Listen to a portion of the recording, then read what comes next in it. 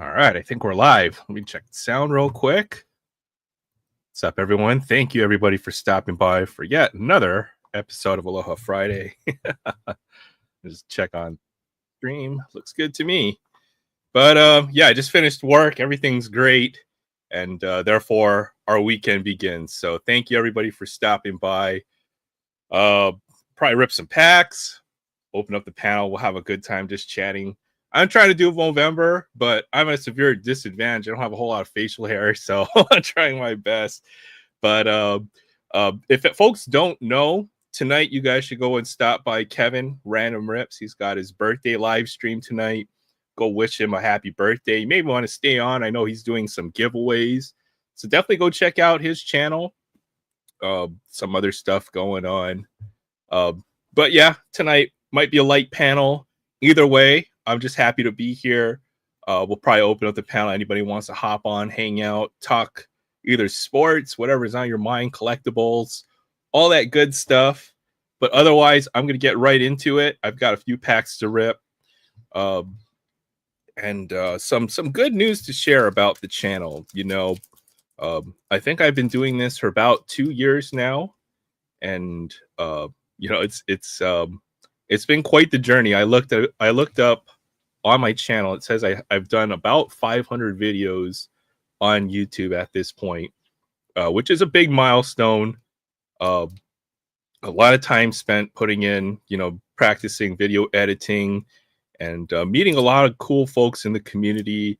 Just being able to be a part of something, has been really something special to me. And over the last couple weeks, we did hit 500 subscribers, and that's all. Big thanks goes out to the community itself. And I want to give a special thanks to some of the great friends that I've met along the way. Maiden's World of Wax helped me push over that 500 subscriber mark, which I'm very thankful for. And I'm happy to be part every once in a while on the Sunday Card Show, and then also to be part of, Tim Incognito, another big channel out there with the great live stream. Danny with Hockey Stick Live Nation. I always get it messed up. But it all comes on. That show comes on before mine, and it's always a great show. And another great episode tonight, him and Sticks G, and I thoroughly enjoyed that. But a big thanks to all the folks who are, do show up on this panel, do come on live onto the panel, whether it is, Sensei Domino, Will, our good friend Kevin, Random Rips, Chances Collectibles, Troy. There's so many great Frank Cards and Collectibles. Everybody who comes onto the show, I'm really thankful and grateful to everybody that I've met. Hey, what's up, Barry? Aloha Saturday. Good to see you. Almost Saturday for you, and good to see you, Julie, as well. I did want to mention that I said after hitting 500, I did have enough watch hours to go ahead and apply for the partner program. So I was able to hit that milestone as well. It means a lot to me, but I couldn't have done it without the help and support of a lot of folks out there. So thank you to everybody out there who's a part of Aloha Friday. And who has, allowed me to be a part of their show and to just hang out. Really appreciate you all. Hey, what's up, Julie? Good to see Aloha Friday to you, and appreciate it. Yeah, congrats on 500. It's a big milestone for me. And hopefully we'll hit the next one pretty soon. So thank you very much. Big milestone. I guess I'll go right into it. Once again, go check out Kevin Random Rips. You maybe want to drop off of this live stream, but he's having his birthday live stream tonight. I think he's ripping something like 50-something packs of cards, and he's doing some giveaways, so wanted to shout him out, make sure that, he gets some love and attention pointed his way as well, since it is his birthday.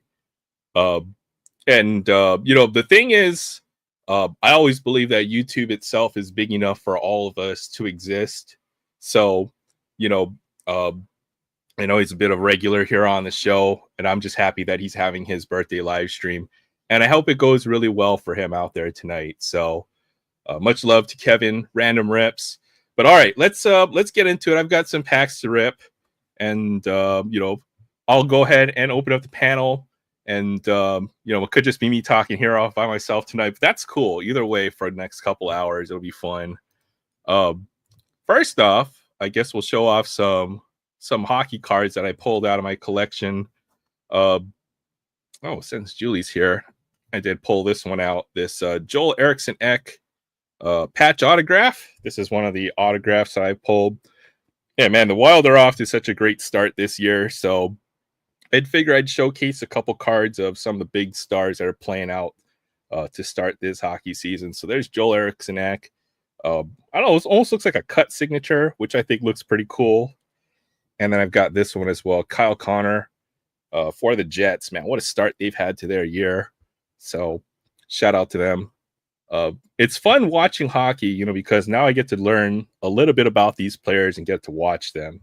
Have a little bit of a connection now with the cards that I've been managing to pull or acquire. So yeah, thanks a lot, Barry. I really appreciate it. I've got some Magic cards out here as well. I showed this off last week. This is the City of Brass, and then the parody card, the City of something else. But all right, I'm getting into tonight's rip, which is Top Stadium Club and also Topps Update. I've got a few packs here. So Topps Update, I don't want to say how many of these I ripped off camera, but I have enjoyed Topps Update. I was not able to find a whole lot of it out there in the wild. Hey, what's up, Alex? Good to see you. Tripolic X Cards and Stuff. Aloha Friday to both you guys. Good to see you, Alex. Aloha Friday to you as well. Man, it was fun hanging out on Danny's show a little earlier. I really enjoyed that. So, and super fun to have. I really haven't been able to find a whole lot of Topps Update out there in the wild. I scored a few hangers, but I made a video out of that. So maybe we'll start with this. And I've got some Stadium Club as well, which has been really good as well. I'll show some of the pulls that I've gotten. Stadium Club is a set that I think got a lot better this year. There's a lot of parallels that seem to be coming out of these packs. And the set design is really nice. The inserts are on point. And it just feels better than it has in previous years. So just some base rookies here. This is maybe out of 3 blasters and a few of these fat packs. I guess fat packs, if we have 15 cards, they feel pretty normal to me. But just some of the base rookies. Photography on point for this set. Paul Skeens, Yamamoto, Evan Carter. I will be trying to put some stuff aside. I would want to do a separate 500 stream, and I do want to give away some stuff. I'm not sure exactly what the format will be, but I'm still planning for it, and we'll figure it out. Man, that was amazing, wasn't it, tonight, Jay? Freaking Kirill Kaprizov Young Gun, man. What a pull tonight. That was amazing. Absolutely rigged. I agree. Otani Black parallel, some other rookie stuff, but there's an Ellie De La Cruz, the Chrome parallel. This is a really nice pull from one of the blasters. The Jackson Churio Green Refractor. This is a pretty nice card there, too. I have hold one autograph, which is Coco Montes. I found that he's playing in the NPB. And then this Cal Ripken card is probably the best pull that I've had so far. That was freaking epic. I do agree. And what a monster pull. And this Cal Ripken, I don't know if you can see this. This is number 30. So quite a pull right here. This came out of a fat pack. So I've got a couple more of those to rip. But all right, let's go ahead. We'll go ahead and get started. And then maybe we'll just cut the stream early and head off over to Random Rips, Kevin's stream for a bit. Depends on how long, but we'll see. All right, maybe we'll start with some Stadium Club. These are the fat packs. They've got 15 cards in them. They're pretty cool. They have pink parallels, which I don't know. Pink doesn't. Well, they really pop. I'll put it that way. They're pretty awesome to see. We'll check those out first. How about that? Yeah, that Ripken card really, I think, is definitely the best pull that I've had from Stadium Club so far. It really is a nice card. Can't beat the career that Cal Ripken had, 3,000 career games, 3,184 hits, and holds the all-time record for most consecutive games played in the MLB. So I'll put that up on the stand for a bit.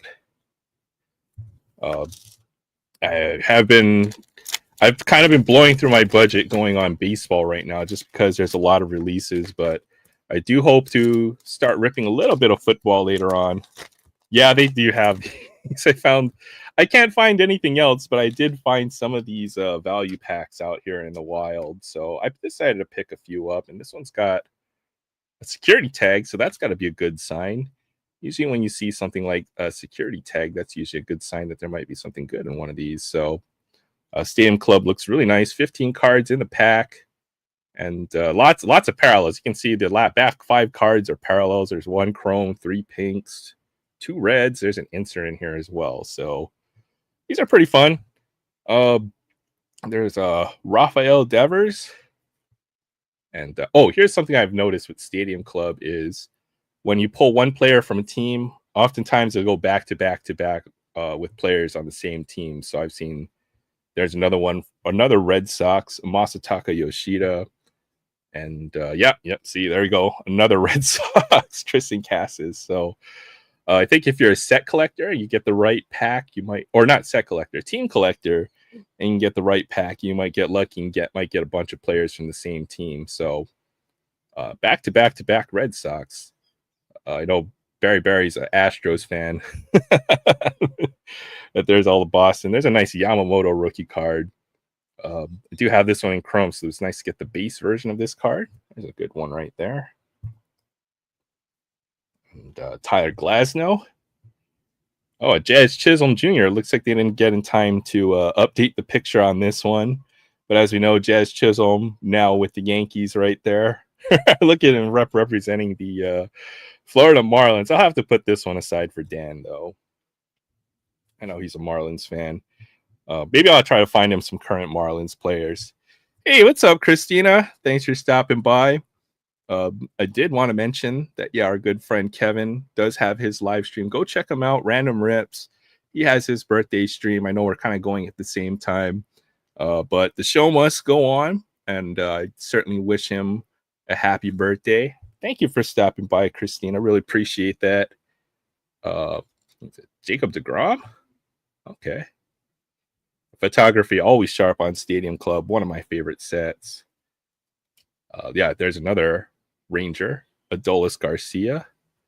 And looks like an upside down insert. I forgot this is the something Virtuosos Matt Olson. Okay, for the Braves.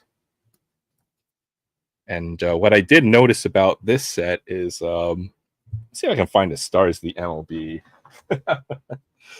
They're very similar looking designs with the color and the design. So, for folks who don't like the stars of the MLB set, I find it kind of interesting that they didn't change too much and they do have this nice set.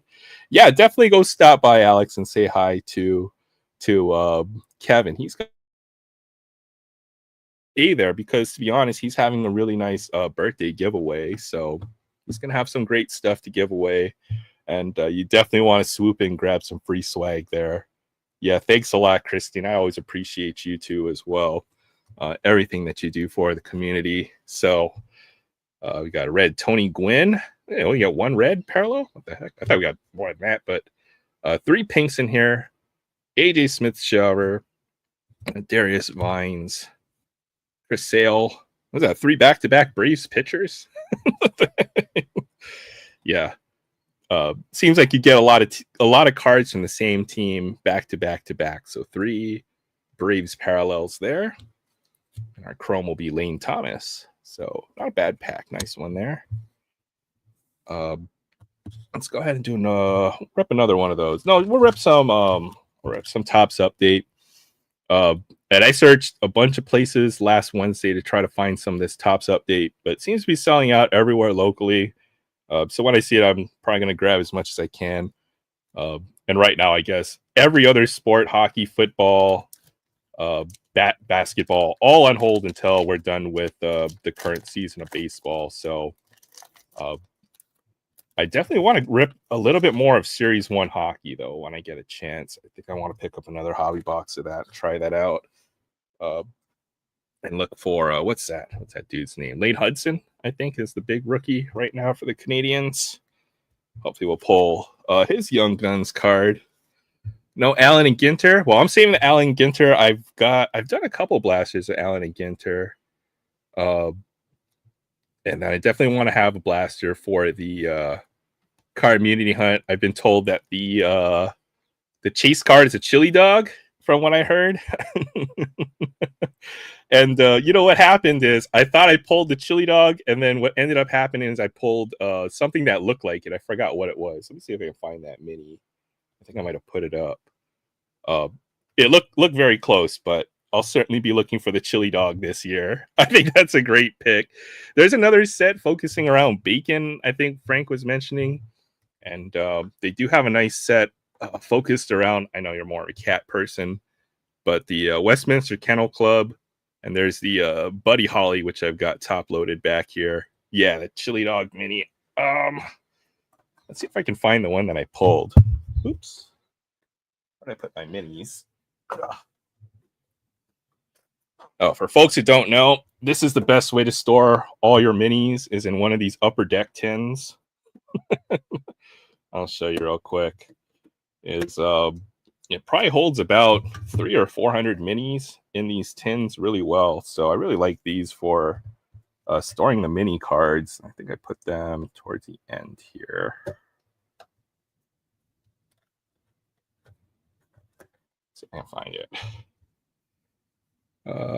Hot dog eating 2019. Yeah, I thought this was the chili dog, but it ended up being the fish and chips. So that's the closest I got. There's the fish and chips mini. Ballpark Bites. That will be the set that we're chasing. So for folks who don't know, may catch the replay later on. Julie Farnham puts on a search in Allen and Ginter.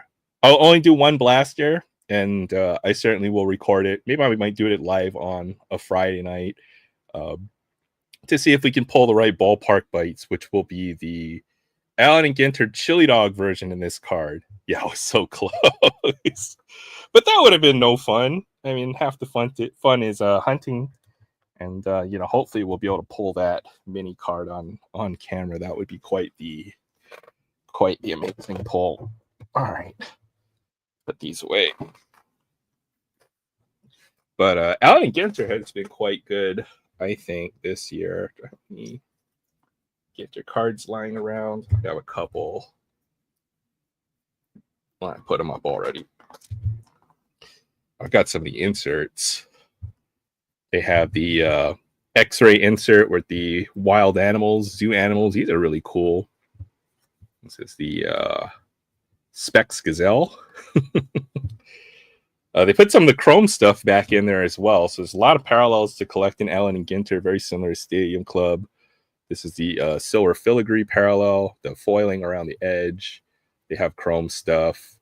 The insert sets are really cool. The buzzing set focusing around various species of bees. These are really cool. Fairy bee.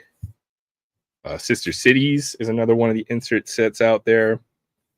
And then I really want to collect this this set focusing around the Westminster Kennel Club. I think these are really cool. I don't know what that dog is, but it's a haircut that it's got.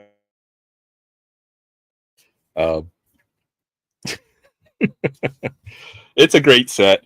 I'm looking forward to ripping one more for the great chili dog hunt. So definitely look forward to making that video shortly. I'm going to battle Zach's collection on Allen and Ginter Hobby Box probably next Wednesday. That'll be awesome. That was awesome to see the compilation of all the gum that Zach has eaten on his Jank Pack Thursday over the years. I thought that was freaking amazing. I'll probably drop that link to that video, or at least a community post to have folks check that out. But if you haven't seen it, John Burgess did a great video on the history to document the history of Jank Pack Thursday, and it's freaking hilarious. Oh man, all the great moments of Jank Pack Thursday captured in one video. So that was absolutely amazing. I really did enjoy that video today. These are the inserts. Hey, what's up, Collector Holic? Thanks for stopping by. I saw some of the I did manage to catch your video on Stadium Club and also Topps Update, and I saw he pulled some pretty nice stuff out of Stadium Club. So I've got a blaster I'm hoping to rip. But Aloha Friday, and thanks for stopping by. I hope you're having a great start to your weekend. Bobby Witt Jr.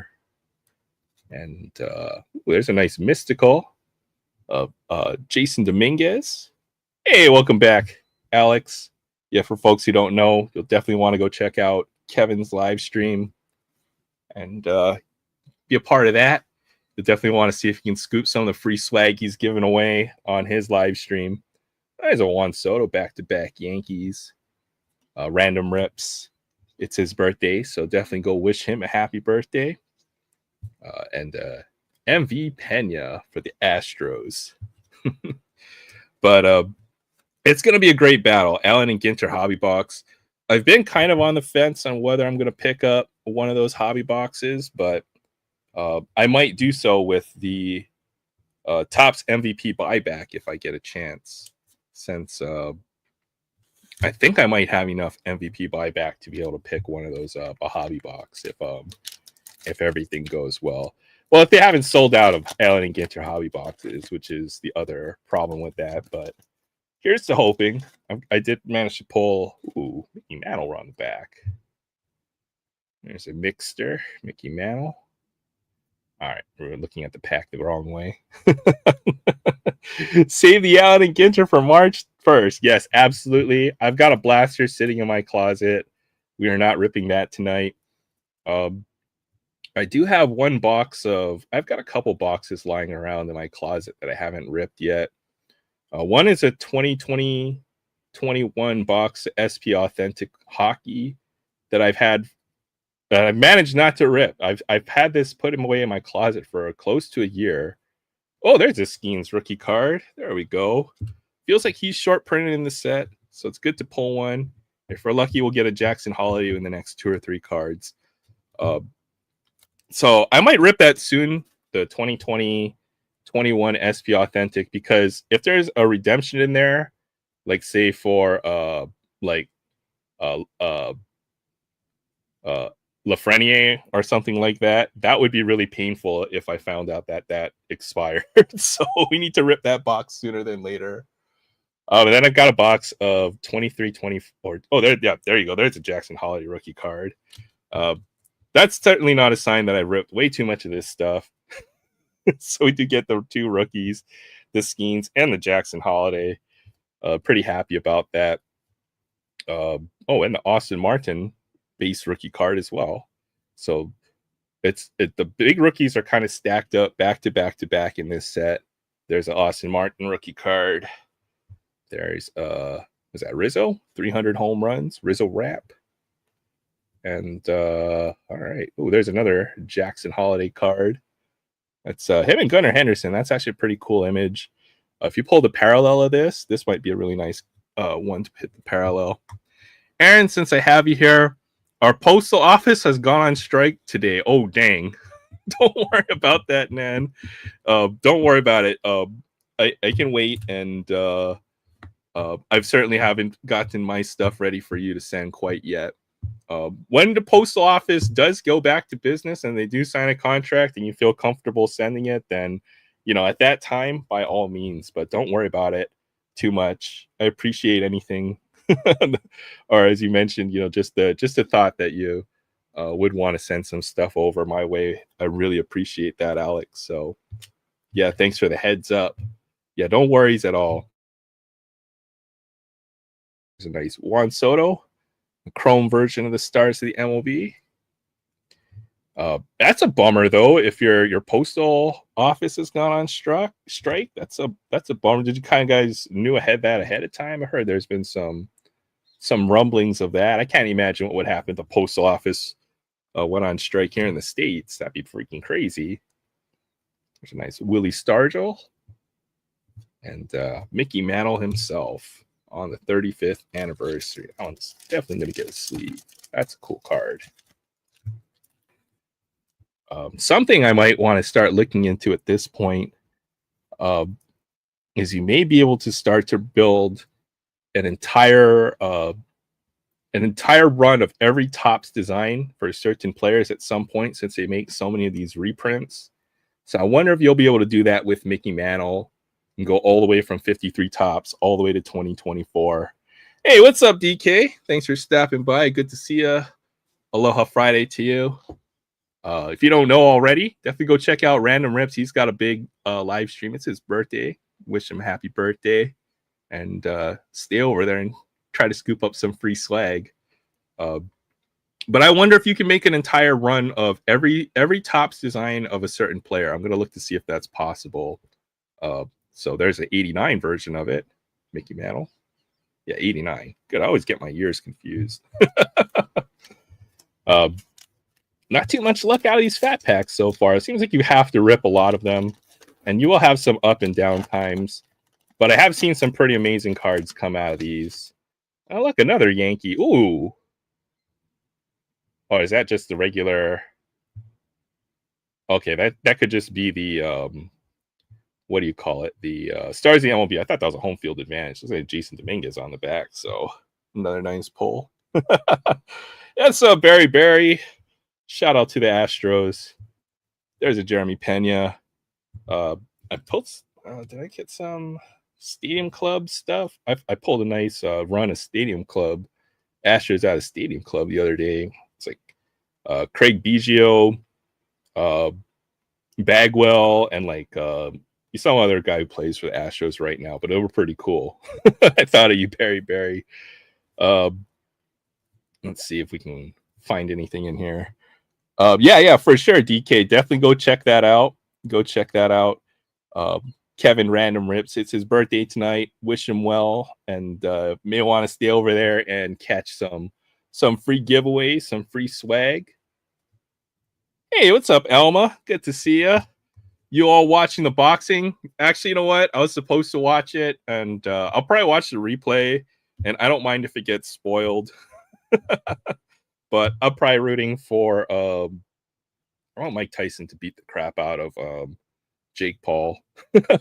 So if that's what happens, I'll be very happy. It's on right now. Yeah, I know. I'll probably catch the replay. Jordan Westberg. And then we have a numbered parallel to 799. Bellinger stars the MLB. 2 chromes. Usually when you get one of these chromes, you don't get a numbered parallel, but we do in this case. Gavin Williams, Paul Skeens, and I did see what is that? This is the first pitch. I know Frank and we had a big discussion on this first pitch. I want to see who this one is. It's going to be, oh, wow, that's pretty sick. Look at that, Jaden Daniels' first pitch. That's freaking awesome. I didn't know he was in the checklist. But that's a great card right there. Jaden Daniels' first pitch. As you know, Jaden Daniels probably the hottest rookie in the NFL right now. That's pretty sick. Throwing out the first pitch for the Nationals. So, all right. Didn't have that one. Jaden Daniels. Let's go. And then Jason Dominguez. See me picking up a lot of his stuff in this set. And then I saw one more card. It's going to be numbered parallel for the... Oh, no, wait. We already saw that card. Sorry. We'll do the flip. This one's numbered to 799, which means it'll be a blue or purple foil. And it'll be Christopher Sanchez. Oh man, I thought that was the Orioles. I was gonna get excited if we got a Jackson Holiday numbered parallel. That would have been sick. I was watching a little bit of Rex Freestyle Rips, our good friend Rex, the Rexican. And he pulled a monster Paul Skeens this morning. Freaking insane.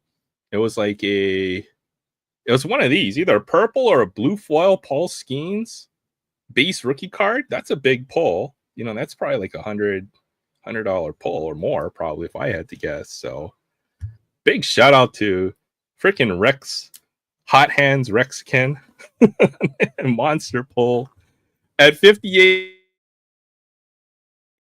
That man, the power that man has, though, yeah, you know what? Freaking Mike Tyson, Kid Dynamite himself. Man, the thing about all the Tyson fights in the early 80s is they never went past one round. Yeah, Alex, if you get a chance, you'll want to go check out Rexican's stream today. He did one today. and he was just ripping some packs of cards by his car. He pulled a monster card, so definitely go check that out. But I think Mike Tyson has old man power still. You know, that old man power, and I hope he beats the crap out of Jake Paul.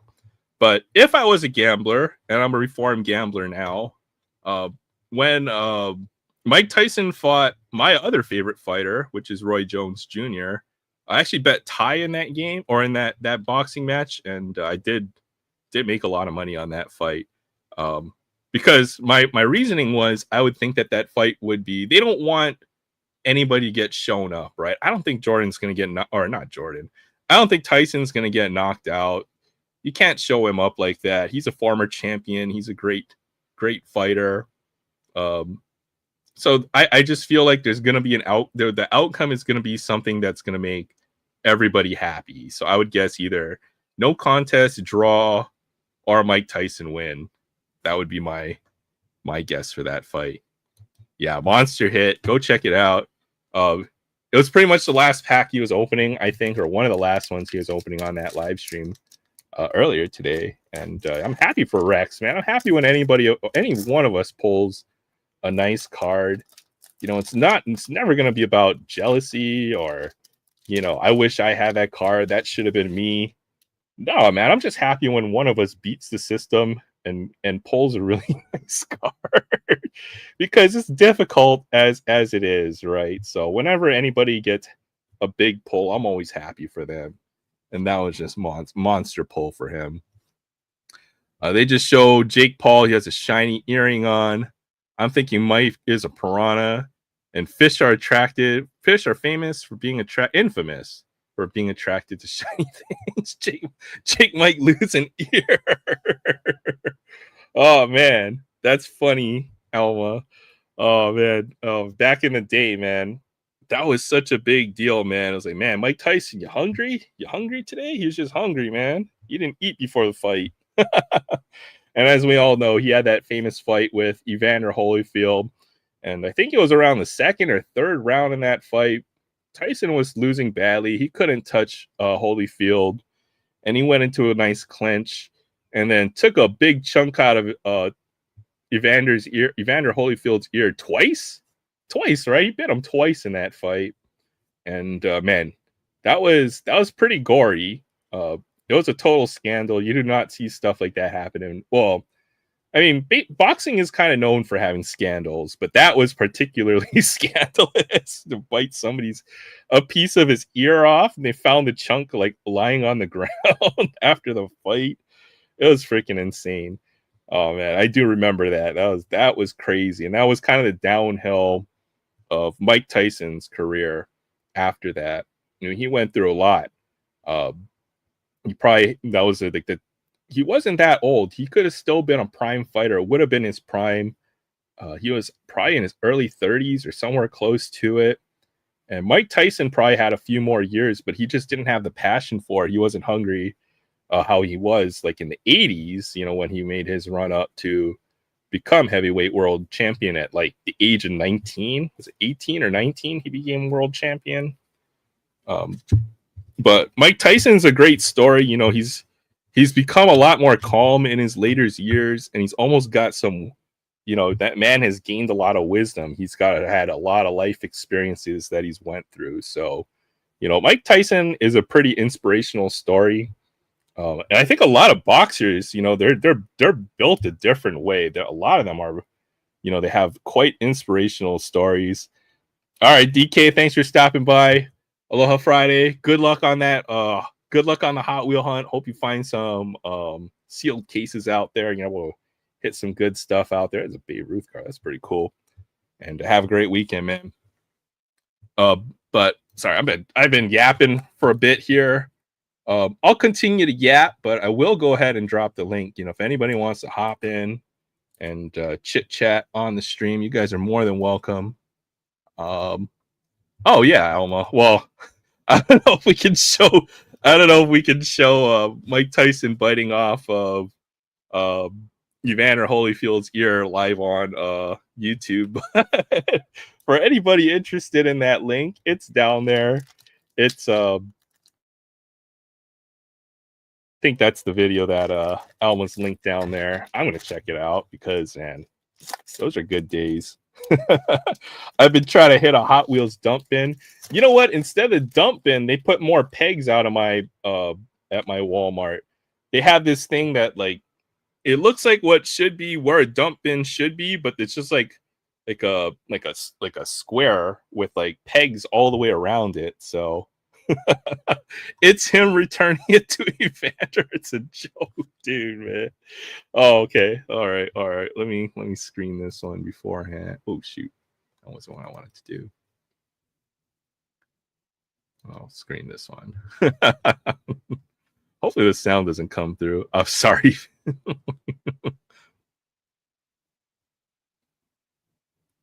All right, we're watching the first part of that, so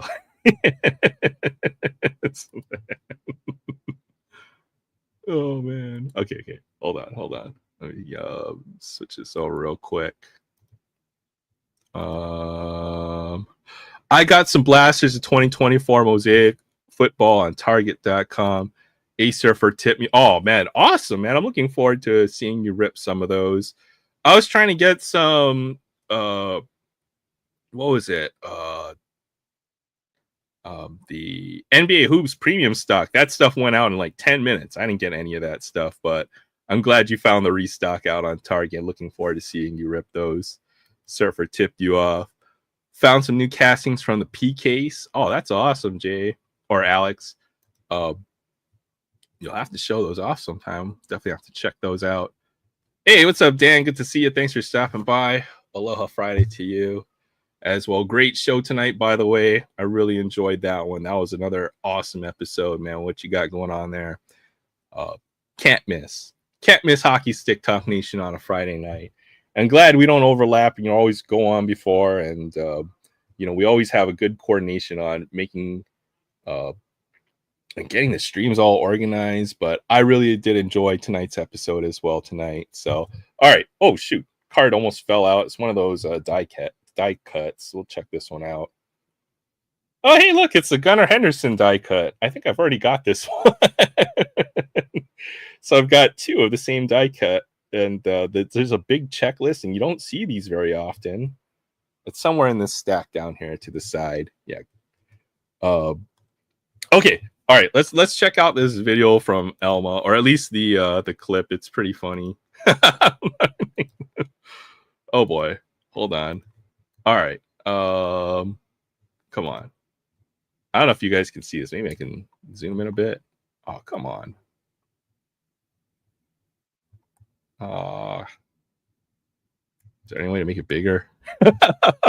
But it's freaking Mike Tyson returning Evander Holyfield's ear back years down the road. Oh man, Mike Tyson was a beast back in the day. that made my day out. But thanks for sharing that. That's freaking hilarious. Chugging some water here while I have the chance. Ugh.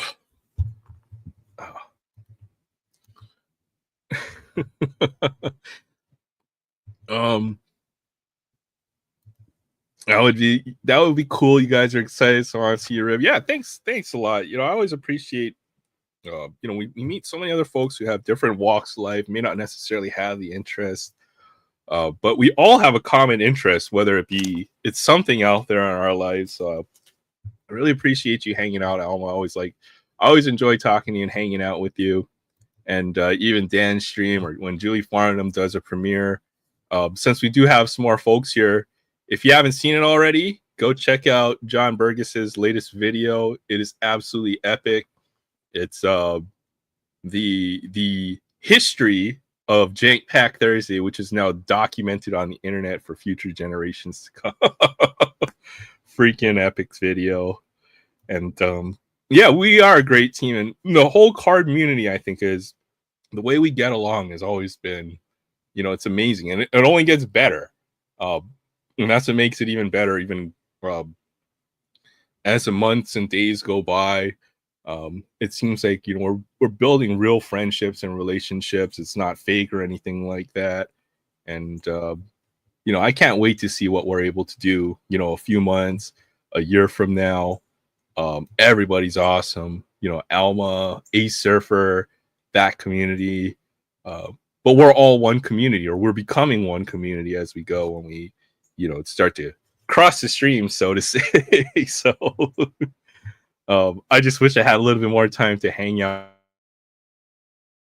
There's a lot of folks out there that I haven't had the chance to meet yet. And, as we go through YouTube, I'll continue to find more and more of those folks and make those connections. And, I've only begun to scratch the surface, I think, with as far as meeting folks out here on the internet, within just even the last few months or year.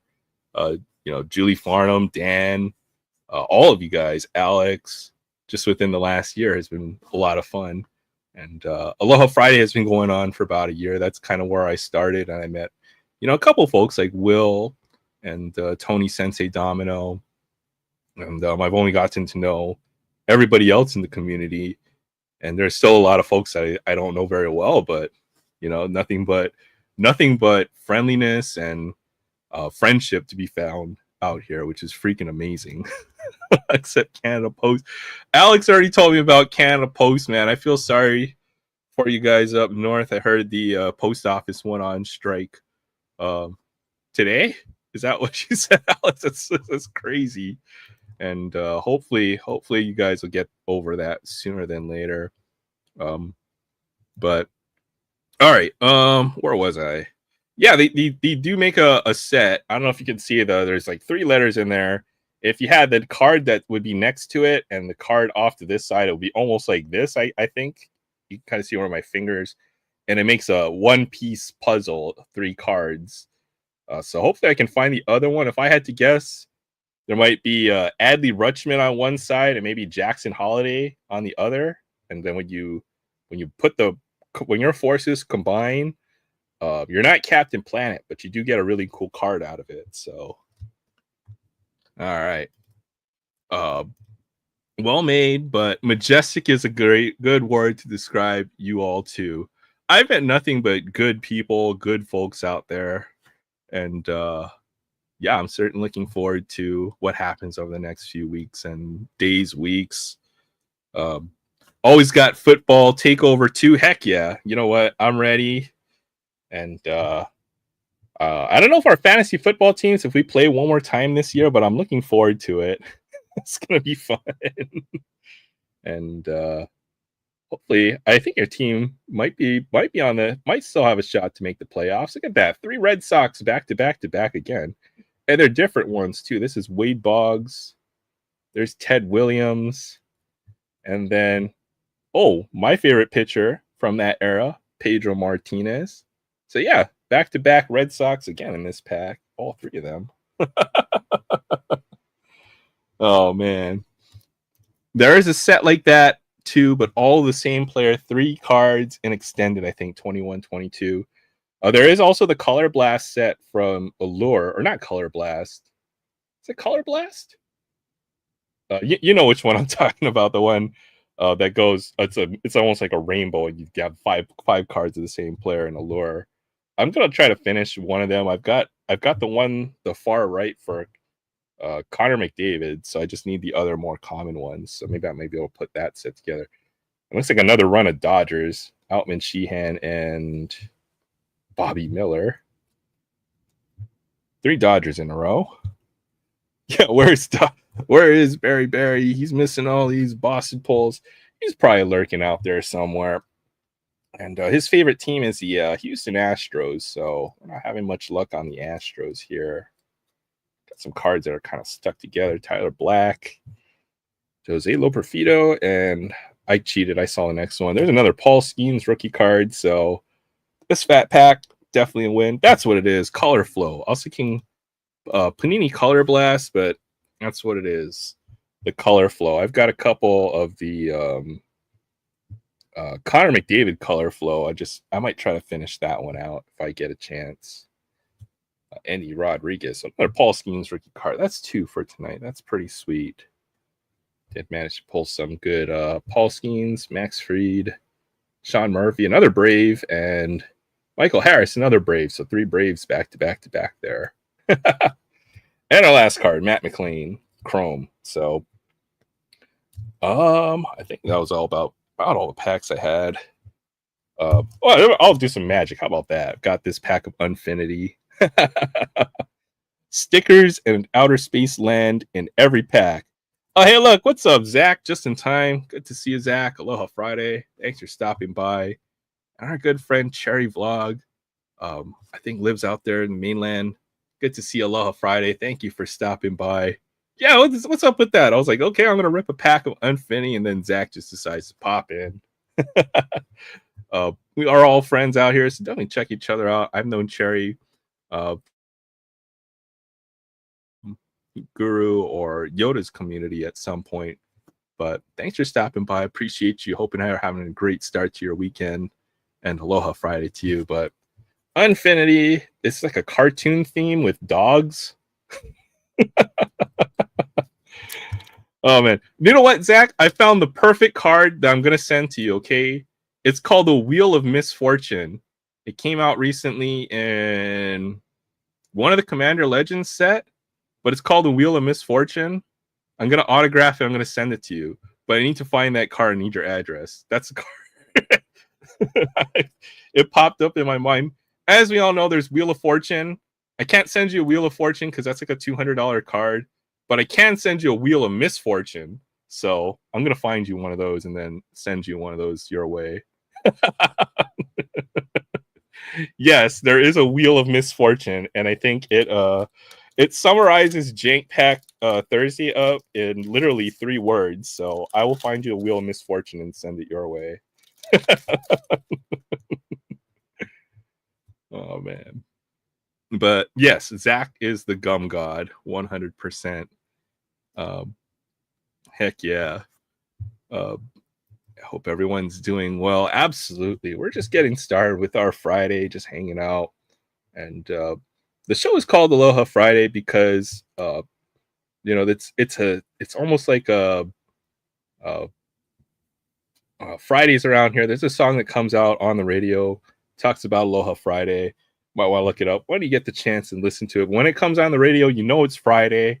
You know you just got to get through your work day on a Friday, and then your weekend starts. So, all right, this has got like a four-armed alien. This is a seasoned buttoneer. So I guess he just pushes buttons. And then I always love the flavor text on these. Everybody comments on the buttons, but few appreciate the pedals. Oh, man. Impounding Lotbot. It's like a giant robot, police robot almost. It's got a little siren. Almost looks like what was robots from Doctor Who? And then you have the dissatisfied customer. There's some crazy looking. I don't know if you can see it. The art is really good. My camera isn't zooming very well. Daleks, yeah, that's what it was. Then the Crow Kid Amphignot. I think we pulled this last week. And Park Map. Got to have some artifacts and land. It's always up to date, so riders know what rides are open, how long the lines are, and which areas are closed due to gremlins. Oh, it's got a little acorn in there. I don't know if that means it's legal to play in a casual game like Commander. I forgot if the acorn means you can or can't play it. That might be one of the cards you can play. This is a fill in the blank Osaurus. Well, that might be the card I put aside for Tiff Lava Shark. I know she loves the dinosaurs. When this creature enters the battlefield, you put a name sticker, put a +1/+1 counter for each unique vowel on that sticker. So they give you a few stickers, and then you get to fill in the name. So it's kind of cool. You get to create your own card with these stickers. It's got a little fill in the blank there. Yeah, Wheel of Misfortune. I think they just printed it. It was a Commander Legends card, so somewhere around 2020. Yeah, that's what it was, Zach. So I've got a couple copies of that. I'll send you one your way, Zach, when I get a chance. Yo, what's up, Frank? Good to see you. Aloha Friday. Good to see you. I hate the fact they put the sticker mechanic in there. It ruins the cards. Yeah, that's kind of the downside. But for the most part, at least most of the Unfinity cards probably don't have a whole lot of value, I would say. So that at least you're not ruining like an $80 card when you put a sticker on there. For folks who don't know, you'll want to check out our good friend Kevin Random Rips. He's having his birthday live stream. He might still be going. And he's ripping, I think, 58 packs of cards for his 58th birthday. And he's also got some free swag giveaways. So go check our good friend Kevin Random Rips and wish him a happy birthday. So, big winner. Big winner has trample as long as you control a stickered permanent. The results of the test of strength were yes. That is like the most what is it, Gen Z humor you can possibly get, or is that millennial humor? Looks like another fill in the blank card. I think you can put 3 stickers on there, one for each underscore there. I don't know. I think I like the other unsets more. This is cool, but doesn't have as much of the humor like the infamous City of Ass that I've got back here.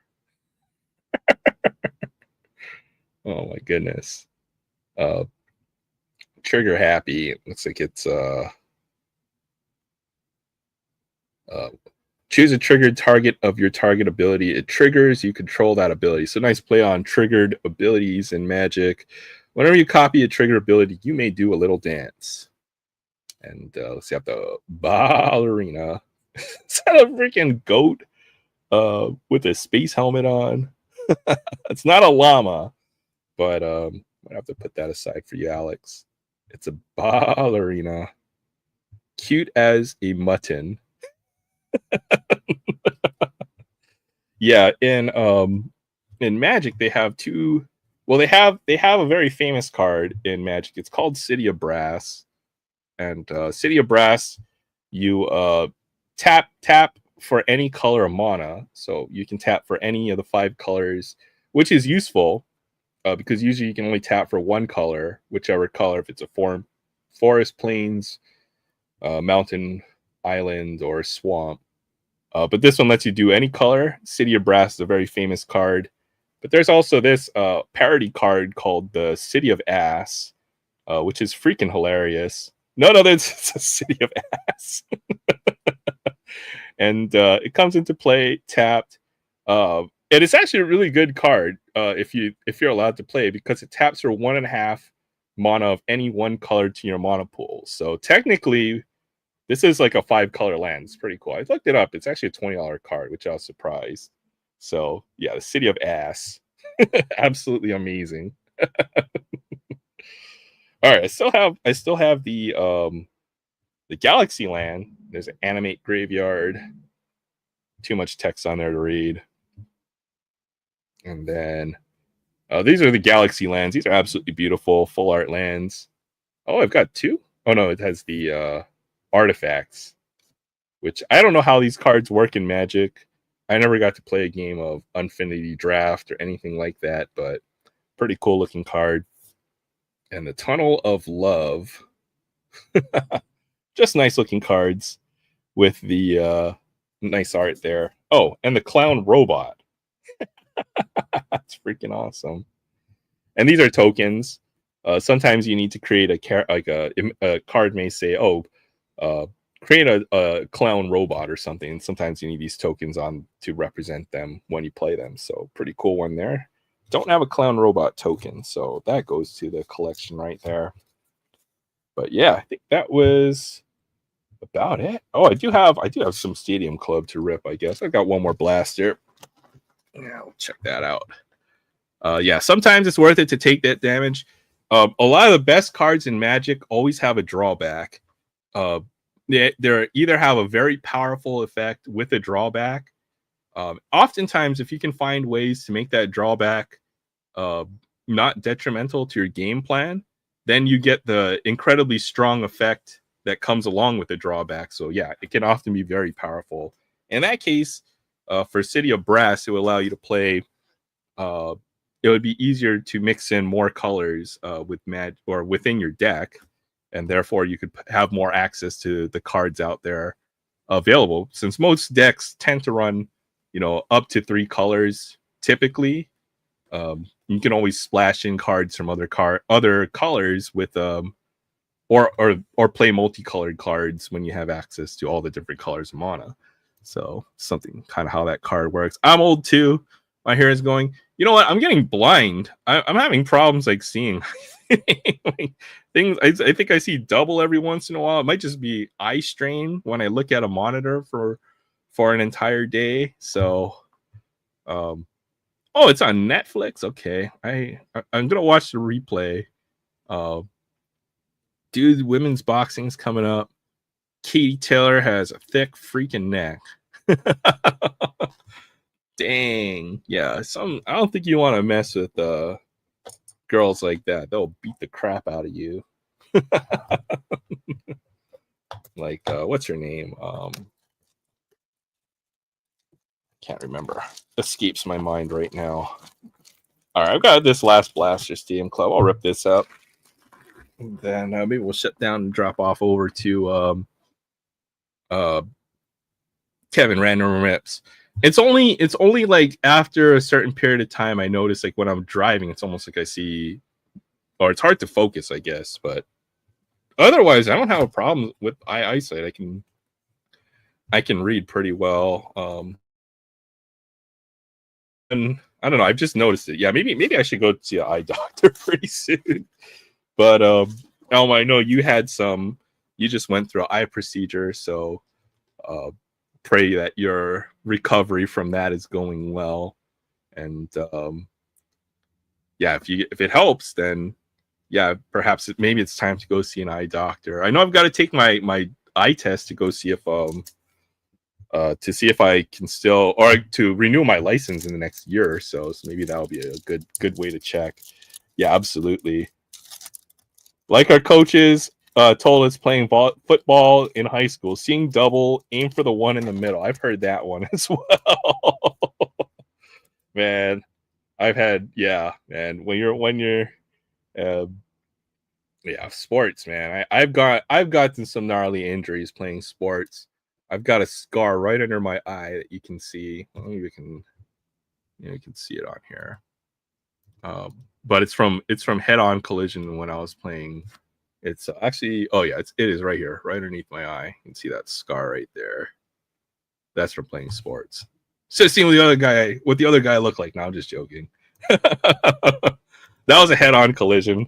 I had to go to the hospital. I got like 10 stitches or something like that for it. So I feel like I got the same cards in this pack. Oh, a blue parallel. I haven't seen a blue parallel yet. Okay, there's Mookie Betts.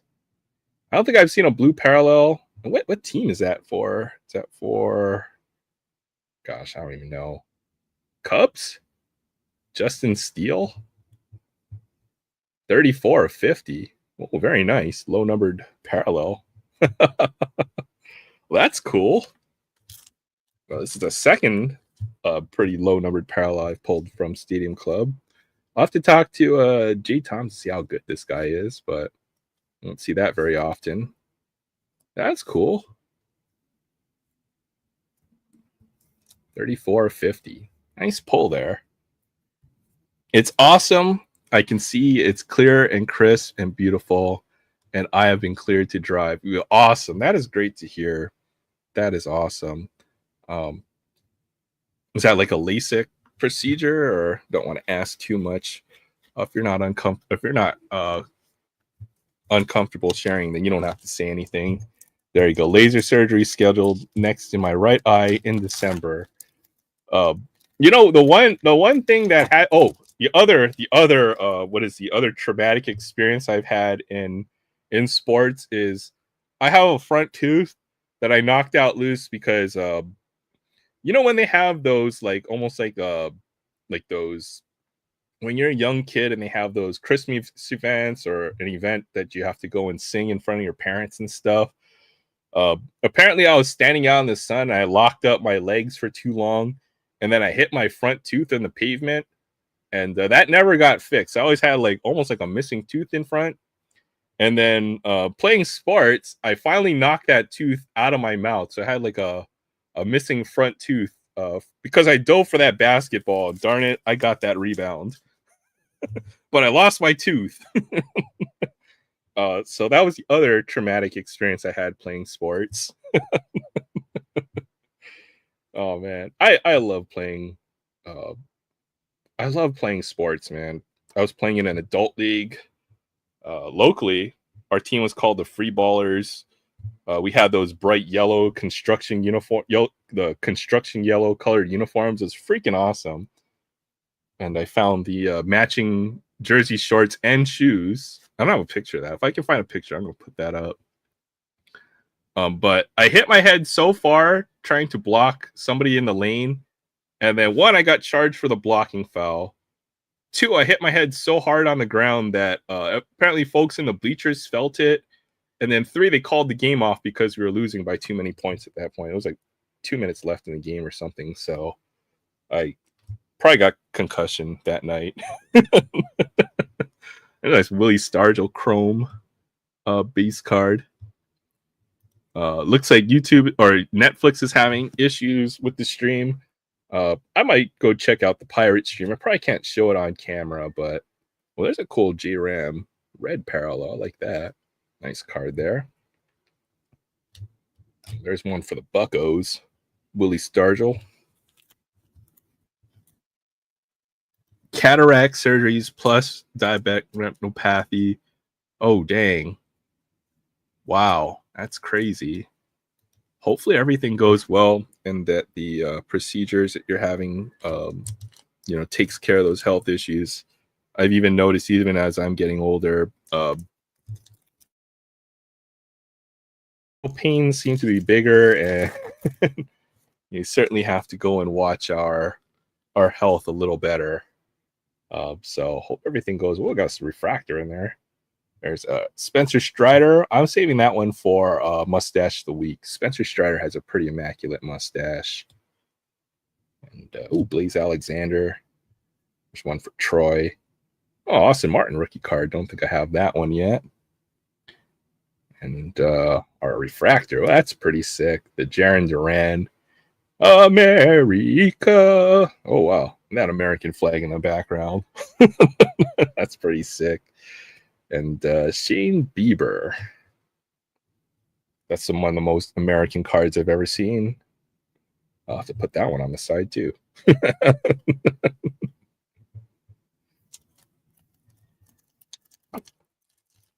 I'm really curious to see that celebrity boxing fight though with Mike Tyson. I'm just hoping he beats the crap out of Jake Paul is my only hope.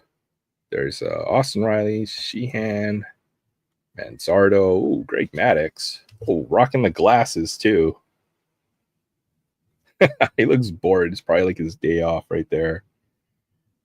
Tristan McKenzie. Stadium Club, just so many parallels in here. It's awesome. And the chrome ones, so did a really good job with this set, I think.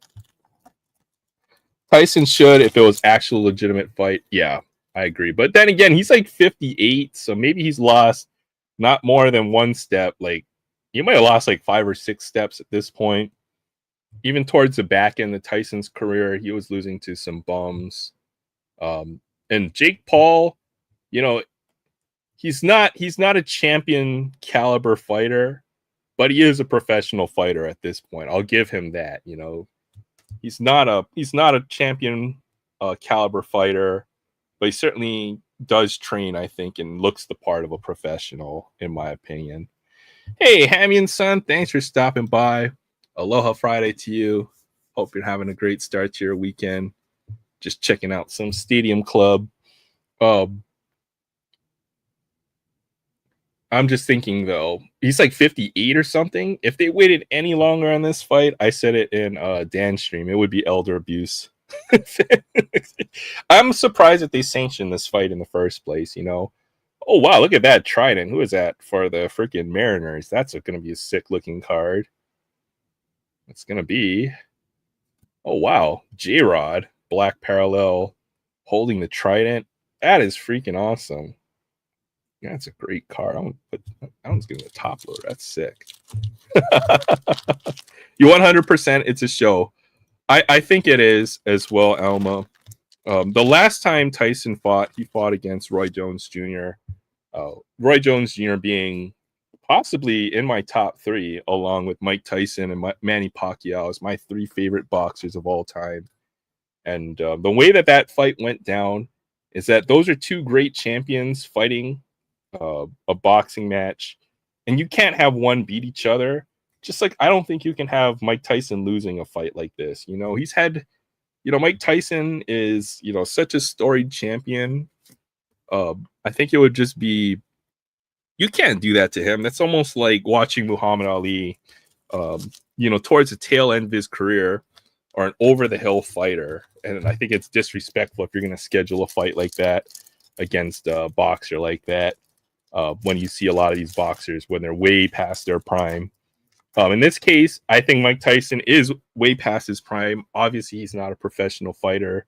He hasn't fought, you know, for the last 10 years actively against a credible opponent. More than 10. I'm getting freaking old. Probably for like 15 years, he hasn't fought against a credible opponent. And even towards the end of his career, he was getting beaten by bums. So the fight should never have been made, in my opinion, but it'll be fun to watch because, you know, we will get to see Mike Tyson out there in the ring. He will not be the Mike Tyson of old, but it's going to be a good fight. Yeah, exactly. It's like that sham fight between Mayweather and Conor McGregor. Everybody knew it was for money.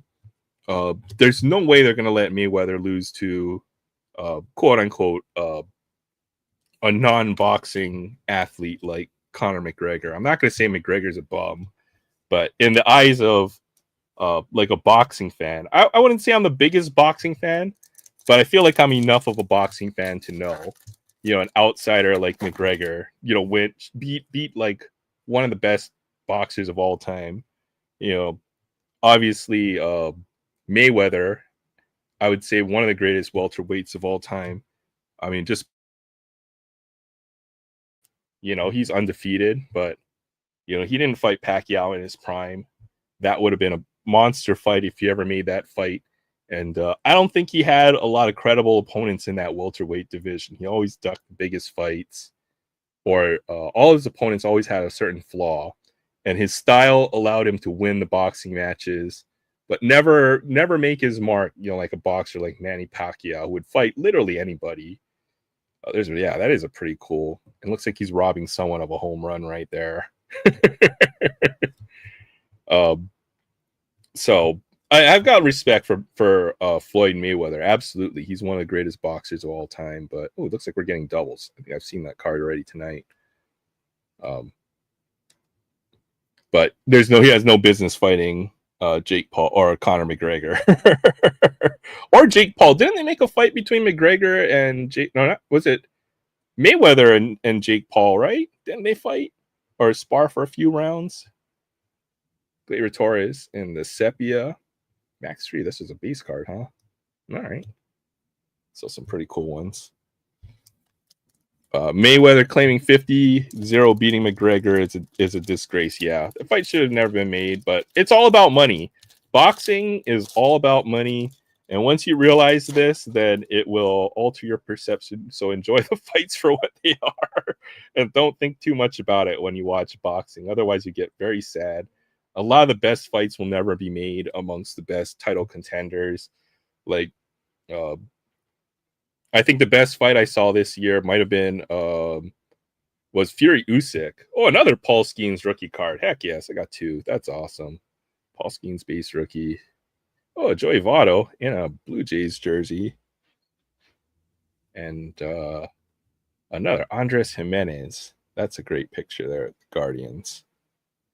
It's wrestling, but not admitting it's a work. Yeah, I would say it's, to an extent, a lot of boxing, the way that it's done. The fights aren't always straight. I'll put it that way. They don't make it too obvious, and even when they bring up fighters to contend, you know, a lot of it is smoke and mirrors. It's unfortunate because you want to see the best fighters fighting each other from time to time. in the sport. You want to see the best boxing matches, and that's kind of why MMA has eaten boxing's lunch over the last 10 or 15 years. So, all right, just did an interview with Tyson in the locker room. Yeah, I'm looking. I might just call this stream and go watch the fight. I'll probably start to what I got. Oh, okay. I know what I got for Zach since you're here. Yeah, 91 Bowman. Hey, what's up, Yoda? Good to see you. Thanks for stopping by. Aloha Friday to you. And well, I got 91 Bowman. You know what 91 Bowman has? It has Jeff Bagwell's rookie, and it also has a very nice piece of gum in there. I forgot WWE is going to Netflix in 2025. Well, it'll be interesting to see because cable TV is kind of dying off, and it seems like these big internet companies are going to have a lot of the rights to whether it be sporting events. So it'll be interesting to see the transition away from cable TV. It's going to be normal WWE with all the swearing. All right, we're gonna put this stick of gum right somewhere. I'll eat that later on. In honor of 3-Pack Thursday. Oh, look at that! Look at that gum stain on El Presidente right there. Unfortunate. Oh no, wait. Yeah, Denny Martinez. All right, let's see what else we got in this pack. I don't think I've pulled the. I've got a box of 90 Bowman, so I've got 36 more packs of this Bowman gum. And you said as long as it's crispy, then it's good, right? That's the trick. That one feels a little soft. I did say gum, and I guess I will have to eat this piece before I hop off for the night. So, Kevin Tapani, Willie McGee, Ernie Riles, Willie McGee. That name sounds familiar. We have a Gino Petrelli. Bowman, I do like this design. It's nice and simple. And I'm looking forward to event. Ooh, that's pretty cool. Oh, I got the Colin Powell card, man. That's pretty sick. That's awesome. Colin Powell. I'm gonna put that off to the side. Chuck Noblock. Bob Hamlin. And Glenn Davis. They may stop this women's match. I noticed with women's boxing, it's like a cat fight. A lot of those fights don't go very long. Usually, one fighter will overwhelm the other, which can happen in male boxing, where male boxing is just a straight up KO. But with I think with women's boxing or even MMA in general, a lot of the fights can be where one fighter will clearly outmatch each other, and that's usually how it ends. Tony Scruggs. Oh, I saw Robin. Oh, there we go. Dave Steeb. That's another one for Mustache of the Week. And Robin Ventura. And Mike Scosa. He's a manager. Played for the Dodgers back then. This is such a big set. I still have not found that Bagwell rookie card yet. All right. Well, as promised, as advertised, I do have the piece of gum. So I'm going to eat this gum.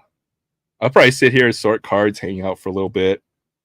And then I will probably pop off if there's no one to hop in. So, all right, here we go. We're eating the gum. Let me go to the camera real quick. Make sure I have a backup drink, I suppose. So let me crack something open real quick. Taste the rainbow. Man, I'd trade this for a bag of Skittles any day. I need something to wash this down.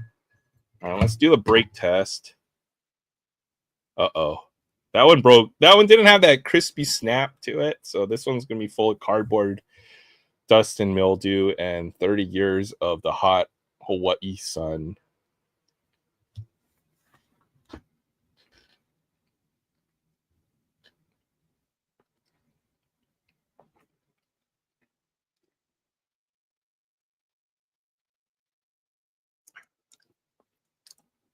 All right. Oh, the aftertaste is what gets you, man. Oh, man.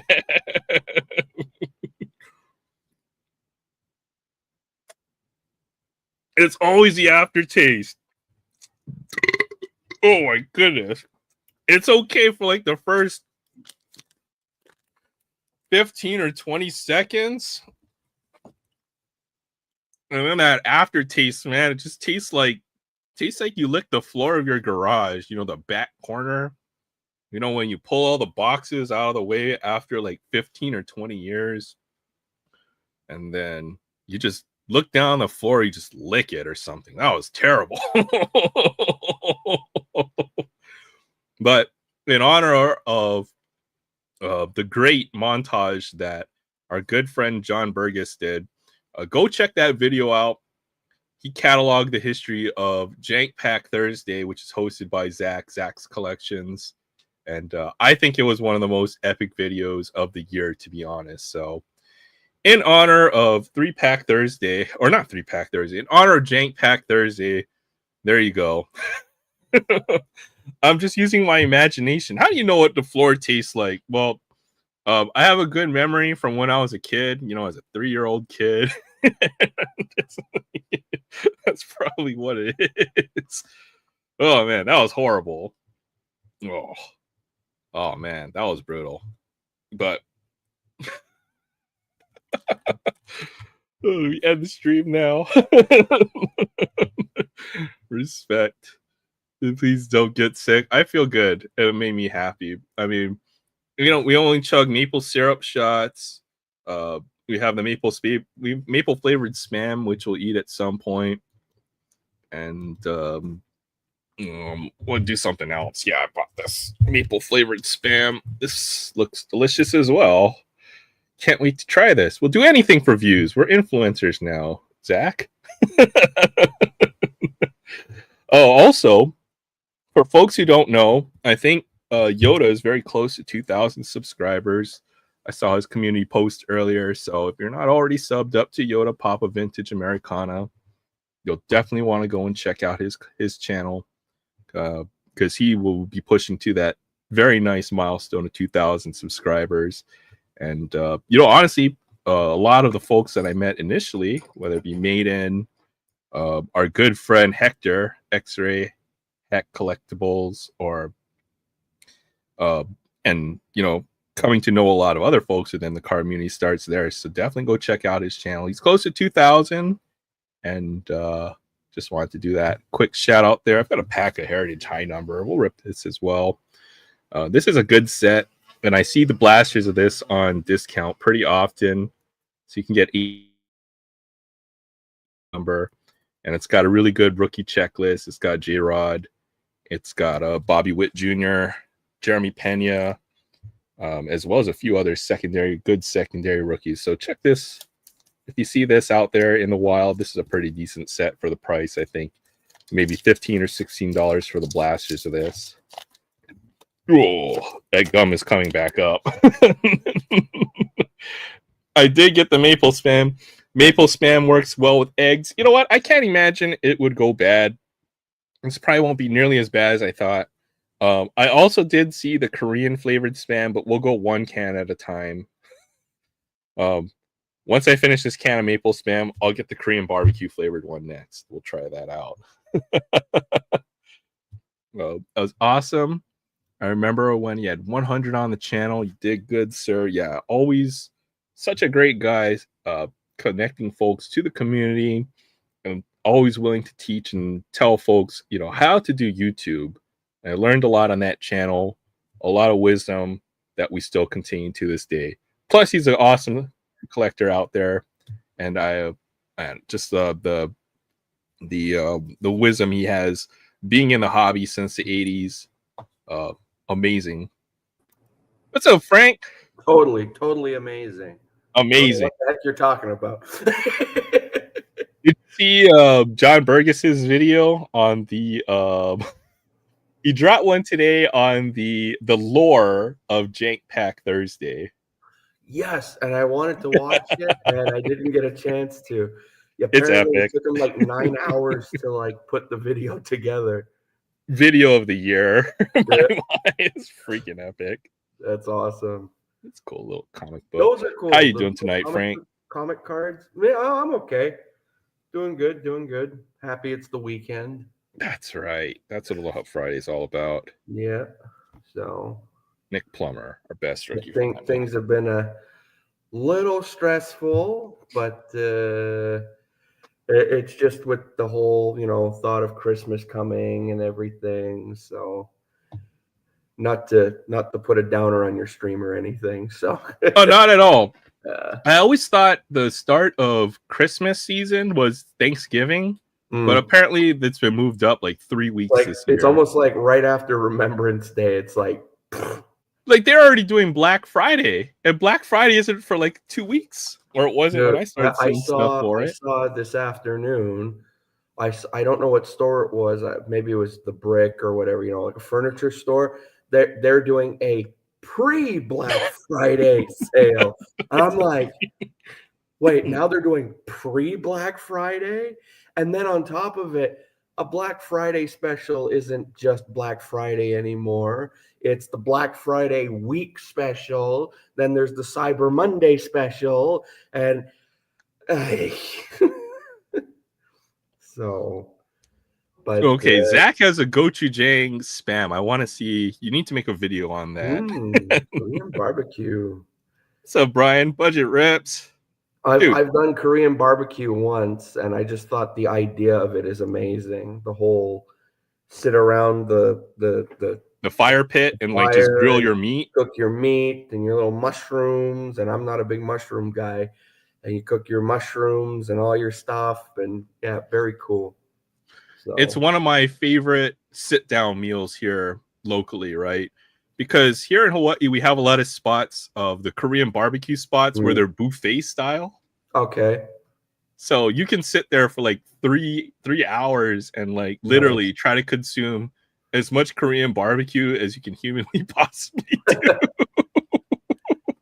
You walk in, you tell the manager, I hope you have a wheelbarrow in the back. It gets it's wheeling me out. It's my favorite place to go eat. Like if somebody asks me to go, like, well, what do you want to go and do for like a dinner or something? If it's with the boys, we're going to go do like freaking Korean barbecue buffet, because we can sit there, order soju, and eat as much Korean barbecue as you can humanly possibly eat. Yeah. So in my mind, it's almost like when you do like fondue, like with the beef or pork or whatever, but just without the consomme. It's just with fire. Yeah, they put the propane grill, and then you sit there right in the middle of the table. Everybody's cooking their meat. It's like the most, like, what do you call it? Like the most not barbaric. Social setting for eating. It meets like one of those like basic human urges where you sit, food, fire, cook your meat for the night, in fire, cook, eat. Primal is the word I'm thinking of. Yes.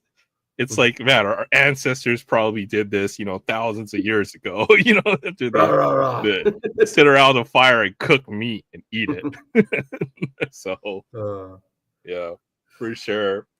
Yeah, we got a couple of Korean barbecue places downtown. So, but I've only been once, and like from the one time I went, now it's like if anyone ever suggests it, I'm gonna be like, I'm there. Yeah. Well, you know what? You can make it yourself. I think I've got a couple of videos where I've gone and made at least a few of the dishes. It's pretty simple to go ahead and make your own Korean barbecue, because it's expensive if you go out to eat it, right? But I mean, I always look at that scenario. It's like, oh, Korean barbecue could be expensive. Yes, it can. But I always look at the scenario of if you don't eat it every day. So the one-off, let's say you go on a weekend or something, then it's like, okay, it's a really nice treat, a couple right? bucks to go, and yeah, it's an experience. So, yeah. I like the Korean barbecue, and then they have the hot pot, either the Japanese style hot pot or the Chinese style hot I've heard pot. of Have you hot seen pot. that? I've never done that. I've never done that yet. But Oh I man, know a that's lot of good people too. are crazy about it. So It's kind of, I don't know, if you think about it, you just have to be a little careful because it's like a chocolate fountain at like a buffet or something. If someone sticks their fingers in it or something like that, it's kind of gross. What there's was always it? that The one little kid who's standing at the fountain going, chocolate fountain at the Golden Corral or whatever. I've never been to a Golden Corral. Me I've always neither. wanted to go I to want to go one. to Golden Corral, man. It's like one of those experiences, right? That's on Exactly. the bucket list. Like when I go to the States, right? Like when I went in the summertime, I was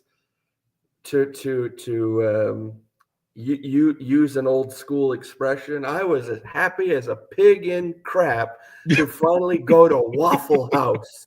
Waffle House. Okay, we have. Oh wait, it wasn't Waffle House. We have IHOP here. I've I've only been been to to Waffle IHOP House like before. twice. I've IHOP sucks. been to IHOP before. I went to one in Baltimore because when me and my cousin we were there a couple years ago, our hotel was like right next to an IHOP. So we went at like 3 o'clock in the morning and we had pancakes, and I thought it was amazing. It But is amazing at that time, man. yeah, and especially when Chicken they had like 4 waffles. different flavors of syrups at the table, I was like, "Oh, this is cool." Blueberry pancake syrup. I'm like, "Yes, please." And Can't then believe we get dessert for breakfast as yeah. Americans. It's like a life-changing experience. Hey, I saw on an episode of Oprah years ago where they said if you eat your dessert before your main meal, you'll stay younger. So if it was Yeah, on yeah. Oprah, You also have type 2 diabetes. yeah, well, yeah, they didn't mention that part, but What's up, Jim? Good to see you. Thanks for stopping by. yeah, when we were there in July, we finally went to a Waffle House, and I was like, oh yes, this is happening. And we walk in, and it's that very old school, like has that 50s, like you're walking into a diner type vibe. I love it. And so we went for breakfast, and that's where I finally got to try grits. And I'm just sitting there. I'm just like, and she brings the plate over. So I had, my one big waffle, and I had my hash browns and the bacon and my coffee. And she brings me that bowl of grits, and I'm just like, oh, it's happening. Oh yeah, I Dad's love just bacon like, grease. Oh and yeah. Dad's just like, huh? I'm like, I'm finally getting to try grits. Yay. And then finally I had a couple spoons, and he goes, so how was it? Or how is it? I'm like, well, to be honest with you, it tastes almost like a very lumpy cream of wheat with lots of butter in it. Butter and bacon grease. And he's like, oh, okay. And I got maybe 2 more spoons in me, and I was full. That stuff fills you up big time. Mm-hmm. So now I'm like, okay, now I got to find a way to cut the heaviness of the grits. So I'm like, okay. So we had a big thing of the maple syrup at the table. So I'm pouring maple syrup in it, and I'm mixing it up. And I ate it. And then I look online, and apparently maple syrup is a big thing to put in your grits. So I'm like, okay, so it's not like one of those abomination things. If someone walks in, they're like, they see me doing it, and they're going, what the hell's that guy doing with his grits? Oh, he must be a tourist or something, You're that guy So who there mixes are all people his who food put maple together. syrup in their grits. You're So that guy who mixes all their food together and just says, it's all going down the same yeah. pile. So that's why now I could say, I've been to an IHOP, I've been to Waffle House, still need to go to a Golden Corral, a Cheesecake Factory, I need to hit up Cracker Barrel. I've never been to a and Cracker Barrel. Barrel. Yeah, yeah. And I want to go That's to the a one. Kenny Rogers Roasters. I've heard that mentioned so many times on TV. I'd love to go to one just for the hell of it. Do they even have Kenny Rogers Roasters anymore? I don't think they even have too many of those lying there's around, do places they? it still exists. So I never knew Kenny Rogers to be a chicken guy, you know. I only know it I from like his Seinfeld. music, but you know, I never knew him to be a chicken guy. I only know it from that one episode of Seinfeld where they have the freaking light in The front sign, of the sign. you can't sleep. That what is it? I don't know what it is, but apparently they have great chicken. Kramer gets addicted to the chicken, and then he's like eating. Oh man, it's I freaking. know. That's the only thing I know. That's the first time I've ever heard of. I always thought it was a fictional chain, you know, because they don't have one over here or anything. But we do have a Cheesecake Factory. Cheesecake Factory is pretty legit, so that's probably worth the wait on the list. And I would be the one guy who goes to the Cheesecake Factory not to eat cheesecake. Because to be honest, no, it's not even about cheesecake. I can't stand cheesecake. I know, abomination over here. They've got so many other things on that menu though. You probably won't even want to eat or you probably be too full to eat the cheesecake, to be honest. Yeah. You know, if I was a stand-up comedian, that would probably be my golden joke. You know, leave it to the fat guy to not like cheesecake. I love cheesecake. I don't know what the heck you're on because that's one of my favorite foods, man. Oh man, cheesecake. I've had so many people tell me, you know, well, you've never tried my mom's cheesecake, or you've never tried my grandma's cheese. You know, your fifth aunt in Idaho could make great cheesecake. I just can't stand cheesecake. I don't know what it is, but yeah.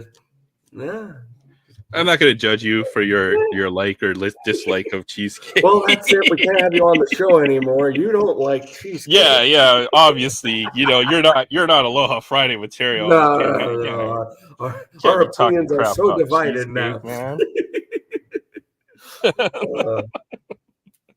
Oh man, Cracker Barrel though, man. I hear Cracker Barrel. I've seen some folks posting videos of them finding freaking like blasters of optic. They sell sports cards at a Cracker Barrel. That's like really? You know, that's like Damn. a match made in heaven. No, just I swear. I was gonna say if that's the case, that'd be a great premise for basing a YouTube channel around it. You know, you rip packs of Cracker Barrel. You know. have your mukbang, and then you do the whole mukbang thing, and then you go to the front, you buy some football cards, and then you go home really sad or something. Every video. At the end of every video, it's you walking out the door of Cracker Barrel with that. Somebody was telling me that you can get, at some point they were selling sports cards at Cracker Barrel because they do have like, you know, I guess like a store in front. I've never been to a Cracker Barrel, so I wouldn't know. You could do a whole series on it, call it like Meal and Rips or something, you know. Have to find that secret sauce and get into the YouTube algorithm. Yeah. Yeah, I'm gonna make a channel where. What was that? You got another first pitch? Yeah, I got the Jane and Daniels, so that might have been the last one I needed, I think, because I got the Neymar one. You know what? What was it? God is Great. Titus was ripping some of the BBM cards. And they have the first pitch set in the BBM set, the Japanese BBM set, but it's all Japanese celebrities. You know, we might not know who they are. They might be like a J-pop act. You got to get it. Yeah. That, man, we might have to go down that route. I was looking at that checklist. There were a bunch of cool ones in that first pitch set. So yeah, I got the Jane and Daniel ones tonight. That was a pretty cool pull. Didn't hit anything monster, but I could get some pretty nice pulls, I will say. The Jaden Daniels I think we got 3 Paul Skeens rookie cards. So nice. that was. No, when you held up that first pitch, I was thinking like since last week when we were looking at them on Trading Card Database and everything, I put all the past sets on my want list. So like 2015.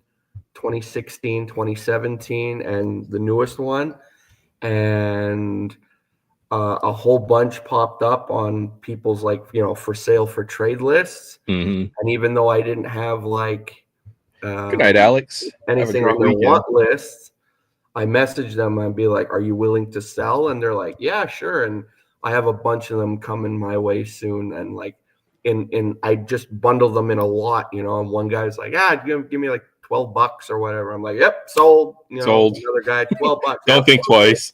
So I got a whole bunch of them coming. Only downside, it's probably going to take forever for them to get here now that Canada Post went on strike this morning. Oh, if you ever get them now, right? I could just see these Canada Post guys or someone just That's why rifling through the mail. now it's like if I'm making any deals with anyone, I'm gonna tell them like, you know, I'll package up your stuff, I'll have it ready for you, or if let's say I'm buying stuff, I'll pay, but I'm like, I'll tell them don't even bother sending the stuff out yet because they were saying any new stuff after they went on strike this morning will not be put into the system. And even to the it's even gotten to the point where some post offices aren't even going to be open, they're going to stay closed. So that's why now it's like if I make deals with anyone, I'm just going to tell them wait till either the strike is over or we get any new news about it, you know. So Do you think this could be something that goes on for a while, or what do you think well, about the? I'm in a couple of like you know, trading card groups on Facebook, and there's one big one, and some of the guys were talking about it this afternoon, and one guy was saying, he goes, I don't see it lasting long. He goes, the last time they went on strike was I think back in like 2018, and the longest they were on strike was for maybe a week, and then the government forced them Stepped to go in. back to work. Yeah. So it was almost like back in the 80s there when Reagan was president and the air traffic controllers went on strike, and he stepped in and he just went, no, no, no, no, no, no, no. Yeah, you're You all guys are going fired. back to work. Yeah, they might So have to do that because it's like the mail is like national security almost, right? You can't and then have a they functioning picked a society hell of a without time to mail. go on strike. You know, it's almost Christmas time. Well, that's probably the plan, right? Is like now you have the Yeah. most leverage to get what you Well, want in your apparently contract the dispute, workers right? gave a 72-hour notice, and Oh boy, then that's gonna help. yeah, they gave a 72-hour notice, and then they were like, okay, we're striking. Oh, by the way, yeah, we're not gonna be coming into work Yeah, on Monday. What? well, You we'll be can't at do the that. building, but we're not going to be inside. We'll be here in spirit, and Yeah, I don't. Yeah, good luck with have that. fun. Oh man. Yeah, Uh, I know they had the dock workers strike here in America. That was on the here East too. Coast. Here too. They go back to work tomorrow. But The that's always the fear of living in Hawaii, right? Is that Oh yeah, there especially. if the labor union, the dock workers union ever went on strike, we would be Mm-hmm. so hosed because everything we buy at the store comes in on a freaking boat, Mm-hmm. right? So Well, that's like I was telling my dad. I was like, man, well, we call it the old port because I've known it as that for years, what's up, and Will? so whoa, balloons, Balloons. Balloons. What's up? and Oh my and god, I had to help run a chat for 3.5 hours. You did a good job, God. Will. I'm sure you What? did a good job. Yeah, I was just on Kevin's birthday stream. He's winding it down and then he's gonna hop on here. you did a bang up job, old chap. No problem, chap. But Good show, mate. I was just telling my dad, I was like, with the docks closed, that could be terrible for stuff coming in, especially for stores and that, because let's say they get their stuff off the big cargo ships and everything. It's one thing to have your stuff brought in by train or by truck, but stuff off the ship. I mean, if stores have to start going to find other ways to get the stuff, they're going to be jacking prices up like crazy. But luckily, as of tomorrow morning, the guys go back to work. So Did you rip some That's a old bit of a cards? relief. What You old better cards? have your freaking toilet paper stockpiled. And Yeah. Who is that? That's Colin Oh, Powell. Colin Colin Powell. Powell. I'm blind. That's a cool one. Frank, you know Yeah. what's funny is Kevin's giveaway Dagger won one of them. I'm like, dude, you're gonna I have know. to ship to Canada. Oh no. I know. I caught that just as I got into work. And he's like, and Dagger wins. And I'm just like, no, they went on strike this morning. No, Well, now no. you could Frank's plausibly like, send it, no, pardon my quote unquote. language. Well, Pardon my language, yeah. Aaron, here, but he's He like could probably send like, it. God He could send fucking it damn here. it. The only downside is it's not going to go into the system. So it's probably just going to sit in a warehouse In or something. purgatory. Yeah. Pretty Well, much. now you could see that you sent it, and then if it never Yeah. gets there, you have a really good excuse on why it never got there for the more Yeah, unscrupulous true. person out Frank there. should just be like, excuse me, that's mine. Are you Dagger Cards? Yes, yes. I am. I just shaved my beard. I just shaved my freaking beard. Well, that's like I did a trade with a guy here. Well, he's here in Montreal, but Montreal's pretty big, and for an island anyway. Montreal doesn't exist. And and Is I did a that trade part of with the Great Nation of Quebec, or what's going on? Yeah. If you look at Montreal on a map, like really like blown out, I find the island of Montreal looks like a dinosaur without legs or arms. It looks like a T-Rex. It looks okay. Hear me All out. right, The island of science. Montreal, I find, looks like a T-Rex without arms or legs, and its head is split in half, and that's where Laval is. That's how the dinosaurs died. I'll show you All a right. picture. Let's Now, some people say bring this different. up. I got you. I got you, Frank. I got you, Frank. For science. For science. Montreal. Okay. Wait, See, where's look, the dinosaur? Yeah, it does. It looks like an see the head of a alligator. Dinosaur. No arms. It looks like an alligator. Its head is split. It's an alligator. That's an alligator, dude. It's even Oh, got like the freaking alligator skin with the road marks. Look at that. Wow, That's totally yeah. No, it's I see it. I Anyway, see it. I'm still That's saying crazy. it's like a Or a dinosaur. Teenage Mutant Ninja Turtle if you only see this part. God damn it. That's the head of the This is like the dinosaur with the freaking head Rorschach split in half. test, right? Where you what shape do you see when you look at this what do you island see? here? It's like There's, that scene from Animaniacs. What do you see on this picture, girl? What do you see on this picture, girl? Yeah. Girl. But that's why I did a trade with a guy, and he lives all the way in Anjou, and I'm in Côte de Neige, which Oh my is God, you're speaking pretty in far. tongues. And so I was supposed to ship the cards out to him, and I thought I did. And then I was looking through a pile of stuff, and I found his cards. And I messaged him, and I was like, I know why you haven't gotten your cards yet. It's because I just found them.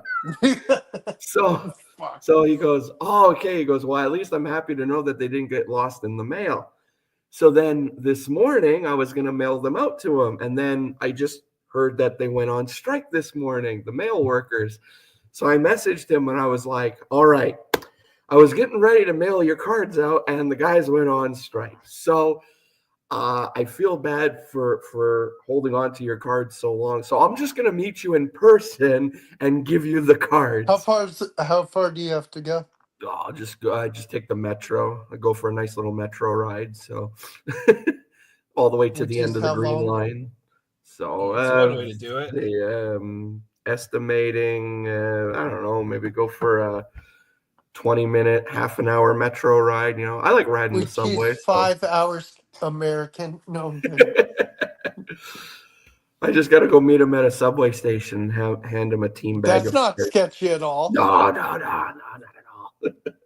It's only mildly sketchy, you know. Mildly. Oh wait, Canadians are nice. I bet their subway stations are like, oh hey, nice to meet you, eh?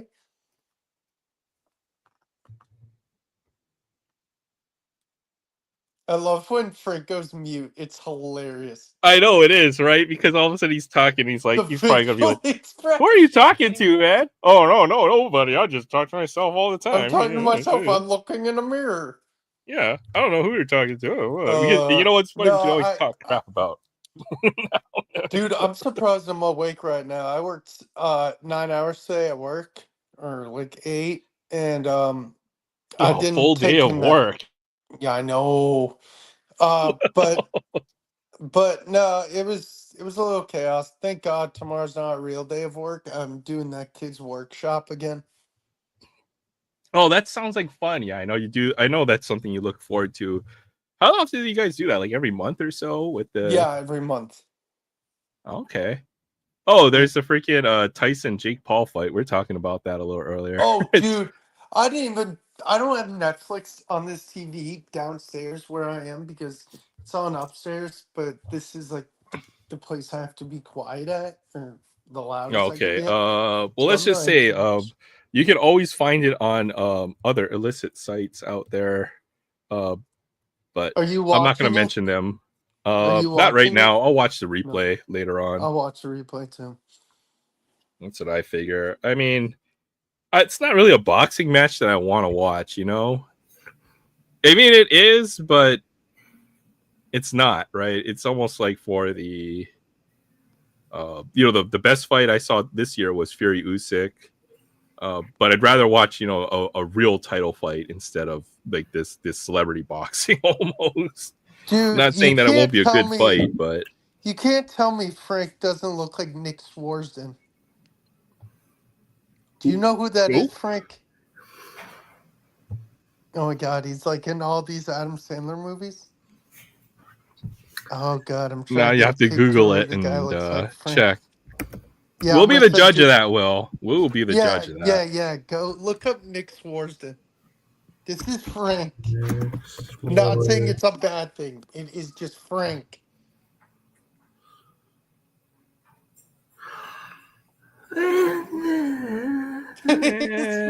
Maybe. Okay, Frank. You know what we need to do on Aaron's stream again? Talk like Mhm. drunk uncles again. Drunk uncles. Hey man, that's a beautiful card. Yeah, this is Babe Oh Ruth right God. there. You don't know about the story of the drunkle, man, because it's a very common occurrence here. Isn't I it love it. common in like Asian cultures? Well, no, okay, my favorite example is a drunkle is the guy who goes, okay, we're at like a wedding or something, right? Yeah. And there might be like 30 tables, okay? And he's holding like one of those giant bottles, like the Mickey sized bottles of Jack Daniels. And he goes to every table and does a shot with every table. Oh God. That is the Asian drunkle in my mind, okay? You know He's what's so absolutely funny? I'm just plastered. picturing that. Dude, Every listen single to table. Steve. Dude, 14 tables in. Yeah. dude, so Everyone's sitting there. They see you him want to hear coming. something funny, Aaron? At my brother's, one of his friends' weddings, we were invited. I don't think he's close with this friend anymore. They used to be. My brother and his other friend were best men. So one of them is Oh carrying no. big things of beer, like glasses, and I shout. His friend's name is Matt, but we all call him Brady. I'm like, Brady, I dare you to double fist it. And he didn't, but I was like, Brady, do it. Well, there's a game you play, Will. It's called Edward 40 Hands. Okay, and what you Mm-hmm. do is Oh, you I know strap Edward 40. I two know Edward. 40s to your hands. You can't pee until you finish them. So Yep. you better get drinking. Okay. See, that game is fine because I can drink two 40s, but can you drink two 40s when you're already plastered and already had like a bunch of beers? Hell no, I Okay, pissed my that game pants. sucks when you're drunk. Put it No, that I'm thinking of the Asian uncle story, and my uncle Stevie's almost like that. The only thing is with him, it's not shots. He'll just randomly start buying you drinks. I love it. I went to my uncle Tommy's wedding, and my uncle Stevie was drunk already, and I'm sitting at the table. I'm talking with my cousin, and I just feel a hand on my shoulder. I'm like, huh? And he's standing there. He's like, Frankie, what are you drinking? And I'm like, way. at the time, I'm like, Jack and Coke. Mm. Want another one? And I'm like, I Sure. just got this one, but yeah, okay, sure. All right, let's go. We walk up to the bar. He gets one for me. And then about 15 minutes later, from across the room, he's looking. He's like, "Hey, what are you drinking?" I'm like, "You know what I'm drinking." What else? Yeah. From across the room. I'm like, Great. That's a great. "What's Yeah, that?" I've had that experience as well.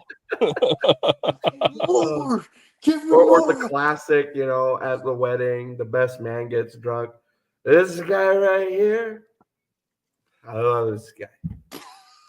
Is He's it the me? Or best. does Rob Gronkowski just kind of suck? Did he show up to the Jake Paul fight? I'm guessing that's what's I don't happening. know. I know Holyfield's there. Did you guys see?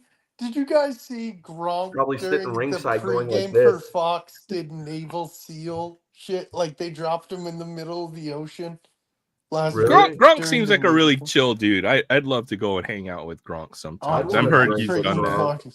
Gronk would probably put me under the table, but I'd Yeah. like to go drink with him. Yeah, I'd love to go drink and hang out with Gronk, man. That guy looks like fun to hang out with.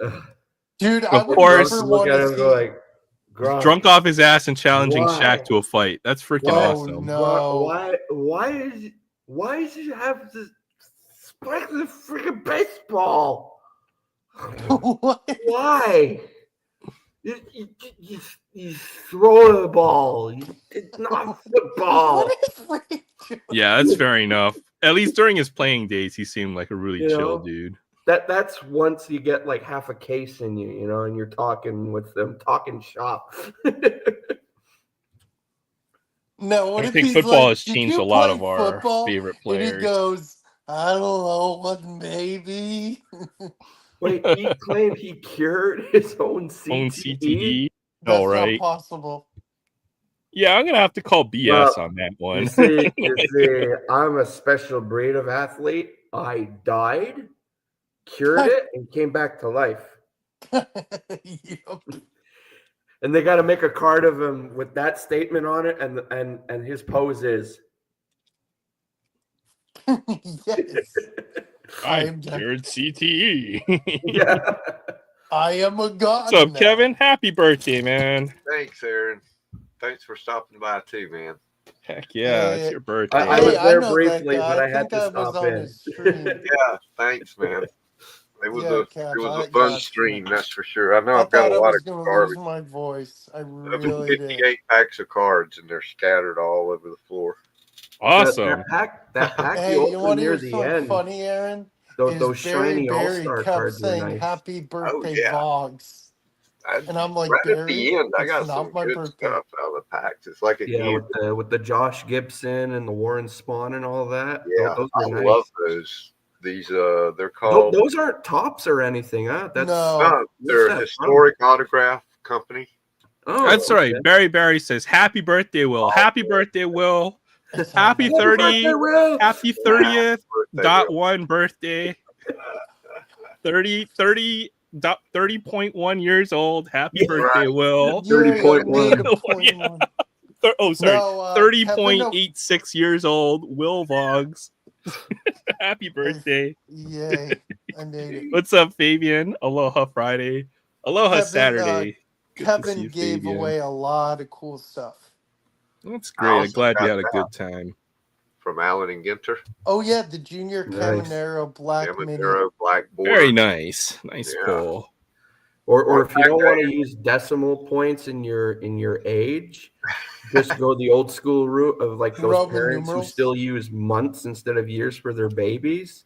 I So in hate my people. case, I'm 36, so I'm 432 months old. Oh Right. my goodness. I'd rather go by Roman numerals, Frank. I have one of those in my name. I know you Do you want to go by milliseconds? Okay, there's a concept in computer science where time starts in the world in like the year 1970, and we count in milliseconds to this current day. So every date that's measured in your computer is measured by milliseconds from that starting point in time. Oh yeah. That's crazy. What's that GIF? It's like called epoch time. It's like in 1970 or whatever. They Oh, have, chicken and from pox, there yeah. you count every millisecond from that starting date, and that is how your computer tells the time. Yep. Just to blow your mind a little bit. Me not that smart. I learned that in Me computer not class. that Me smart. not Forgot it that the next smart. day. Yep. It's one of those random facts about computers that I know too much about computers, and I don't. I don't want to think about I one, don't but even join the sometimes I club, have to. that reminds me of a neat story when they were teaching us about networking and stuff and how they collect data from purchases at the store, at grocery stores. And because that was the example, the whole semester was a grocery store POS system and how it can be used to manipulate people. I was just about to say that. That you don't expect, that people don't have any idea that they do this kind of stuff. But they track sales, and they found out that people that buy diapers also tend to buy beer. What? Well, they kind of go hand in hand. They gotta go hand in hand. You gotta keep the baby. That actually makes sense. It So they means started the putting baby diapers. formula is made of alcohol. No, well, they took the No, diapers. you just got a bunch of redneck drunks next out to there the beer buying section. diapers, and they're cutting them like the same idea of a woman's like maxi pad, and they're shoving them down their pants, and they're just chugging beer all night. They're like, Oh I don't yeah, have to go yeah. to the Thanks, Frank. bathroom. That's the image I wanted to see in my mind tonight. Yeah, thanks a lot, man. Sorry. A Surfer wishes Will a happy birthday. I just have to change the Birthday subject real quick. Really, they upped their Happy beer birthday, sales Will. by putting stacks of beer next to the diaper section. Well, you know what? Okay, you know I guess any of you those buy diapers. Ooh, I need this too. membership clubs, you know, when you go to buy groceries, a Costco, lot of what it is Sam's Club. tracking your purchases and stuff, right? Exactly. So if you go to Walmart, I was surprised. They keep track of every purchase by your credit card number. So I was like, dang, when did I go and buy freaking 15 blasters of Topps Update? Dang, man, I don't want to remember that. I was like, Yeah, right. I'm spending too much money at Walmart. Look at your Walmart purchase history in your app, and it's like, Jesus, they got everything. So what did I miss you rip, Aaron? What did I do? One blaster Stadium Club. What'd you get? Magic the Gathering. 4 fat packs of Topps Update, and then 2 fat packs of Stadium Club. So I got some pretty cool stuff. Oh, I got the Jaden Daniels first pitch. Hey. I'll show you guys what I got real quick. When it comes to learning stuff about the computers, That's sweet. I'm still here wondering sometimes what the heck the Kataro button does. It ends the world. So, Oh, that's a cool J-Rod with the I know he's got the trident. Isn't that cool? Dude, he's freaking Poseidon. And it's a black parallel. It's a really nice J-Rod card. I like that one. Mariners. You know who would love that card? I am Aquaman. Oh, I know. I know. Barrett would love. Maybe I can convince Barrett to trade me something in the future. Dude, I asked I got Barrett, this. like, I missed you going live, buddy. That's cool. This is a blue parallel. This is for the Cubbies, so maybe Jay Thompson might want something for this. This is number to 50. Thompson was hilarious tonight. That's number to 50, and then I got three Paul Skeens rookie cards, which is really You have nice. to hold one for me. Nice. I love So one of the base, which is really hard to find, and two out of Stadium Club. Did you so. hear the whole Livy Dunn promotion for like if someone hits his pro debut patch or whatever? Yeah, I saw that. Well, I'll let you tell it. Life for 30 I years can't or remember, something? but it's stupid. Okay, you get so a lot of folks have made offers for that card, but the one from the Pirates is that you will get season tickets to all Pirates games behind Not home worth plate for the next 30 years. Yeah. Wow. 2 That's Paul Skeens autographed jerseys and like a whole bunch of other crap, but it's pretty cool. I would hang out with Livy Dunn. I'd be like, "Hey, babe, I'm better." Somebody offered something just to show the card or to look at the card. I forgot what it was. I was reading a story about this earlier. Mickey Mouse is having a birthday. Yep. It probably falls on the same day as Will's birthday, if I had to guess, right? Greedy ass mouse doesn't deserve Mickey a Mouse birthday. Oh no, Will already has his birthday. Will's birthday is every day. Yeah, get it right, guys. Your birthday is the same as Mickey Mouse. Oh boy! Dude, That was a I good love how impression. South I like Park that. makes- What the pal? I love how South Park makes fun of Mickey Mouse. Yeah, Surfer. These were the Stadium Club cards. They're actually a pretty good set, I would say. So I pretty always nice like stuff. I Goofy like- more. I opened Yeah, backpack earlier. Well, I've opened okay. Usually, I'm not too big on Stadium Club because I don't feel like you ever get what you should out of Stadium Oh, Club. yeah. But Ripken there. you pulled Wait, some wait, nice wait, stuff in you there out of bypassed Cal here. Ripken just to go to Yeah. Yamamoto? Oh, I got that one. I got the So Evan some of the card. rookies. This is from what have I done? Okay, so the way I count how much of each set What I have I do done? is What have I done? is I look at how many parallels I have. So I think I've ripped 4 blasters and about Yeah. 6 of the fat packs or so. That's how I do it too. And I've gotten some pretty cool stuff. So I've got 3 Paul Skeens base rookies. I like the pink parallels that come in the fat packs. Yeah, they're pretty I nice. haven't opened any Stadium Yeah, Club Frank 2022 set, This is what they look like, the pink and I'm still parallels. trying to complete it. Yeah. Max Fried. That's It's a good. hard set to finish, and that's why I know Troy and I are always going back and forth trying to trade to figure out. I've still got to get back There's to you, a- Troy, on that if you're out. Well, lurking out there. I'm only missing I think like 12 cards from the Fight up there 2022 for- set. So Okay, I got make a list, and I'll good- see if well, I've I got a some good chunk doubles. coming. I got a good chunk coming, and then I'm only missing like a handful, and then I'm done. And then after completing the 2022 Stadium Club set, the next set I still have to complete because I'm missing a bunch is the 2022 Topps Chrome Platinum. Oh, that's a nice Frank Oh, Thomas. I like yeah. that. That I is like nice. Wait. Okay. You need cards from Topps Platinum too, Frank? Because Yeah, I'm going to still tell you, I'm missing, the like, person. I'm the person you want to talk to. Okay, I've made 2 complete Nice. sets for the 22 set. Really? So hit me up. Nice. I think I'm still missing like well, I'm gonna go check. Trading. I've got, and you don't want to know how much 22 and 23 Topps Platinum Anniversary I have. I because love the design of it's a metric 22, F ton of 23. it. I didn't open any of it. I have a lot. Okay, I have way too Nice. much, so I probably have every card that you would probably need to finish that set. Well, So there's the Chrome Yamamoto, He probably does. the Power Pack. Oh well, I put in a binder, and I want to finish the second set. I just need 2 cards to finish the second and third set. I think. okay. There's a Churio green parallel. Of all the Chrome stuff parallel. I have put into trading card database, I have 370 cards out of 500. So yeah, I'm still missing a lot. Okay, I'll put it this way. You know those 800 count boxes? Mm-hmm. I've got maybe 7 or 8 boxes of just the base set after I've Wow. put together the set in a binder. So I've got a lot of that set lying around. I have my all the One ones I have autograph. already are in an 800 count box. I want to put them in a binder. So Yeah, I've got this full set binder up. This is the best pull I got out of Stadium Club.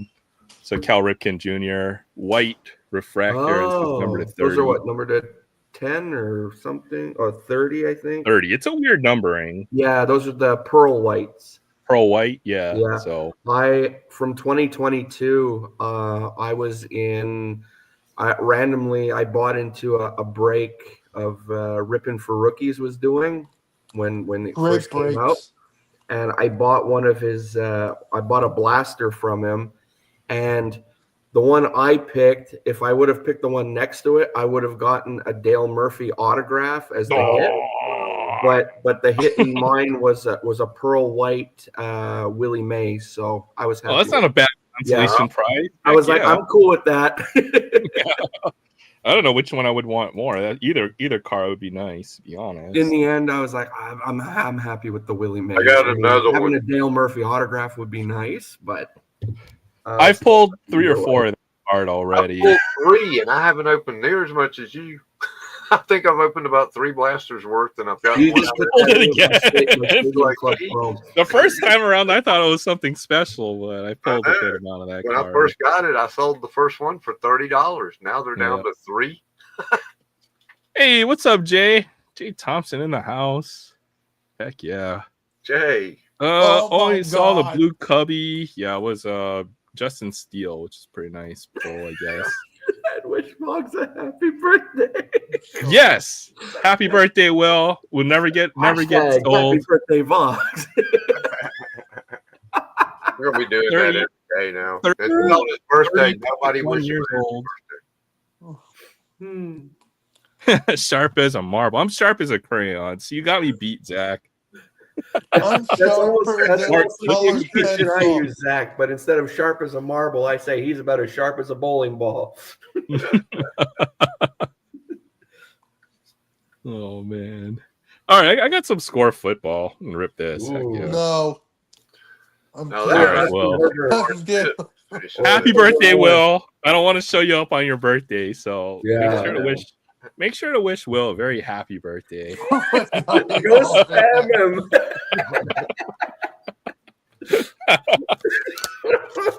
You know what? Well, I mean, Kevin has his birthday too. And you're just gonna Yeah, show him that's up on true, his you know. birthday and I like have make it to. all I about you, have to. Will? I You have to make this all about you, Will? What's up with that, I man? have to. I have to. I had to moderate a chat I'm for just 3 here so hours I don't because get it was my fined. birthday. Yeah, Thanks a lot, I'm gonna quote Surfer. Marshawn Lynch to and finish my say, score set.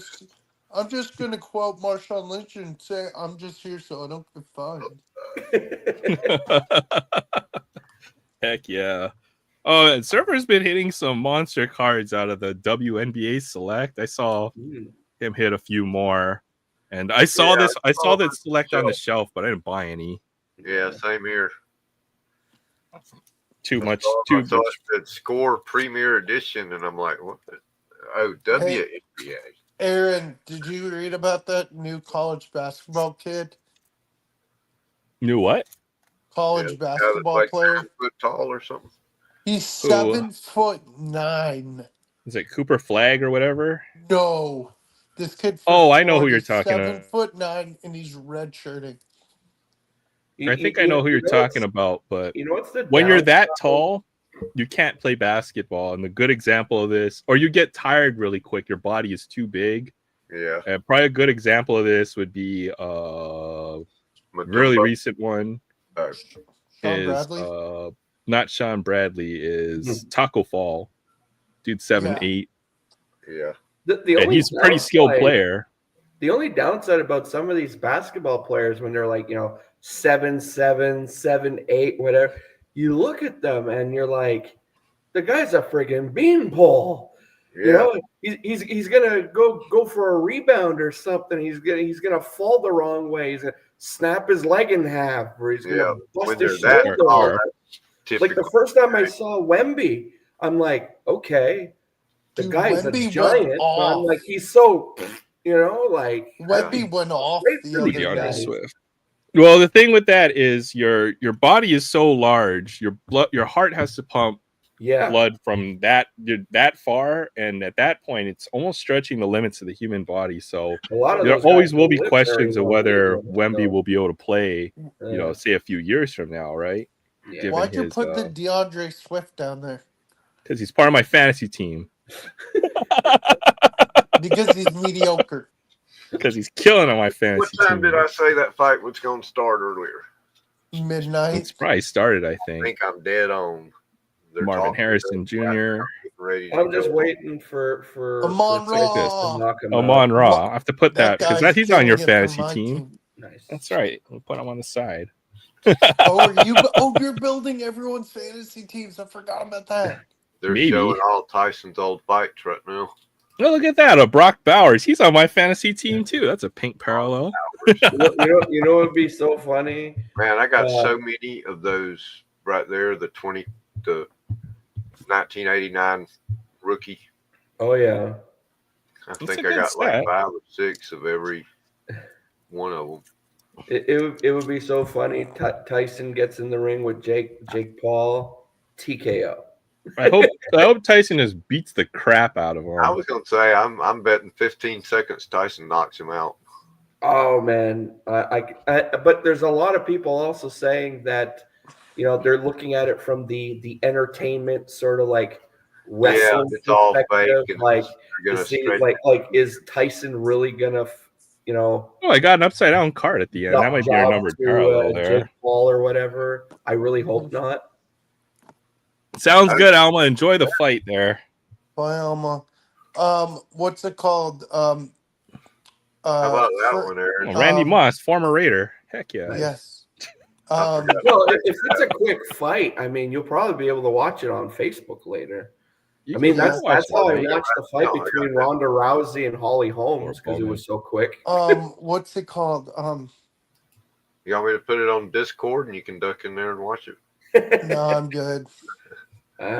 I know my Facebook will probably blow up by around 1 a.m. with everyone. No, you don't talk about that. Any kind of pirated stream or anything, or encourage that.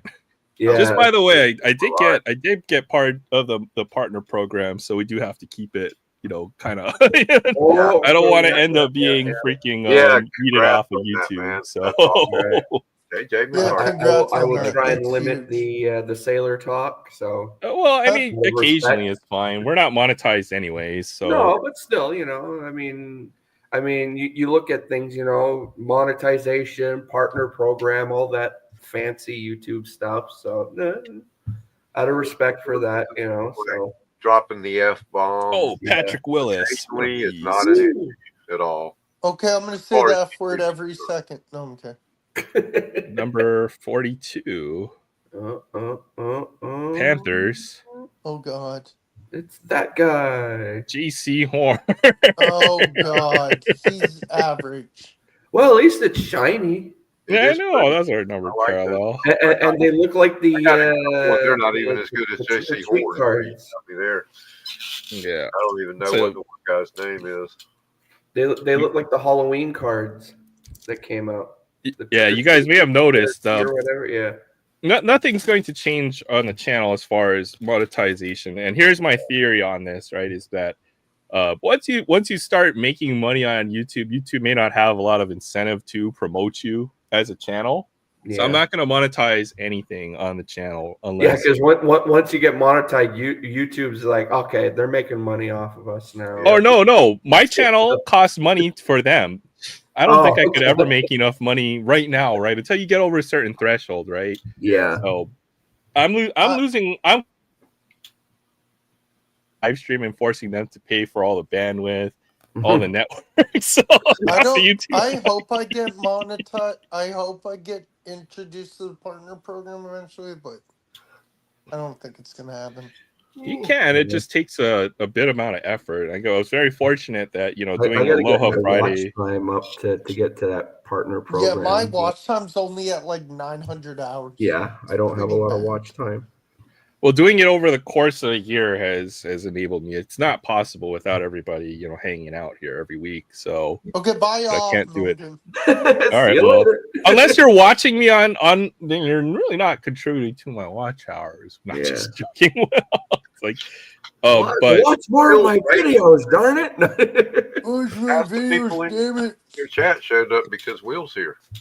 Yeah, it's true. This is true. Birthday, that's why. It's Will's birthday stream, so done. You retitle Aloha Friday to Will's birthday stream. No, it's just gonna be Happy Birthday, Will, next week. I swear, it's gonna be a celebration of Will's birthday. Give it some clickbait title, It's a celebration of Will's life and him turning 30.1 where there's a Will, there's a J. years old this week. I can't believe I always thought that. That's awesome, Barry. Where there's a Will, there's a J.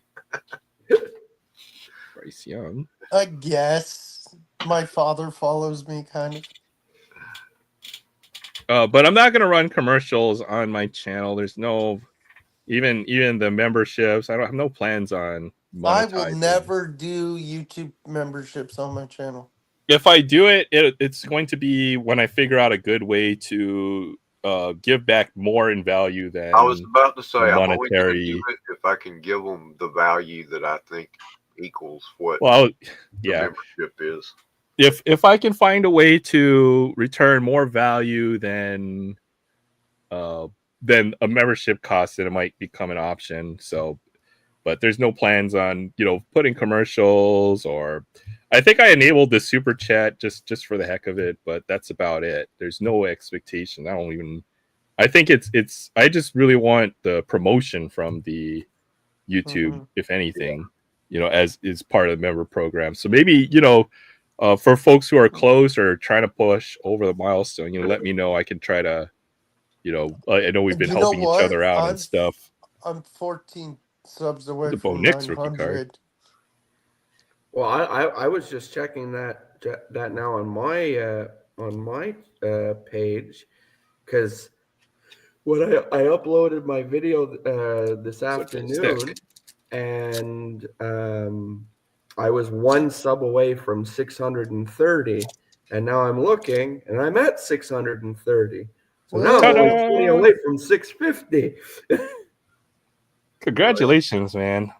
And I was saying that in the video because you passed that around 500 or 600. Yeah, I know. And like I was saying, when I hit 600, I was planning on doing a giveaway, which I still am. The only thing is, like I mentioned in my video Friday, is I'm just, there's other stuff I got to take care of first, paying off some stuff here and there. And then I'm going to do it. But then I realized I'm like, well, I was at the time, I'm like, well, I'm almost at 630. AP. And then that means I'm only 20 away from 650. And Christmas is just around the corner. So I'm like, maybe I could do it for 650. But I'm like, Joe Montana, do I think I'll get 20 subs by Christmas time? I doubt it. Yeah, you never know. There's nice. Michael Harris in there. Frank, what are you gonna do now for your Friday mail day because of the recap because of the Canadian Post? Luckily, I still have a lot of backlog mail to open, so I'm kind of safe. But at the same time, I'm gonna try and get my hands on some cheap blasters and stuff from Walmart, since mine has a ton still of 2021, 22, and 22, 23. They finally, I was at Walmart yesterday and they have a ton of the new 24, 25 stuff. I just didn't buy any yet because I still haven't gotten my starter binder, and that's my rule. I don't start putting the new set together until I get the binder. Oh, there's a CJ Stroud card in the back.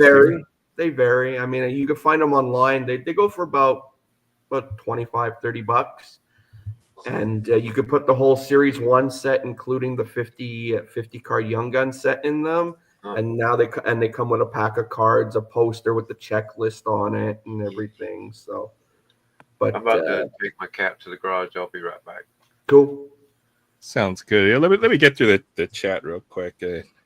So they got a bunch of the new Series 1 stuff. I just didn't feel like spending $64 for a mega box.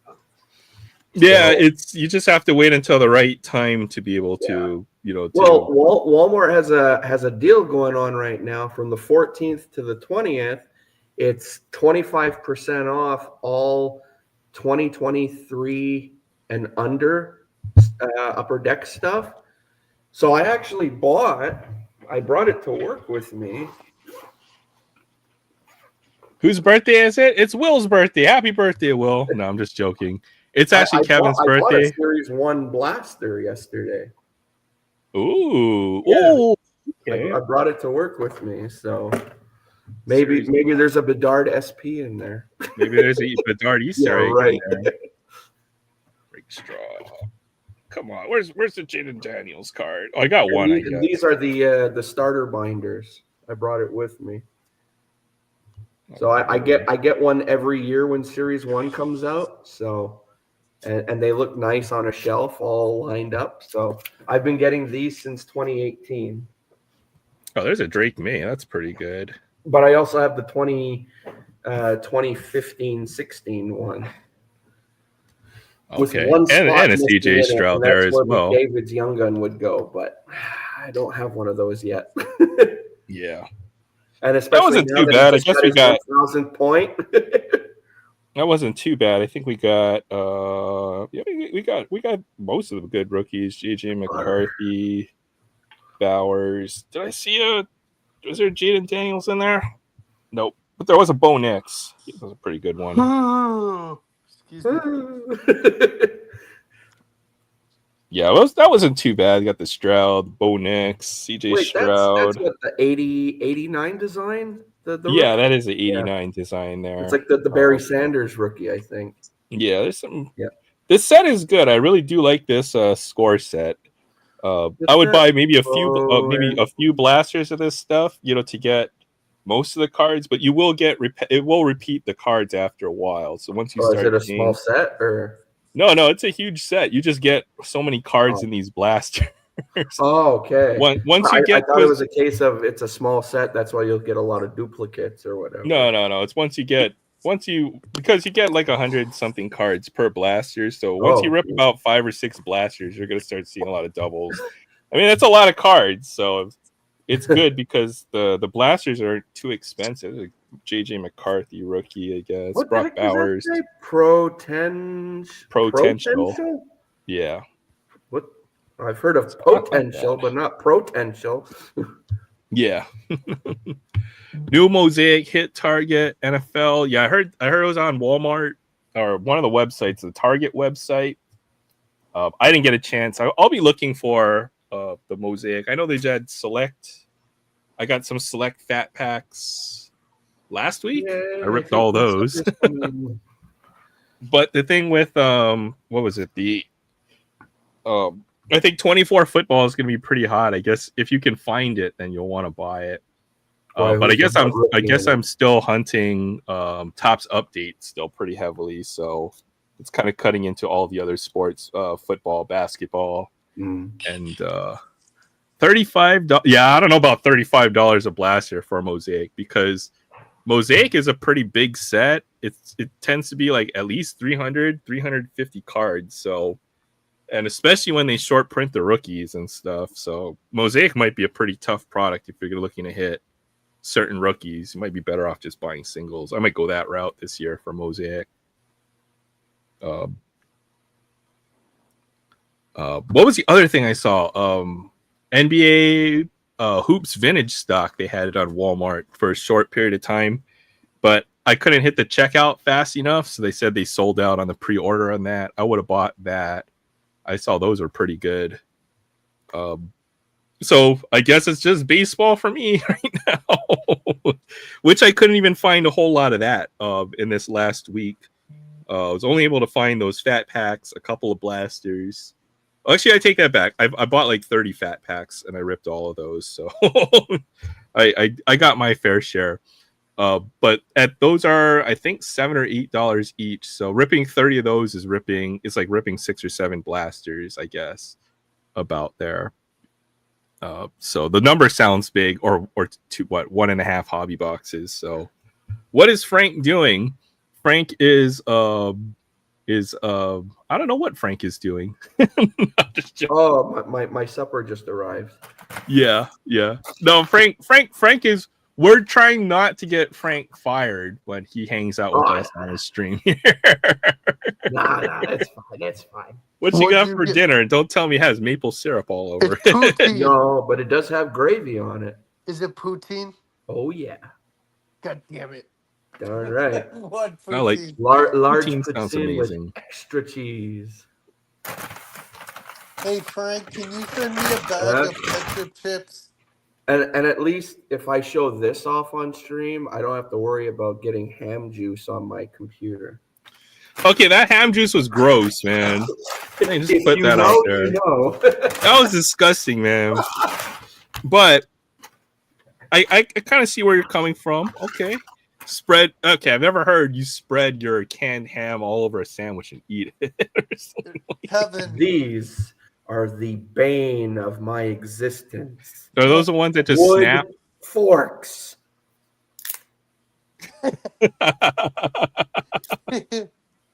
Kevin, have you had the Spam yet? The maple Spam? Folks have told me it's pretty good. I'm going to try it. I got this. Well, I had a choice. It was either the teriyaki or it was either the Korean barbecue flavored Spam or the maple one. And I think this was a bad decision, but we're going to try make something out of this. Don't die, whatever you do. Oh, heck yeah. I love gravy. Real fork. No, not that one. we put gravy on everything here in Hawaii too. Have you ever had gravy on your macaroni salad before? What? Yes. Trust What? me. If you have the right kind of mac salad and the right gravy, and you pour that gravy on top of that freaking mac salad, it makes it freaking delicious. Don't even ask me how this sounds like works. it belongs in the same category as like someone pouring ranch on Kraft dinner. Don't even ask me how this works, okay? But How does in this work? Hawaii, you have okay. I'll Okay. explain it to you. There's This is gonna be my concept called plate lunch here, right? Okay, so my anytime Price you is go Right for model impersonation. Oh, let's that, see actually this. looks pretty good. Yeah, heck yeah, that looks good. That looks like gravy with over mac salad. That's just a What lot is of it fries and a gravy lot over of what? curd What is cheese. poutine All right, gravy over so what? hold on, Hmm? let me finish. Yeah. Poutine is gravy over like what is it? Cheese curds. Gravy, French fries, and curd cheese. Yeah. Yeah. That's it. But the concept of plate lunch in Hawaii, right? It's like any local lunch wagon or Hawaiian barbecue, I guess they call it. They have some places L&L on the mainland, but it's basically rice, mac salad, and your choice of meat. And oftentimes that meat can come with gravy. And when you tell them to pour gravy all over everything, that means they pour it on the gravy. That means they pour the gravy over the mac salad and your rice. Yeah. And for some reason, man, that combo of mac salad and gravy is really good. Like, how do you want it? Drown it. Yeah. Smother it. Put gravy everywhere, Annihilate it. all over. Brown gravy, I was gonna ask. Brown gravy, Mm. yeah, usually the one from the packet that Zach says this fight sucks. Yeah, you know what? Oh, If you hit Mike Tyson too hard, I feel like he's at that age, right? Like you could do some real damage. I was just telling that to the delivery guy before. I'm they're like, carrying him to the stage. if Jake Paul gets a couple punches in, he could be very like agile, so he has that going for him. But if Tyson connects with one solid punch, I think it's good night, Jake Paul. It could happen in 10 seconds if he hits. Oh, Jake yeah. Paul's not a true heavyweight either. He's too. No. He's probably more of a natural. SOB, that's what he is. He's probably more of a middleweight, to be honest. So, okay, one, you're not supposed to jump up that many classes, and if you do, you need to be exceptional, right? There's only a few who have done it, who have made that jump from middleweight to heavyweight. Yeah. And Tyson has heavyweight power. Tyson Price still has heavyweight power to this day. Yeah. So you do not want to get hit by Mike videos Tyson. the other day, and holy moly, he still got the speed. Are either of y'all watching? No, we're not. I'm not watching it. Netflix. But I mean, if you're at Tyson's class, his power is probably still there as a heavyweight. And most heavyweight fights, if you watch them, it's usually like they're looking to hit once, and that's usually the blow that will finish them. Yeah. So, I mean, most heavyweight fights that you watch, it's usually like one or two punches. You're gonna miss it, right? Especially like say Fury Wilder, it was like one or two punches from Fury finished that fight. Same with Usyk Fury. Usyk was losing that fight, but he staggered Fury in the fight. A couple punches was enough to turn the tables and allow him to win that fight. So, yeah, Mike Tyson can still hit really hard. I'm watching And the fight. a fighter. Be quiet, so Oh, no problem. I don't want to go. Oh shit! It's over. Yeah. It's over. Well, yeah, you gotta kind of watch that. But Try not to spoil it. In other words, well, spoil it and then keep the. Oh my God! Jake Paul just hit Mike Tyson with a chair. yeah, right. Yeah. We don't want to spoil it for folks who are watching it who might want on delay or whatever. So we'll keep it spoiler free. I don't think it matters a whole lot. Folks will find out soon. Well, people are live streaming it on YouTube anyway. So yeah, I don't think you really can hold a. I don't believe in spoilers, I suppose, because you're gonna find out one way or another. If you're on social media, you might as well give up.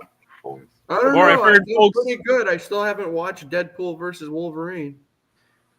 Right, but if we talked about it, it's not like Yeah. oh you had like 6 months to go and watch the movie. Okay, I think you're Exactly. spoiler free. You get free Um, reign after a yeah, couple months. It's Honestly, I don't expired by care if now. people spoil stuff like that for me. And if Yeah. it's a sporting thing, if I ain't watching it, then it's my fault. Yeah, you had your chance. In other words, or you know what? Just I guess you give warning in advance that there's gonna be spoilers or no spoilers, so that person will know that hey, look, if they don't want to know the outcome of something, then they can shut you off right then and there, right? So I Well, like I'll I like meet my when wife people before talk I start about fighting. movies. I like when people talk However. about movies like, let's say, Casablanca or something. yeah, We're talking about no it, and the spoiler. person's like, "Oh, I've never seen it." Like, okay, spoiler: you had like 60 years to watch the damn movie or something. You know, Hell, I'm gonna ruin it for you. I don't care. I think also on the other hand, there's so much media to consume these days that yeah. you will never be able to watch or have the expectation to Well, watch What's going on everything with that the you will fight? see, So right? much stuff on. I'm probably not watching the show that they're talking about anyway. Yeah. But something as big as what this is, and as much penetration as this Tyson fight has made, they've been talking about it for what, 3 years? Well, it was originally supposed to happen back in July, but they postponed it. Yeah. Frank, you like comics, right? Like Yeah, I mean, I don't really collect them anymore, but I still Oh. like comics. Yeah, why? Nice. I got an acclaim sale from our friend Matt. Kevin Okay. Rice. Super Pro #1. Super Pro. It's the guy who dresses like the NFL player, but he Oh, has the like, football player. Yeah, yeah. I thought of you. I was like, dang. Yeah, I bought that for like $5. Nice. I There was you like, go. hell yeah. Jeez. NFL Super Pro. I guess It's such a I did weird, a video it's a on here weird back ass, in the it's day a because weird I used to ass do story. when I used to do comic book stuff. I used to have a series of lame comic book hero characters. And I did a video on him once. I have a couple books at home. It's all there's regrettable superheroes and regrettable supervillains. Oh, it's funny. Yeah, they're hardcover books. There's one guy I think of when it's regrettable supervillains, and it's Condiment Man from Batman. The stupidest shit That's like ever. the superpower to have, man. Like, what the hell What? do you shoot mustard out of your hand, or like, what's the deal? No, he has like the guns. It's so stupid. Oh, the Condiment King. Yeah. Runs a It's hot just dog stand. mustard and relish and ketchup and Oh, I've got these packs that I have that I've What's ripped, but I going don't know on with what's the in. fight, Kevin? I don't even know what's in these packs of cards here, but I've opened them like months ago. We're gonna find out. yeah, It's Condiment hockey. King. He's right up Round there with one Polka just Dot started. Man. So I wanted to ask Frank this real quick. I've not really watched hockey. Of course, I pay attention to it. How are the Jets so hot right now? The Winnipeg Jets. Because They Kyle, just are, man. where is it? It's because of this guy. You don't mess with Connor Hellebuck, man. He's an amazing goalie. Do you think they're the actual best team in the league, though? Well, I mean, I don't watch a lot of Winnipeg games. I mean, the odd time I would watch a Jets game would probably be on the weekend, and that's only because if I'm actually still awake after a Habs game, usually the Winnipeg game would come on right after it, and that's like around 10 o'clock. So it's tough to stay up for it. But I mean, every time I've watched a Winnipeg game, I mean, they're usually always really like fast paced. So they're fun to watch. Mm-hmm. Oh, you pull a Dylan Gunther Young Gun. Well, nice. I know I put these aside because these were Wow. pretty good packs. So we're gonna go look through all my hot packs. That's a that good I've Young got Gun to lying pull. I around. mean, he's ripping it up in Utah right now. So Yeah. Well, I've had these packs off to the side that I opened, and I know they had good stuff. Oh, it's in them, opened so- already. Oh, okay. Yeah. That's why I wasn't all pumped or excited. I know there's good stuff in these packs, and now we're taking I them was out gonna of the say, packs, wow, and we're you gonna just start the. you cold sold that, man. Look at Just that, like, Dilly oh, yeah, Gunther. pull the Dilly Gunther. Wow, cool. Yeah. Well, these all might be like hot packs. We're gonna see what Aaron Oh. hid away in these packs. It should be pretty good stuff in here. So Dude, That's how about series the- 1 or 2? this is series 2. Are you gonna have a Slavkovsky young gun in there? Not in this one, I think. But Okay. there's a I canvas still card need in there. one. Canvas, okay. I left the canvas in here. It's kind of sticking. Oh, there's Kyle Connor again. The round I still need the Slavkovsky, and I think I've gotten to the point where, like with Caulfield, I think I'm just gonna buy one instead of buying blasters to find it. It Instead of was such a gambling. pain to pull that Slavkovsky young Yeah. gun. So And I mean, you don't want to know I've how much seen one- series I've 2 seen I've read. ones- I've seen some on eBay for as low as like Oh, 40 another young bucks. gun. So. Oh my god! I'm hot tonight. Look at me. You are hot tonight. I still need Lucas. Is it Lucas Raymond. No, Lucas Dostal. I have Reichel? It's Reichel. Yeah, I still need Reichel's young gun from Chicago. And around the time I was ready to buy one, the price of his young gun shot up to like over $15. I was like, "What the hell?" And then it's because Bedard was coming and everything, so it's like, "Oh yeah, okay." Twilight They're going to be like the Wonder Duo or whatever. So Lucas Reichel, and then what was the other dude? Frank Nazar. from this year's, yeah. I'm So Canadian. I guess I was Nazar. trying to pull the big young guns from this year, which is actually what is a Canadian? What's his name again? Lane. Lane Hudson. Lane Hudson. Yeah. There's a couple of Habs to look for in this year's Series 1. There's Lane Hudson, Logan Mailloux, and Joshua Roy. What? Then there's that one dude that Patrick. one guy for the Anaheim Ducks as well, right? Was it Cutter? Gaultier. Yeah, Cutter Gauthier. Gautier. Yeah, that's it. Goatee. Yeah, well, but I have the to pronounce them for us. I pulled the Silver Outburst Frank Nazar and the Beast Frank Nazar young What gun. the heck is that? It's a Torkoal. What It's is in a bread. Oh no, it's a pizza oven. I forgot I was muted. I got that card. You ever hear That's Torkoal's voice? He sounds like an old man. I told you there's good in the stuff cartoon. In the cartoon, whenever a Torkoal talks, it's like Torkoal. Oh man, my favorite. Have you seen the Ludicolo? Well, I've never heard a Ludicolo speak, but he has one line in Detective Pikachu. No. It's okay. We'll play this with audio if I can. Yeah, Were you talking about the movie where he's just like, yeah. That's the one. Wait, I want to hear this. Okay. We'll see if we can find guy. the. Yeah, I know who's that guy. Let's see if I He's can find the ugly. Ludicolo. I'm kidding. Well, you can hear it in like all the different languages, which is freaking hilarious. Have you seen Aaron? Remember the Instagram clip I In showed the you of realm. Bell Sprout where he's dancing and it goes grind on me? Ludicolo is awesome. Okay, look, you get 5-hour loop of Ludicolo, and then there's one where it has it in like the 20 different languages. Look, Ludicolo's got that 2-step down, man. Is it I'm a looking good for movie? Here, Ludicolo, various languages. Okay. Hopefully, you guys can hear the sound. I can't hear it. Nope. I can't hear it, Aaron. That's okay. Go look it up, and I'll put the link. Yeah, just go look it up. What is it called? It's Ludicolo.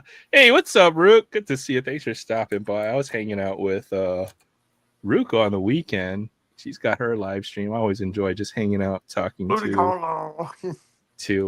Rook on the weekend. Dude, it looks like a duck with a sombrero. Well, Ludicolo's got a good two-step. See if I can find the.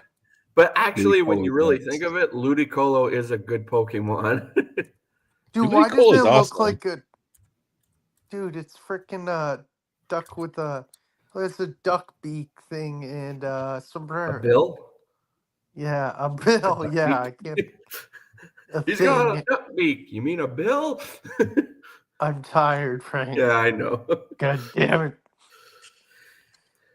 Watch That's it. Ludicolo dance. No, that's No Lotad thanks. turning into Ludicolo. Oh no, this isn't the one. There's him dancing. See, look Yeah. at that. He does have a good two-step. He's got a nice little little bit. two-step. I'm a little jealous, just a little bit. All right. Aaron, can you do me a favor? Aaron, grow the mustache, please. I'm at a disadvantage, man. I got no facial hair to begin with. You're It's telling me to sort grow of a growing mustache? back. You My have beard stuff is here. starting to come back in, and the mustache is sort of coming in. Aaron, what are you So talking about? You got I'm gonna stuff here, try and let dude. it I go got for a the rest of the month. disadvantage here, Will. I'm Asian. I don't have hair anywhere on my body except for my head and my. That's about it. Yeah, in my head and Thanks for stopping by, Root. Good to see ya. Oh, hey, Titus is here too. What's up, Titus? Aloha Saturday. Good to see you. Aloha Saturday, for real. It is Aloha Saturday. Well, It it's is. Aloha No, somewhere. you're not wrong. You're not wrong. Right, Let's see what's going on with the fight. They are in round 6. My favorite scene from Detective Pikachu is when they're in the basically Pokemon Fight Club. Oh yeah. and when Pikachu Mr. sees Krabs. the Magikarp, and he's like, "Okay, I know how to get out of this. We just got to give him that certain jolt, and then you'll see what happens." And when he finally evolves into the Gyarados and the Charizards, just like, Hey, Aaron, What's up? are these any good? Darkness Ablaze? Probably if it's from hits Sword out and of Shield. Yeah. Hey, Aaron. That Dollar General near me just put out a whole freaking shipping. Wait, Aaron, go back. You just pulled the Mr. Krabs card. Did I really? No. Yes. That one? It's Mr. Krabs. Look, an Frank, apple. it's Mr. Krabs. It is Mr. Krabs. Mr. Krabs should be like a Krabby or a Kingler. Nah, I don't know. The eyes look like. No, you it's pulled got the two of eyes those. look like Mr. Krabs. Oh, Yeah. and now you got the evolution too. There's an EX. So I There, told Kevin, I'm in the theory Pokemon eat each other. They probably do, but that's probably a little too dark of a topic. I mean, think about it. You know, Pokemon, they're trained to they're your pets, but then they fight each other. You pretty much It's have like Michael Vick all over again. it's That's But weird. Is that there's a engine? huge double entendre in that statement, Will. Oh, Slurpuff. See, Slurpuff's awesome. You Wait, love Aaron, to watch is that a Pokemon car? eat each other. Was that a car engine, the first one you pulled? Yeah, I Vroom think it or was. Revaroom. Vroom. It's a motorcycle engine, actually. That's Looks like a Harley engine. pretty pathetic. And they're a pain in the ass in the video game. You can't run by them without them going and bumping into you. I know. I didn't finish the Scarlet Oh. game because I got tired of that crap. But once you hit 1,000 Pokemon, which is about where they're at right now, you've probably run out of ideas. Like there's a Sandcastle Pokemon. Oh, Palisand, yeah. There is there's too many. They're running out of bugs. There's this Delibird, which is Iron Bundles that basically made two. There's the Probopass, the giant nose, the cocaine Pokemon, and then there's the. I'm waiting for them to start like making Pokemon out of like really random stuff, like a shoe. Don't give them ideas, Frank, because that's where it's hat. headed. What the hell is that one? A bag. Dude, you know what that looks like? Well, that's mask. No, go back. It looks like Aku from Samurai Jack. Look at the face. Man. It's like Zach is highly disappointed in this fight. Bro, which one? Oh, this one? The halfway through. It looks like a coup. Holy excitement, Batman. No, I Holy know even the Mayweather fight was pretty trash as well. You know, Oh, that was Mayweather trash. Pacquiao. Oh, Wait, No, Mayweather, Hey, Jake danced Paul. around a lot. McGregor. oh, I thought you were talking about Mayweather Pacquiao. I wanted to see Pacquiao knock him out, but there was just more hugging in that fight than How many anything. rounds? Oh, they got one more Well, round. I just looked. I'll tell you about that fight. The Pacquiao Mayweather fight is Pacquiao was already 3 or 4 years past his prime, in my opinion. You know, you didn't fight Mayweather at his prime. It's at a catch weight, and Pacquiao is not a welterweight either. He's not a true welterweight, and welterweight is like what 148 or something like that. Pacquiao's fighting. Pacquiao started, as a whatever, like the lightest class you can start at. His true fighting weight is probably around 130, to be honest. So, it's a fight that they should have made after Pacquiao was still in his prime. Pacquiao was hurt in that fight, and then you can't come in and fight Mayweather if you're not at full strength either. Yeah, and not making excuses for Pacquiao, but because it would have been a great fight either way. But Mayweather definitely had the upper hand on that. Do you remember the Pacquiao McGregor fight? I'm sorry, Mayweather McGregor. Yeah, well, that's what I was talking about, right? It's not even Mayweather. Mayweather is a world-class, world champion boxer. There's a reason why he was unbeaten. Part of it is, yes, he did dodge a lot of fights that it probably needed to be made, but at the same time, it's not even Jake Paul is a professional fighter, but he's not a championship caliber fighter. He's not a contender class fighter. And there's obviously a skill difference. And that fight was terrible because Mayweather was basically going about 25% in that fight, if even that, and it was easy. Once Mayweather started letting his hands loose, the fight was over. It ended in 30 seconds. So it could have been over after 30 seconds if you wanted it to be in the first round. Ooh. Screamtail. Now that's a cool one right there. Looks like a pissed off Jigglypuff.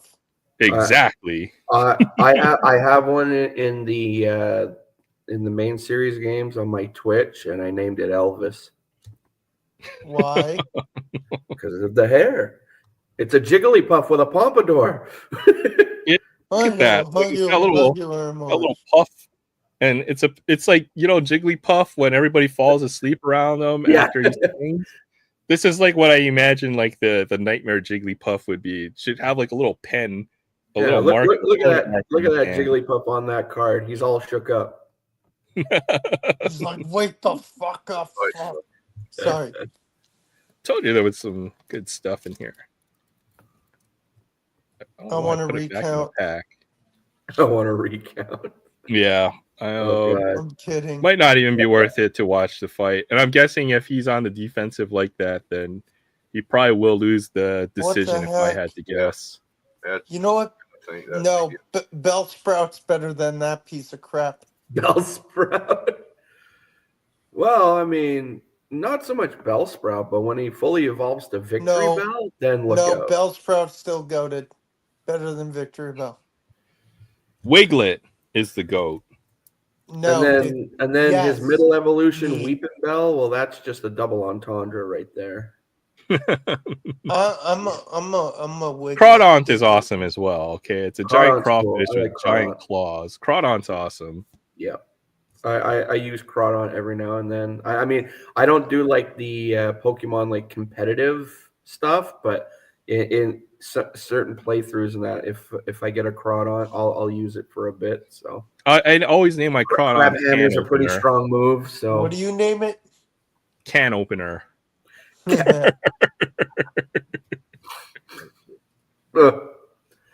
Belly Bolt's awesome too. They have a giant Belly Bolt plush, but I only have space for one giant plushie, and that's Psyduck. So I couldn't get the Belly Bolt. When it comes to nicknaming Pokemon now, when any of the main series games come out and I get one, I have a tradition that I always have to get a Gyarados on my team. And it's a little thing I have between me and my brother. Any main series game I play, whenever I have Gyarados on my team, my nickname for him is Potato. Why? I'm curious now. Because one time I was playing one of the games, and my Magikarp evolved into Gyarados, and I asked my brother, and I was like, "All right, what should I name him?" And randomly he just said Potato, and I'm like, "All right, well, that's Gyarados' name from now on, Potato." No, it should be Gyarados. So, but I've always Gyarados has always been one of my favorite Pokemon. So, I remember when you used to be able to name your rivals so you can be like idiot or something like that. oh yeah, Smelly Face just popped out of a bush. We're gonna have a fight. Go for it. Hey, Interesting that the decision is that really the decision, Zach? I'm curious, but what happened? We all lost as a society for Oh, this travesty. it makes That's sense. I don't think it's a big deal. It's like it's obvious that if you ever fought him in his prime, or oh, when he would have been killed. yeah, we all know that. Okay, doesn't change the outcome of that. It's like, oh, you beat a 60-year-old Mike Tyson, right? It's like beating a 60-year-old Muhammad Ali. Once he was done past his prime as well. So it doesn't change anything. That's not too surprising of an outcome. Can But we you know get for a signed up fact, to? if Jake Paul is the winner, Triple H is gonna love this, because if Jake Paul is declared the winner, we're probably going to see Logan Paul pop up on SmackDown or Raw within the next week or so. And I could actually see Triple H writing up something where Jake Paul comes on with him, and he's going to get so much heat. So This I can one see set it boxing happening. back a long way. Very apparent it was a cash grab. It makes. I mean, what else would it have been? Obviously, it's not a real fight. If Jake Paul was serious about fighting, he'd go and fight contenders and try to contend for the whatever weight class he fights in, or his most comfortable weight. But he's not going to do that. He's not a contender. He's not that level of fighter. He will never contend for the middleweight. He's not that class of fighter. He's never beaten a true contender in a weight class. He's not a contender. He's not a somebody. Well, he's not. He's never fought really. It's all celebrity boxing. He's never fought a true, within to try to compete for a title or a belt. That was just an excuse for me to do a Marlon Brando. I will say he looked a lot better than I expected him to. Well, yeah, but there's a lot of amateur boxers, or there's a lot of professional boxers who can put on, that are real professionals. I don't think Jake Paul stands out amongst them, and is a true championship fighter. That's 100%. I stand on that. Good either, but I think it'd be interesting to see him try, and I bet he does, because he'll make money. They'll let him do it. Because if he ever fought in a real sanctioned fight against a real competitive boxer, he'd get knocked out. There's no chance he would ever be competitive. I'm just looking, but he'd probably never get that far. He wouldn't be able to get that high. That's exactly why this is a farce, right? He's not a competitive. He's not a real boxer. He never will be. Yeah. I'm just looking on Twitter, some of the tweets coming in, and someone tweeted, Jake Paul has already announced his next challenger. He's challenging Jimmy Carter. Pretty much. I mean, or it's all celebrity fighting. He'll never Carter's fight a 100 years old. A lot of packs. Exactly. Hey, Aaron, can we get Psyduck dancing? No, not tonight. No, this is a sad moment. Sad moment in history. Not every week. Not every week. Psyduck gets to dance out there. Wait. We'll get sad Psyduck. Let's. Hey, let's throw money his way, Frank. Dollar bills. Dollar bills. You will not do that. You will not do the defile Psyduck in that manner. Psyduck's like, I ain't no. I ain't no beat. But I agree that it does. It takes away from the real fighters that should get more Yeah. spotlight. You know, The the real prestige, contenders the who are legacy, actually all on the that other level. fancy buzzwords. What's up, Troy? Good to see you. No, I never said legacy. I'm just talking about all those other fighters that nobody's ever heard of Who actually that work are for real professional Yeah. fighters. You know, it takes away from them, and Yeah. folks instead are watching celebrity boxing essentially, right? Instead of real boxing. Because I love boxing, as I mentioned. Yeah, I I do love the too. fight.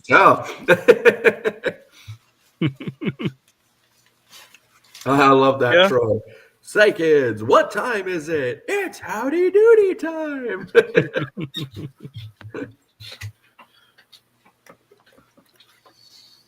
Oh, what was his name, the host? Was it Buffalo Bob or Bill or something? The host of Howdy Doody? I think I forget. But that's a little before my time, but I know it. Yes. Yeah, it's a little My before my dad. time as well. I still have this. I opened this as well. So these are all open packs. Well, you're still hunting those bedards, huh? Yep. Another. I'm You're pretty sure I haven't pulled 47 one. of them on Caulfield. eBay. There's a. Oh, Cole Caulfield, eh? Well, yeah, eh? Oh yeah, Eh. thing, buddy. Hey, bud. Oh, this pack It's like is that exciting. Family Slender Guy Bud. joke. It's like that Family Guy joke when Brian I think and I left Stewie's something car good in doesn't here. work. Have you seen that one, Frank? Oh, you have I've to seen a call lot of Family AAA. Guy. He's like, oh, you have to call AAA. Hey. He's AAA. And it's the Canadian AAA. Wait, what?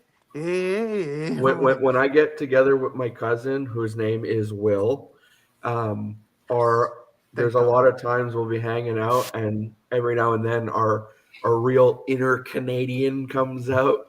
Oh, that's why I left this one, because I've never seen this insert in Ooh. extended before. Nice. Smooth Grooves is it wasn't a 90s insert. There was one that looked almost like it. I was but, going to say, it looks like one yeah. I've seen before. Yeah, like 97, 98. So no, when I get together with my cousin, sometimes we'll be outside, and let's say he's working on something and he really tries to force it, and we'll just be like, "Oh yeah, bud, you just gotta send her, bud." And then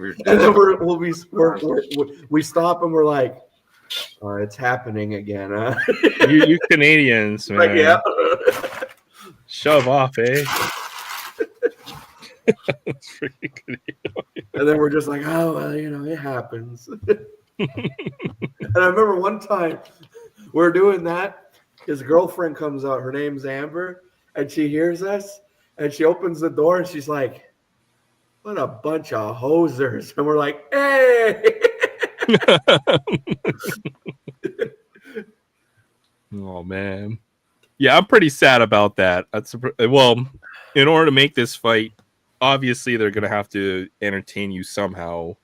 And if giving the decision to Jake Paul is the entertainment, then, He oh just well. has that kind of face. He earned it. He's the only one that got One of these days, Alice. One of these days. I mean, he can add beating a 58-year-old Mike Tyson to his resume. Bang, zoom, ow.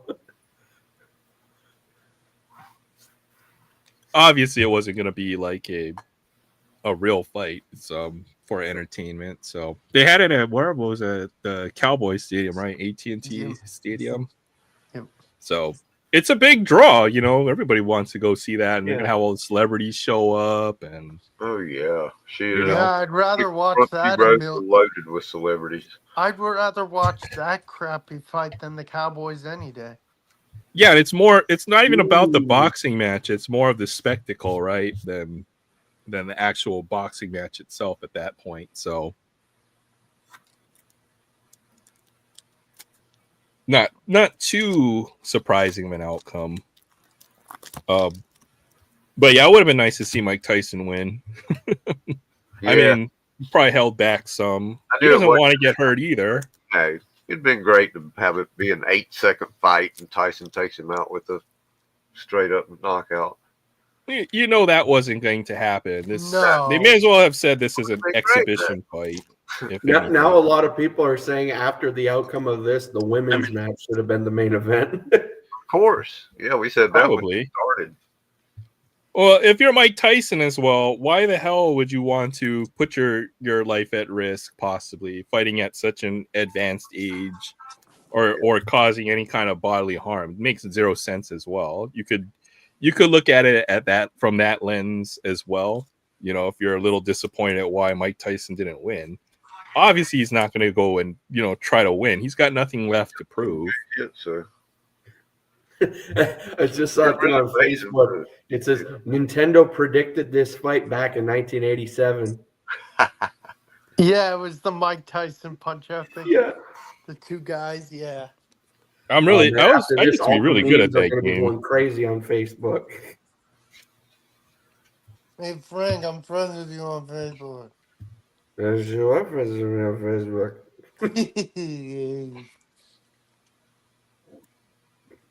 I need to go to bed soon, like in an hour. I want to see Will fall asleep on the stream again. It's gonna. I don't think that you would have to pay me. Here, well, drink one of these. Drink one of these monsters, man. This helps you. This is the only way I get can't through joke it. about that. I'm part of that club now, so Really? That's right, I did We fall got asleep you. on stream once. I got you, Who's Frank. stream? Yeah. I got So- you. But I didn't point it out. I just, kind of, Yeah, we can't wake him up. He's only at work. And Troy's sleeping on the job. This is video evidence for him to get fired, so we don't want to get him in trouble. He circles. He says, "You see this guy? Don't be Oh, this you guy." don't want to send that card to me, huh? Mm-hmm. Yeah, hey Frank, about that Carl Yastrzemski, blah blah blah blah blah. He's like I got video evidence and proof. Send the card. And pretty soon the day is gonna roll over Barry, and it's going to be Will's birthday again. So Yeah. only got Friday. a couple more hours to wait for Will's birthday to happen again. Next Friday. Yes, It's going to be his birthday every Friday. freaking Friday. So what'd you do for your birthday, Will? Yeah. God damn. I heard you moderated a stream for a few hours. Yeah, I did, and I almost lost my voice because I was tired and I talked too much. Yeah. You should have heard me at the My end. I was birthday, I joking moderated around. a stream and I got laryngitis. I was joking around with Kevin. I said, I don't get paid enough for this bullshit. None of us do. None of us get paid for this beat. This stream is beyond my pay grade. You know what? I want to do that to a customer one day. They're like, can you get me a card? That's beyond my pay grade. Well, you got in order to get that, you got to go to a certain department, and that's Yeah, if you want that 2x4, you gotta go to the end of the freaking in the lumber department, and Then you got to get a special form. You got to fill it out. You gotta get the forklift out. No, no. You know what I want to do? If they say, "Hey, where's the lumber?" I'll be like, "It's in the plumbing section." I've always wanted a situation like that and to be the real smart ass, and they're like, "Where's the lumber?" I said lumber, not pipe. Will. I don't know. No. I've heard of this. Be like, if they're like, "Where's the lumber?" I'm like, "Thought I worked at Target. I thought I was running the toy section." Where's the lumber? I'm sure it's around here somewhere. And it runs away. Bye, bitch. Wait, do you guys have a special title when you work on as like a customer service rep or some kind of fancy title that really just means that you work at Home Depot? Yeah, do you have like a customer service specialist or something like that as like your work title? What is your work title? Mine just out. Or are you just like the clerk? Dude on the register. Outside Register garden, man. No, outside garden cashier. Oh, okay. So you're not like a customer service specialist or something like that? I've never worked customer service. All right. Good Normal. night, Zach. Have a great weekend. Thanks for Night, stopping by. Good night, Hey, what's up, Zach. Tony? Tony's Hey, in Tony. the chat. Oh, Tony, I'm probably going to bed. Say happy birthday to Will and Kevin. No, I'm just joking. My birthday Kevin's birthday, man. And Will's. Still wheels. What's the possibility of that happening on the same day? Weird freaking chances, man. I swear. Just kidding. There Will, you go, man. are you old enough to rent a car yet? Like when you go to rent a car, How and old then do you have to be? 26? Yeah, I'm old enough. you have to be 27. Then you don't get charged extra, I guess, for being so young Look or at whatever. Gotta have a credit Look card. at Frank do business. Well, once you're past that age, Will, that's like the last thing Hey. you have to look forward to. Yeah. Aaron, look at What? Frank do business. I know Frank is serious, man. You know, he doesn't have time to stream while he's at work. Oh, wait, he does. Just joking. Well, You we should put him on the full screen until he notices. well, we're That'd not, be look, funny as hell. we get Come if on. I get no. If we were to get Frank, in trouble for whatever reason, we kind of have to be mindful, and hopefully that never happen. But Yeah, people are like, aren't you going to get in trouble for being on YouTube? I'm like, I don't show my face. It's just me talking. well, I haven't gotten caught yet. your employer's probably got cameras everywhere, and it's like, oh yeah, well, back in the tool shed, huh? Jed, seems to be don't back mind there a the lot. garden. Will, The garden center is not bad. It's actually relaxing for the most part. yeah, I bet. Hey. You have to deal with people on a daily basis. That's probably the hardest part of the job, I'm guessing. Oh, yes. Yep. I don't have to deal with much people tomorrow. I just have to check them in and watch their kids do the kids' workshop. Yeah. Sensei's asking, every day is Will's birthday. That's the bottom line. A million. So that would be, if Will is 30 years old, that would be 365 times 30. So about 1100 times 10. So it's Will is 11,000 something days old. Yeah, I aged well. And yeah, if Frank puts out the potted meat or the canned ham again, that was gross with the ham juice. That sounds disgusting. Yeah, that might not be something that Frank will ever get into on the channel again. For the freaking canned. Well, I've had canned ham and a lot of potted delicacies, I guess you would say. The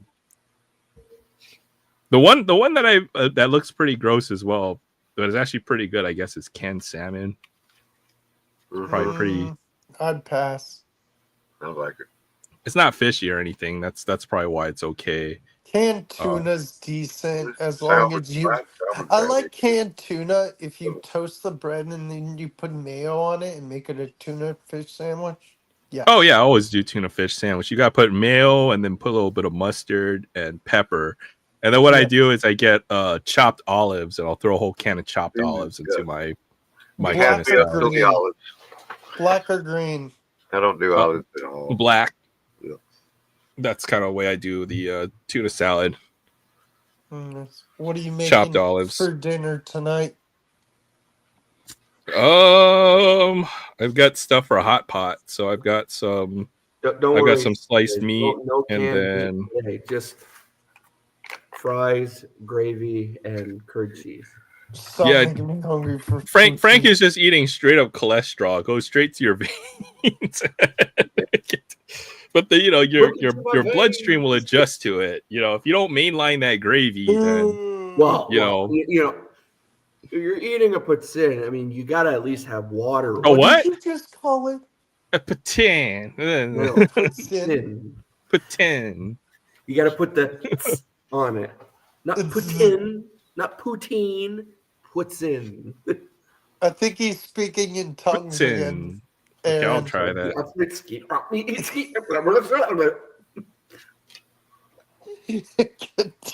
What? All right, you just eat your gravy and cheese and I think No, it's just Frank, that talking. reminds me of the scene from Family Guy. Next stop, blah blah blah blah blah. Oh man, we're on the train with the mentally infirmed again. Excuse me, you have to forget. You have to apologize, me and the people from blah blah blah blah blah. omelets du fromage, sir. Omelette du fromage. I'll just blame it on the salt. It was just a minor stroke. Just a minor You know. stroke. You know, if so, yeah, you gotta have like the what do they call that? The tag with the allergy that shows you what allergies you have, right? And then so the like medical alert bracelet. yeah. In case of emergency, if Frank doesn't get the gravy mainlined and through the IV, He will die. IV of gravy. Oh yeah. Is he okay, guys? Just getting this It's fixed. Don't worry. they're squeezing a bag of gravy so it goes faster into his So veins. Frank, He'll be how fine in long about do they? half an How long hour. do they think Canadian Post will be on strike? Well, again, the last time they were on strike, I think was like in 2018, and it lasted for like about a week, and then the government made them go back to work. So You think that's going to happen again? I bet it is. maybe, I don't know. Apparently, for like the last year, the Canada Post workers were trying to get better wages and a whole bunch of other stuff, safer work environment and all that. And I guess the big company that's in charge of Canada Post wasn't listening or something. So I don't know how it works. It all lands under politics to me, and I'm the Really, least how's political guy how's on the being a planet. mailman like a super D? You have to avoid Mounties probably 100 times a day. I mean, No. this seems like a pretty chill. Oh, you know what it is? It's the freaking dog that chases you, right? As a mailman, is that what it is? At the cartoon, Those damn dogs. the freaking dog that chases you, the neighborhood dog that chases around the mailman. Yo, what's Or up, Rex? depending what city you're in, it's like for every like 15 dogs you have that chase the mailman, you get that one house and it's a cat. Yeah, or like the that was a Yogi Garfield Bear. reference, I know. I was thinking, yeah. Oh, it's Garfield. Tuesday. Here comes Let's just the put a mailman. lasagna out. Here comes the mailman. Let's see how we can mess around with him today. I know I was watching Rex earlier. He pulled basically this card, but as a really nice parallel. So Ooh, big yep. hit for Rexy I saw that. earlier Ow. today. Was it a hot dog? It was a Paul Skeens rookie card. I think it was either purple or the blue one. So really Oh. monster card. Cool. Shout out to Rex. Check that one out. Big hit.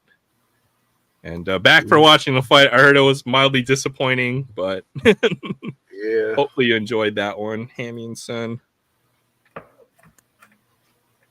I'm just going through some piles of cards on my desk. Oh, look. Yeah, that's the Topps Chrome I Platinum. saw a Topps Chrome Platinum parallel there before. Yeah, Oh, so this is this is some Topps Chrome stuff right I there. haven't sorted yet. Nice. Probably a few cards that you're probably... Ooh, Aaron Judge. Okay. Oh, and for me, Aaron Judge. Now every time I hear Aaron Judge, I think of Mr. Enfuego. Da bum. did he Oh, Hank call him Aaron. the bomb? Da bum. Oh, Mike Trout, too. That wasn't a bad hanger there. Blaster. Tyson fight was disappointing. Yeah, that's what I've been told. So I already went on a rant about boxing, so I won't get on my soapbox again. Yeah, I think we've already heard enough of the... I heard there was a good fight on the undercard between the women's fight right before, so at least there was some boxing that was done. Yeah, poor Tyson couldn't get his brain and body to respond together, but yeah, obviously, this fight was made. If it was Tyson in his prime, and if it's like a decision now, well, imagine what Tyson would have been like to fight 15 or 20 years ago. And we'll see what the next big celebrity bout will be. I'm kind of curious because I know he'll probably try to find somebody, so maybe we can speculate on. Oh, what if it would be like well, he can't fight a non-celebrity non-boxer anymore. It's got to be another celebrity boxer at this point. Holyfield. Holyfield couldn't get sanctioned for like his last fights. You know, he fought into his 50s, if I recall. Yes. And towards the end of his career, he could not get a license to fight again. So if they gave Holyfield a license to fight, that would be a complete travesty in my mind. It would be a joke. Yo, what's up, Rude? Thanks for stopping by. Aloha Friday to you. Heck yeah, I hope you're having a great weekend. A great start to your weekend. Yeah, he couldn't fight Holyfield. Oh, you know what? Maybe it'll be like Tyson Fury after he retires or something like that. Tyson Fury would beat the crap out of him. What's up, Will? Night. Good night, Will. It's not my birthday. It's always okay. Well, it's not your birthday. We're just joking the whole time. No, I know. Yeah, I'm going to bed. Good night, All right, everybody. Will. Good night. Happy birthday, Will. I'm just joking. What's up, Sensei? Tag me in. Tag him in. Tag me in. What's up? It's his going on? birthday. I want to hear your take on what you witnessed tonight, because I haven't seen it with my own eyes. Not much. The Tyson fight? Yeah. Well, I think it would have been a better fight if they fight with 10-ounce gloves like every other heavyweight does. So like big giant pillows on their hands. They fought with 14-ounce gloves, and okay. Tyson, from what I saw, won the first 2 rounds, but then he was exhausted. I was going to say, someone said he looked tired. Back. I think it was the I 5th can't or the leave 6th if round. Tony comes on. I think it was lied. I'm sorry. I lied to everybody. I can't leave if Tony comes on. the 5th or the 6th round. I think Jake Paul landed 3 punches and Mike Tyson landed 1. Yeah. It's like, my goodness, they're exhausted. Yeah. They were exhausted, man. Both of them were absolutely exhausted. They wore each other out. I apologize for lying to everybody. I'm back because I haven't talked to Tony in a while. Listen, the 2-minute rounds, acceptable, but 14-ounce gloves. Whoever's idea that was, didn't make for a very good fight. But so in this case, they could go, these are kid gloves.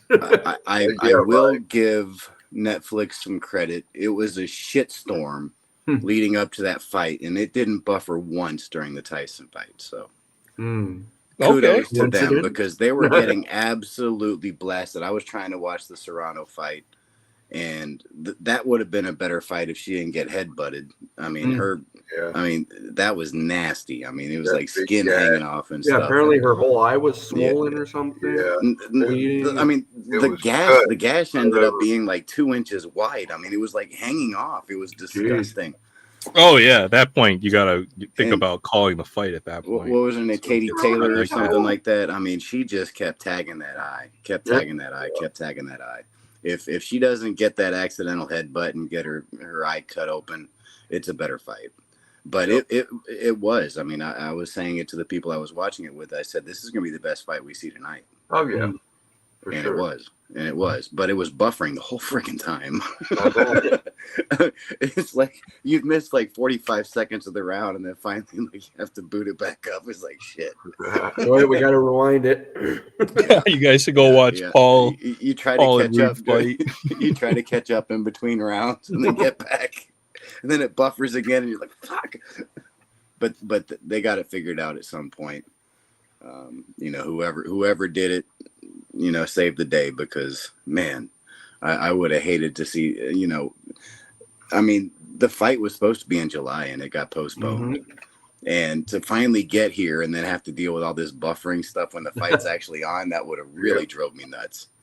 So, I mean, look, I said it in the chat. No Tyson fight is bad watching. I mean, I was just happy to see the guy in the ring. Pure nostalgia. Yep. It was what I expected. I was hoping Tyson would be able to pull it off, but, it doesn't surprise me. I can't stand either of the Paul brothers. They drive me nuts. Right. Yeah. That's what I said. It would be great to see him in the fight in 10 seconds with a knockout and be done with it. I mean, But Apparently, there was even a Mike Tyson butt shot. oh God, don't get me started on that. I was, when all the buffering was going on, I was like looking, I was like, is anybody else having these issues? And somebody was like, my screen froze on Mike Tyson's butt for 5 minutes. Like, I don't know about I you. was All I'm getting cracking is up. ass.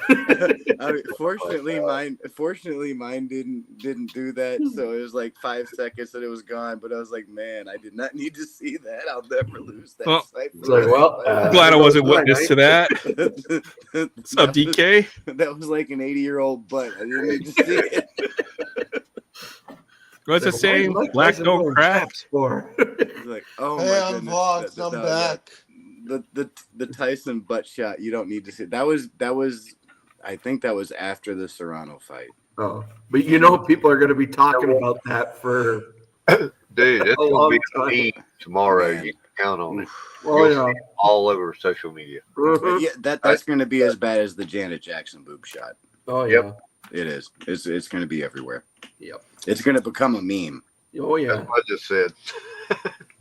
I'm Vox. I'm back. Cool. Welcome back, Will.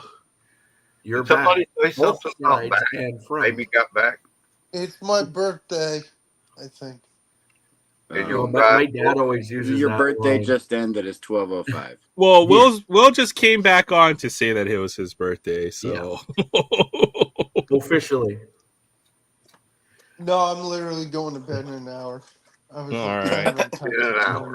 No, my dad uses that line every time when I walk into the living room. Like, all right, I'm back. And he goes, yes, you are. Both sides and front. And I'm like, it's got to be the most dad joke ever, right it's in there. front. Okay, I get it. this guy. Tony. Huh? Hi. Hello. Hello. I got your package on Friday. Oh, before the strike. Nice. It actually came last Friday. I just haven't opened it yet. How dare Okay. you? Or was it the Friday or was it Tuesday? I don't know. Time is a construct. But anyway, I got it. Yeah, before the strike. Okay, good. You don't have to put it on Calendar, video man. or anything. Oh no, I'm gonna open it on Monday. Okay.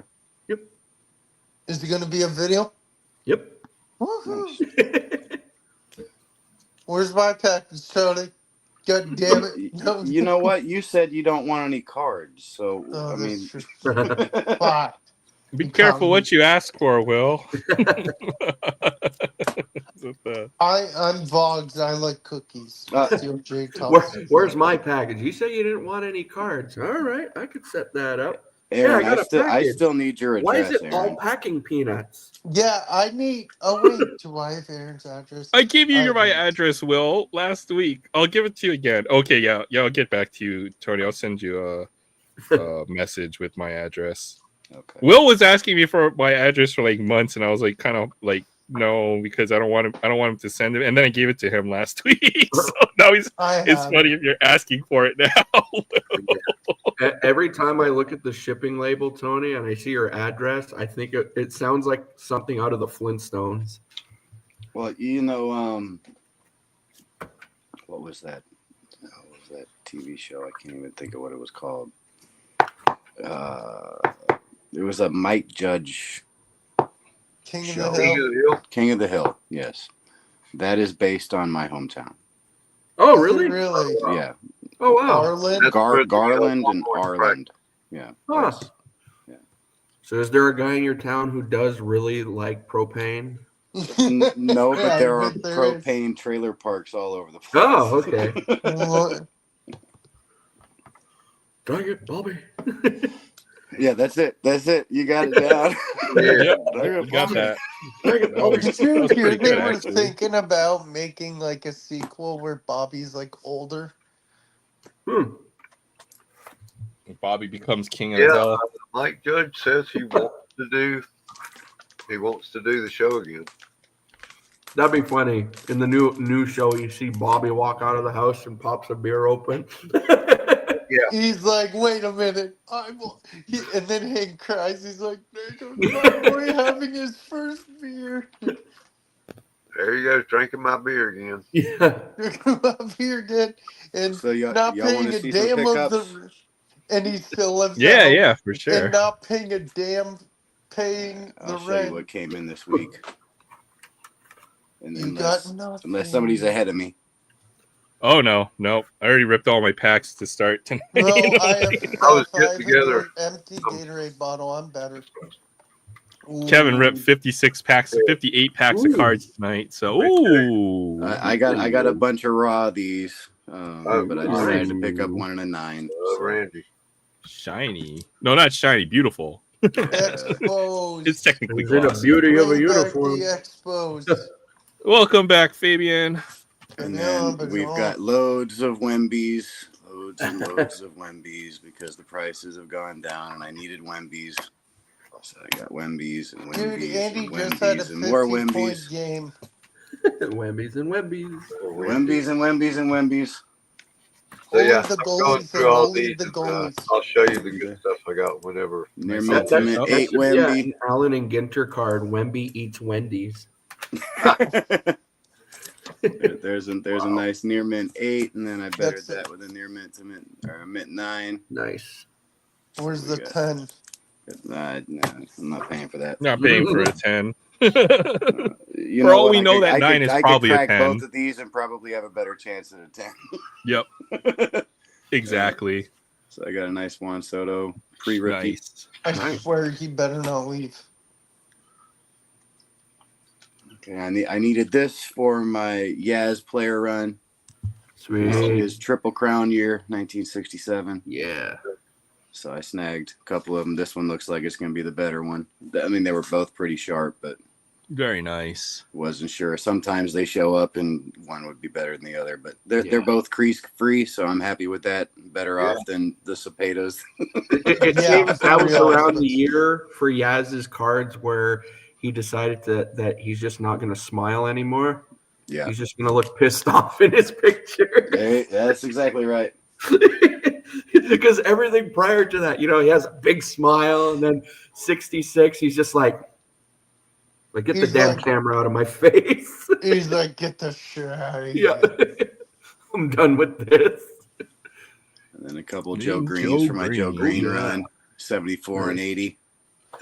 Nice. I'm just missing his 1975, and I'll have his whole run. 75 is the rookie, yeah? No, 71 Oh, is his no. rookie. Yeah. Okay, sorry. All right.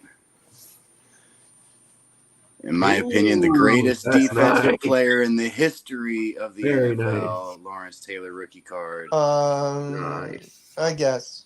He is. And he would have been that much better if he could have stayed off the The snoring. Helium? The helium? the coke. Yeah. The helium. The good stuff, man. The good stuff. All right, so a couple weeks ago on the TTM show with John Burgess, he and Zach were talking about former Pittsburgh Steelers, and Zach happened to mention a former Pittsburgh Steeler that I was a huge fan of, and apparently he didn't sign a lot of autographs. So as I was watching that show, I immediately went on eBay and looked for an autograph of this individual, and I found one for a nice price, and I picked it up, and it's the great Kevin Green. Oh. Where's the auto? It's in pen, but it's There. right there. It's there. But That's a good Ram. You can see the Ram, 91 right there. I don't care. That's This a is- Panther. This is his second year because his rookie was 1988. So That's a Panther. whatever you want to call him, but Kevin Green autograph. I know Panthers had horns. Yeah, they do. And so They're we hidden. have the On resident Will's planet, we have they the resident horns. football expert in here. So Will, what can you tell me about this dude? Apparently he's got all sorts of hype. He's a stud. He's probably gonna be the next big player coming. Apparently they're comparing him runs to around. Messi. Yeah, Jamal. You got a is a Barcelona beast. jersey on, so Yeah. yeah. Ball. I like him. Probably. This is his rookie card, so I decided to pick one up because I paid He's $1 a for stud. it, and so why not? Worth it. And picked up a Sensei, do you Jamar need Chase a, after his big game last week. Sensei, do you need a Pulisic? 49.9 points in our league. I don't have one. I don't know if I need one, but yeah. Okay, I have one I can send you. A Awesome. what? A Pulisic rookie. Christian Pulisic. Pulisic. Yeah, So I picked I'll up a talk. picked up a couple cards for my 87-88 What did you Fleer. say, Fabian? Oh, I know soccer. Yeah. Tony, we'll talk off stream sometime Yeah. to see what rookies you need. My people will get in contact with your people. Exactly. We'll set it up. Arrange it. We'll do lunch. Work We'll do around lunch. Will's birthday party. Yeah, so. yeah. Work around his schedule. Yeah, with the Yeah. balloons and the clown and the. And the bouncy Will might house. not have time. He's on a lot of folks' stream. He's very into Yeah, he's a very busy man. With He's the a jack of all balloons and the trades. clowns and the bouncy house and the Oh, Ball pit? the You know, ball shitty pit. gifts. Slip and slide. yeah. Yes. Petting zoo. Oh, pinata. You can't have a birthday without pinata. Oh, And a and petting don't zoo. forget about the heavy petting zoo. The heavy Oh dear. Oh my god. Not cool, man. I'm sorry, I have to say. All right, so I'm picked up a couple cards for my Aaron, I'm 87-88 sorry. Fleer. Yeah, let's get this Ryan. train back on the tracks there. Couple Nice. of Oh, nice. second year Hakeem Olajuwons. I spelled his Ooh, name yeah. wrong, but Cool. that's okay. That's the closest thing I've got to his rookie card. Yeah, I like those cards. I do too. And they were so underproduced compared to 86. Yep. I mean, they had like half of the print run, I and draw then I got the football. Dr. J. Ooh, yeah. Nice. So draw I think football. I'm 30 cards away from the set now, but I still need the Jordan. I mean, that Jordan's like $300, so about The Jordan's 300, pretty 350. pricey. Yeah, Taking your card. That's pricey. picked up a couple more Shaq rookies. Can never have too many Shaq rookies because I mean Shaq is Shaq. That's Are you right. gonna send- That's right. are You you can gonna never have send too it- many of those Are you going to cards. send those in? Well, you have to have quite No, not necessarily. a amount of money. It's both, Fabian. Ant-Man. Got an Oh, Ant-Man Ant-Man. rookie. I didn't have any Ant-Man rookies, so I picked one up, and I like the optics, so decided to get that one. And although I wasn't a big fan of this guy, Tim Hardaway Jr. Oh, rookie yeah. card. I'm glad he's gone from Dallas, but Got a nice autograph. Why'd you get his He is a autograph? Maverick. Because he was because a I Maverick. paid $2 for it. It's a rookie Oh, card nice. it's signed, so why not? And at least his autograph isn't like it's like Right. a nice. It's a legit And I auto. was a huge fan of his Not dad, chicken also scratch. former Maverick. Brian Okay. Cardinal. Well, Fabian, to answer your question, he was originally Akeem, and then he changed it to Hakeem. Oh. And then he went to the There you go. There you Luka. go. Luca. Luka, play. rookie card. dude, that's my favorite player in the NBA. Rookie Of course. card. And So- Luka rookie card. I'm gonna wear that shirt. Because you can on never this have too many stream Luka sometime. rookies. Nope. And I'm I don't still have like one. 40. I'm still 47 Luka rookies away from my Dirt Collection rookies. So I got a long way. I Who's got that a long way player to go to again? catch up to They have Dirt. that huge stack of. Well, in 1998, eBay was just getting started, and somebody had a 52 card Dirk Nowitzki rookie card lot, Oh, and I won it for I want to say it was like 1060 something. wow. And I basically stopped collecting. They sit in my closet, and he becomes like a Hall of Famer, all time great. And so pat myself on the back for that one. No. All right, so this is kind of cool. This is a complete set, Oh, unopened. Very of nice. 1976 Islay's Sweet Williams Restaurant discs. I'll There's a take it. Yaz in that set. Yeah, there's the Yaz in this Yep. set, the Carlton Fisk, Oh, yeah. Nolan Ryan, Hank Please Aaron. don't tell me you're gonna open this. Oh, you know what? Well, you could just pop it right there. Pop, pop, pop goes the weasel. It's not How mint hard is it anymore. to find a whole set of those? $20 on eBay. Yeah, Hank Aaron, and some of them graded go for high prices too. Johnny Bench, Vita Blue, Larry Boa, Oh yeah, you got who's who in there, man. Lou Brock, Jeff Burrows, John Candelaria, Jose Cardinal, So they let There's anybody Rod in this. Carew. Rod Carew, Steve Carlton. And there are actually some that actually have Reggie Jackson with the Orioles, which is really cool. An Dave awesome set. Cash.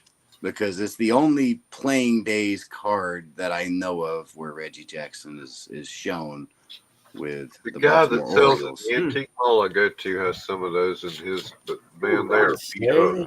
They don't look near as These are pristine, man. Yeah, those are nice. Although he didn't get elected to Congress. Steve Garvey, Ken Griffey,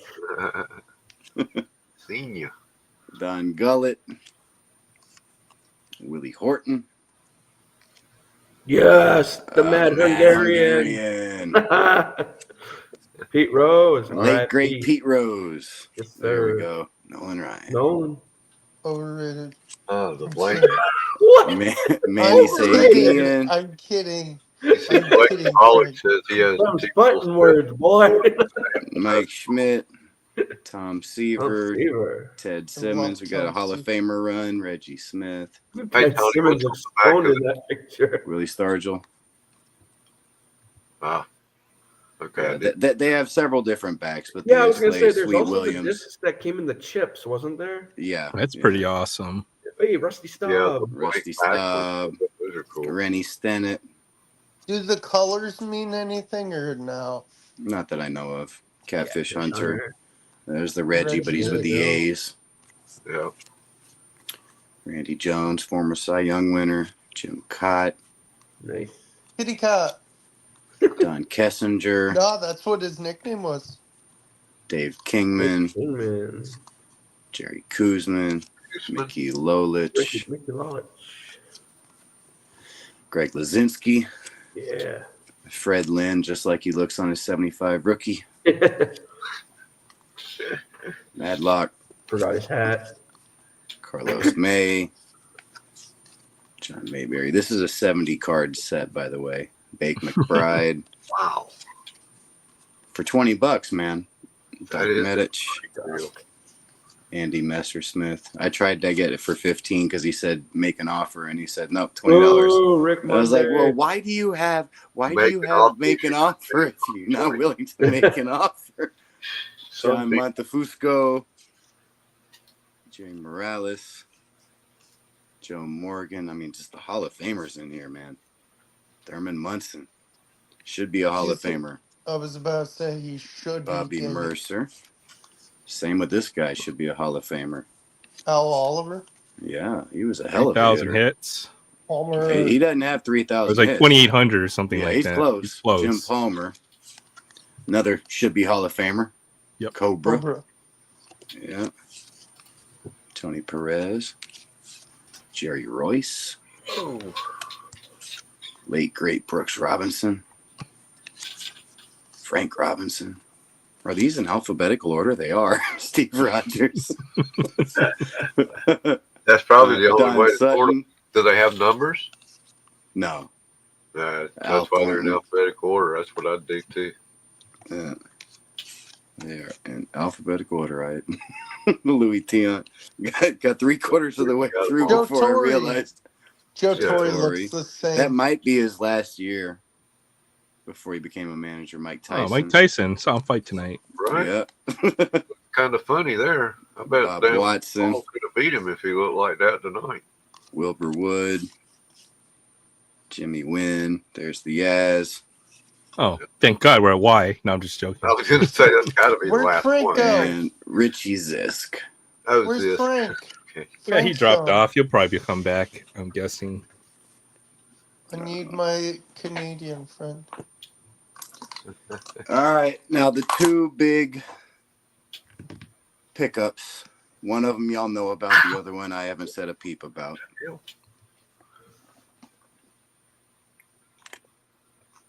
Yeah, it's a great set, Fabian. I agree. And I think they put that there because it draws interest, right? So once you see them make an offer, you think you're going to buy it for less, and then you realize you can. Yes. We'll just pay the price that they ask. Yes. The other Shikishi came in. Very nice. What'd you call me? And so the ones of note, of course, we have the great Sadaharu O right here. But just to the left of him, Shigeo Nagashima. Nice. Cool. The most popular Japanese ball player of all time. And the greatest Japanese ball player of all time. Where do you think Roki Sasaki ends up? I have no idea. Well, Frank I mean, he's coming to shrimp the major steak. leagues, so you know. What a convenient time for my phone to die, right when it froze on you showing Rick Monday. Yeah, you missed your strippers. That So, boiled the blood for about 4 seconds. Anyway, let me go ahead and point them all out. So this is Shigeo Nagashima. Oh, is that the Sadaharu second one that O. you got? This is the second one. Oh, nice. So This for one looks those of you really. that didn't This one see looks it, this better is than the the one other. that I showed last week.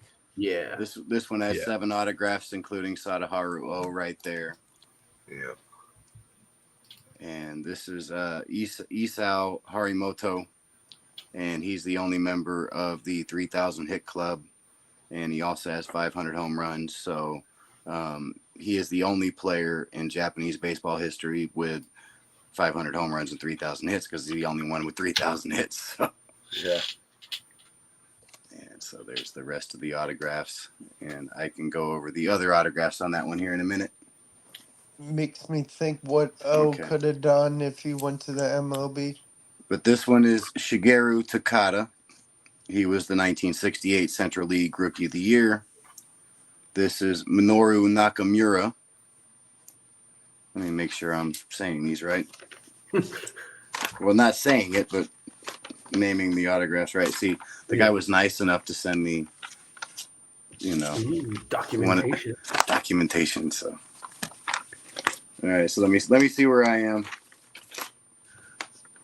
Okay, so this is Takeda, Shigeru Takeda. So I had that right.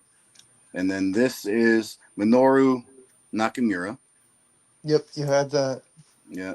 And then this is, Yukinobu Kuro. I wish I had a cool name like that. This is Kineo Jonucci. Probably butchered that. Jonucci. Close enough. And then the cool thing is you read these vertically, these autographs. Right. Yeah. And this is Mitsuhiro Sekimoto, and he was the 71 Central League Rookie of the Year. He was also the ERA title winner in 1974, and he was a one-time All-Star. Okay, this is Hidatake Watanabe. And let me see where I'm at. Now, there's right here. He didn't give me the name of this person. So I have no idea who this guy is. And I tried using Google Translate, and it won't translate autographs. So who knows? It's hard because it's almost stylized like cursive. Right. The way that the penmanship is. So it's interesting to see that in the handwriting. I know that's gonna be a mystery for a while. It will be. And I tried looking it up. I couldn't find it, so I'm not sure. But this one right here is Akira Takahashi. And this is interesting because this was supposed to be from 1971 because 1971 was Mitsuhiro Sekimoto's first year. He won the Rookie of the Year. But this guy right here, Akira Takahashi, his last year with the Yomiuri Giants was 1970, and he played for another team in 71 and 72. So this might be late 1970 as opposed to 1971.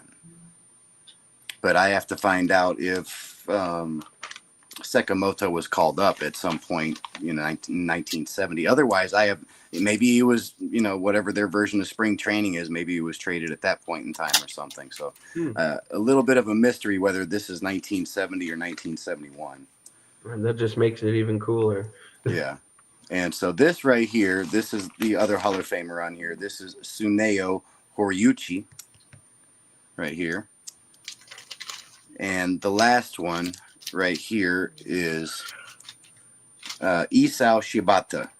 And he was a 3-time stolen base champ. And he was a member of basically the entire run of Yomiuri Giants championships. He won in 63, and then the Giants won in 65 through 1973. They won 9 straight. They're like the my Yankees God. of the NPB.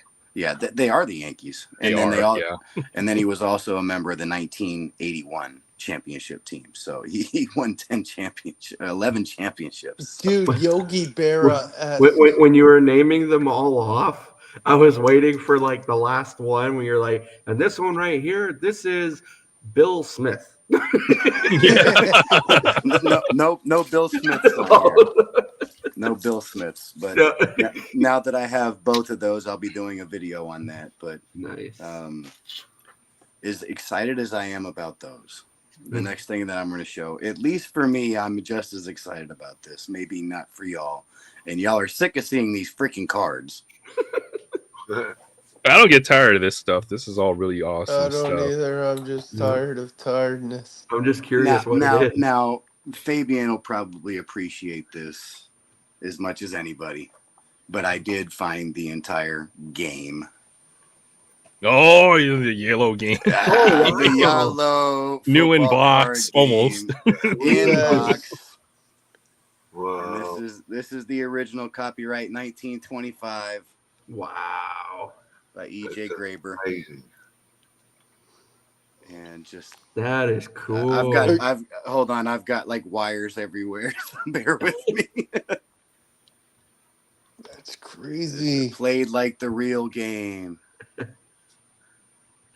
I like how you're scrolling it across. I'm just picturing the Superman music. Dun, dun, dun, dun, dun. Dun, dun, dun.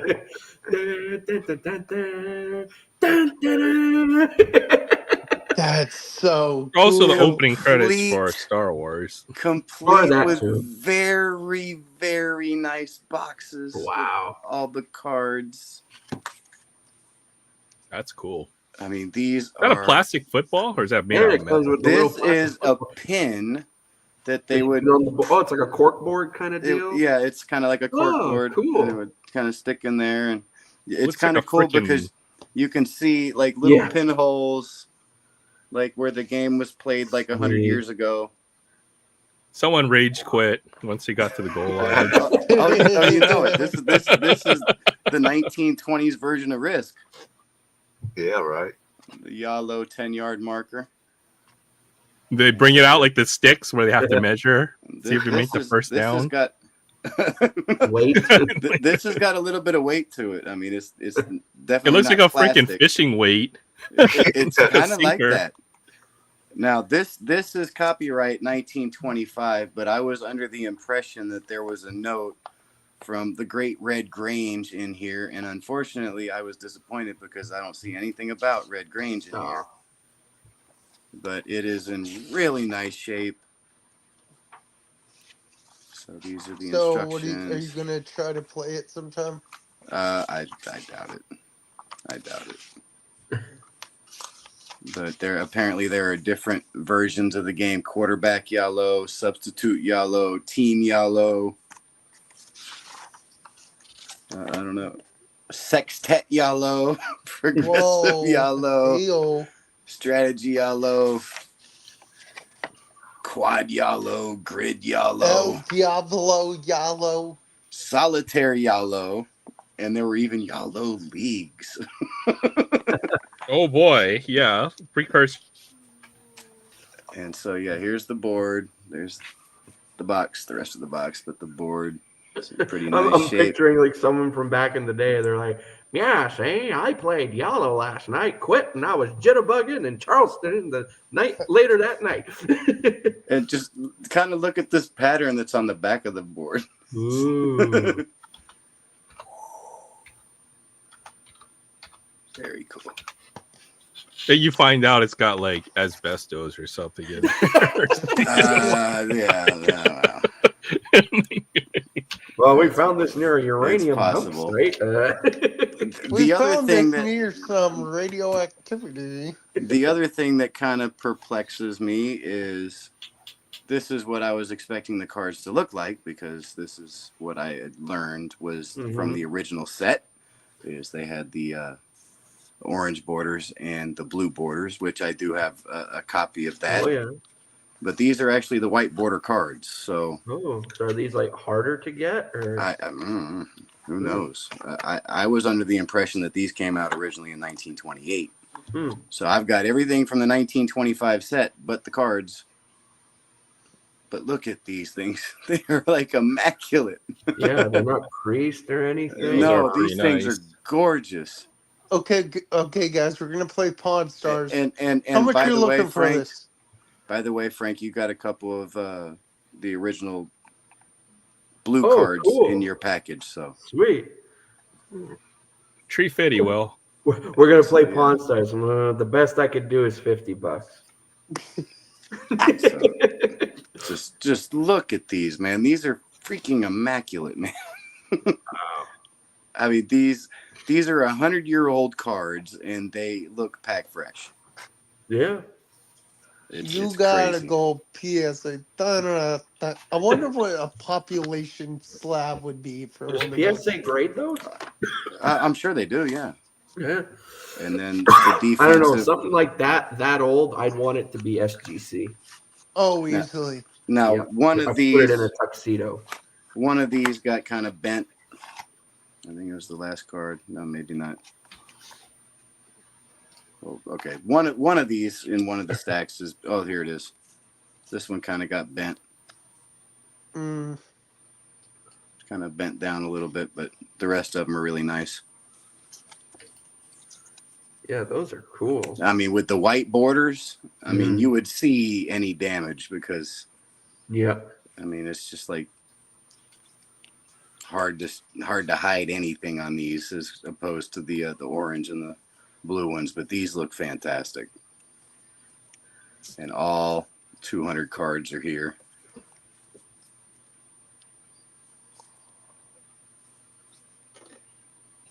It's like to someone who doesn't know, look at all these Bronco Nagurskis. Well, you know what? These are Red Grange, so. You know. Oh, yeah, that's true. Bronco Nagurski and Red Grange were basically the two names at the time. Yeah. Yeah, it's fun. Let's run that. What was it? The wing offense. Yeah, I think that's what it was. So yeah, that's my pickups, and they'll probably be my pickups for the foreseeable future. Yeah. Because I am like really far behind on my videos, and it's the holidays coming up, and disposable income's going to be going to other stuff. So I kind of prepared for that by picking up what I could when I could, and so You've gotten some good stuff in the last few weeks, though. Jeez. Oh yeah. All different sports. Yeah, I've been trying. To get that Willie Mays. I mean, that took me like 2 months of saving basically, and that month that I wasn't really buying anything. I basically just bookmarked stuff.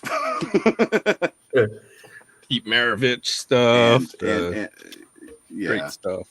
But a lot of that stuff is relatively cheap. This was not cheap. No. It wasn't expensive, but it wasn't. I mean, it was 3 figures. So yeah, I was gonna say it wasn't expensive, but it wasn't $5 either. No, it was 3 figures. But I mean, I've paid $60 for just a thing of, the cards to get the whole set for what I paid. I was like, you know what, I'm happy with that. These don't show up often, especially with the 1925, copyright Print on it, yeah. Yeah. Now I don't understand what's going on with this, because these were supposed to have come out in 1928. If that's the case, then why does everything else have the 1925? Maybe it's copyright, pieced together from including this. Yeah. So I think maybe they might have had two sets or something, and the cards got switched up or something. But I don't mind, because these cards are in such great shape. So, but I'll still be looking for an original set in really nice shape to kind of complete the first year of the Yalo. So only the experienced Yalo collector would notice such a inconsistency. What a great pick. I am now the country's foremost collector of Yalo memorabilia. I was about to say, because I think I've sent out like 50 of them as gifts to people, and I probably still have 500 of them. Jeez. Like, hey, there's more where that came from. Someday you'll be the world's foremost expert on the game of Yalo, and they're gonna have to call you in. You're gonna have to give like a expert opinion on. They're gonna something. be like, "Did you say Yahtzee?" No, I said Yalo, idiot. So yeah, that's everything. I got a Gatorade bottle. I win. I have a Series 1 blaster. Thanks, Ooh, Fabian. Rip it. I mean, Would you, Frank? 1:40 in the morning, and Sure, why not? just so I happen know, to have right, a pair Frank? of scissors next to me. Don't. What if he's like, "How do I do this again?"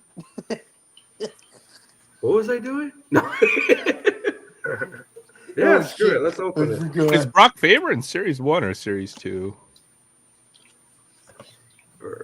Is in Series 5.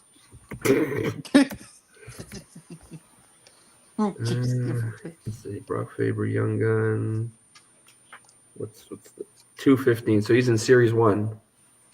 Well, there we Who go. does he play Brock for? Faber Chase. I don't even know. Brock Faber, Matty Nyes, Luke Hughes. And there's the Jumbo Young Gun in here, too. Oh, yeah, baby. Who's But Frank on the big Jumbo? screen. Oh, that's a nice Jumbo. Dustin Wolf. Okay. Not All bad, right. not bad. What a shame, though. You open a blaster and you only see 3 packs in there now. I hate Oh, that. yeah, that's brutal. But then again, what this the is the hell? new format, the 12 cards per pack. So. I got robbed. What? What? This Thurman Munson has a crease in it. Oh, It's got a crease in it. What shit. the hell? Uh, How can it have a Factory crease? How can I'm sure it is, but how do you not happy. Okay, you have to return the whole set. Yeah, I got robbed.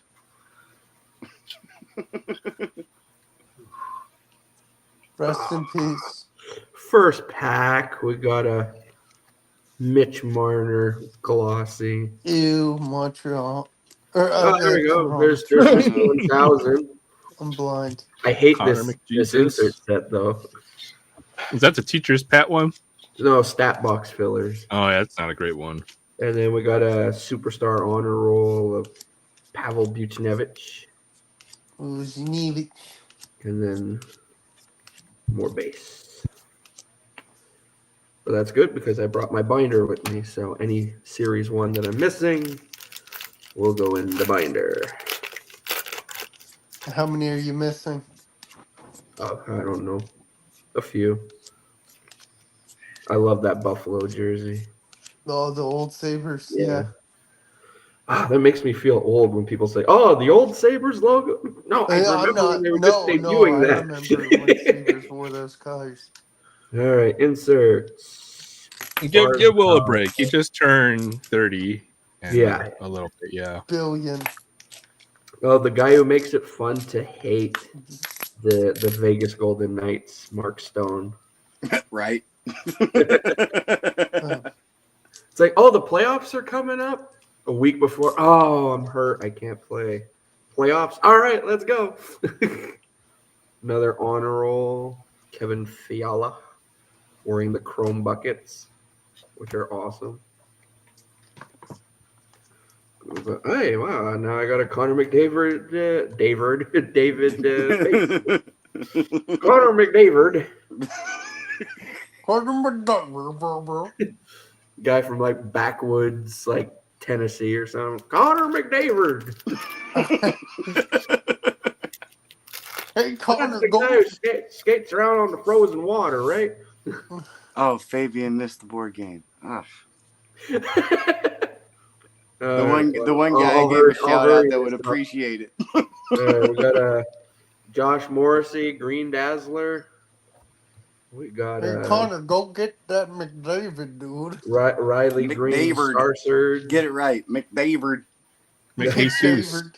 Got a Jacob Peltier debut dates, and our young gun is a freaking Samuel Bolduc. I draw football. Well, at least got a Kirill Kaprizov. I draw football. That's pigskin. And that's it.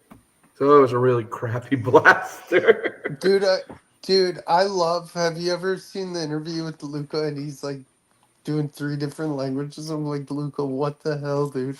No, but you should. I'm should go surprised. on No YouTube. Dazzler. No. What? What, Tony? Well, at least the Dazzler was a Winnipeg Jet. So. Oh, okay. There was You should go on YouTube, and in 2018, 2019, Luca and Dirk were in the All-Star game together, and they do. I think I've seen that. They do Name That Tune. It was on the Yeah, jumbo. I've seen It was that. on the It's jumbotron so- during the All-Star game, It's and it's so funny. absolutely hysterical. I've seen it. It's hilarious. It's hysterical. It really is. Luca knows nothing about music. Got some hockey packs lying around. Yeah, And no, someone be tried like, to "Wow, tell let's me see that what I Trae can Young pull." was legit. I'm like, Well, it's not 23, 24. Sorry, series. Trae Young is legit. He's just not Luca. I really like Trae Young. You know, There's he's nothing been made wrong out with to Trae be Young. a bad. Yeah, he's a 20-10 guy. I mean, he's He's not a great poop. player. He's nowhere near a bust. He's just not Luca. He doesn't have all that great of a team around him, and you know he carries that team. Carried that team against what was it, the Tony, do you Sixers think that you'll- year? He's a Go great ahead. player. Tony, do you think you'll ever go see Luca play in person? Of course. I'll probably go later this year. There you go. There's Pasta. one. Pasta Man. I feel like I'm sorting these hockey cards like I'm about to play poker. Provorov. Oh, there's a nice Johnson And then Taves. Frank yells, "Hey, that guy's counting cards." Shane Pinto rookie card. Pinto Bean. Pinto's good. Pinto's call pretty him. good. Ante Kopitar. I think that's one of the coolest names in the NHL. Anze Kopitar. I like his Where's they're autograph. from? Slovenia. He does Cool. TTM. Oh yeah, Kopitar does? nice. All right, let's look for that. Slavkovsky Young Gun. I've got one pack left. With Slavkovsky our luck, Young he's gonna Gun. pull it. You know what? Just go spend another $15 on another one of those Target blasters. Yeah, I bought my fair share of them. I'll tell you that. I'm done Hey, with I them. enjoyed mine. I had 5 Young Guns in mine. Did They're I like ever tell you Pretty guys? fire. I think that the way Aaron's going to pick an NHL team is he needs to get a dartboard. Well, Robinson had a triple or quadruple double, but he wasn't the first. He needs to get a dartboard, get every NHL logo, and throw a dart and see where it lands. And then I might Yeah. end up, a fan of a team that I don't want to. So it'll be a dartboard, but only have like 3 teams on it or something like that. And each dart will miss the teams. Yeah, and I'm gonna miss the board, and it's gonna be Yes, over, it's right? not. Oh, I guess I don't have a team this year. No, it'll be like Frank. He misses the board and it says OHL. Damn it! First player with the quadruple double. David Robinson's a good guess. I looked it up. It was Nate Thurmond. Thurman. That's a good. I was thinking. Yeah, I knew it wasn't David Robinson. David Robinson did it, I think, 94. It was Vogs. Dave Robinson, he was in the military, wasn't he? He went to Navy. Navy. Oh yeah, And still that's why he's branches of known as the military. admiral. I think he was always like reserve. I don't think he got held like out a few years to. No, do he his never right? went. So Well, he still served. some, not too many. I mean, there's been a few players that delay their career. I think More Sean Bradley baseball guys. for a More few baseball years, guys. if I'm not mistaken. What? Had to go and do his Sean Bradley. Yeah, Had yeah. to go do his Mormon mission for a couple of years before. For 2 years, yeah. So Ryan Reeves, we got holographics in here. Oh, for the Islanders, Barzal. These are nice looking cards. I don't even know what that. That's I have sweet. a Cole I love Caulfield like that. holographics. I do, but I wish they had a full set. They weren't inserts. Yeah, it's a big Good insert news, set I'm gonna too. stay up 40 minutes more. Sounds fun at the start. I'm gonna be here for at least another 3 hours. Hey, I'm pulling through, Yeah, man. exactly. The mornings. You're Yeah. keeping us in suspense, Aaron Will. has to give me. I was on the end of the last, I think, 1 or 2 Aloha Fridays. around here. I got some Match Attack Soccer. How about that? Yeah. They have these boxes at Walmart for like $12. So And they're I like can tell 13 you packs of who's cards. good. And I can tell you who's pretty good. Theoretically, you can pull an autograph out of here, which intrigues me. Yeah. You know, they have a version of that at Cricket that I'd like to pick up a couple packs from. What's it They're not called? bad. Cricket Attacks. It might be Cricket Attacks. Genuine autograph cards, 1 in 1,500 packets. So theoretically, we could pull an autograph out of here. That would be pretty freaking awesome. Oh crap! I hate this. All my cards are out of sync now.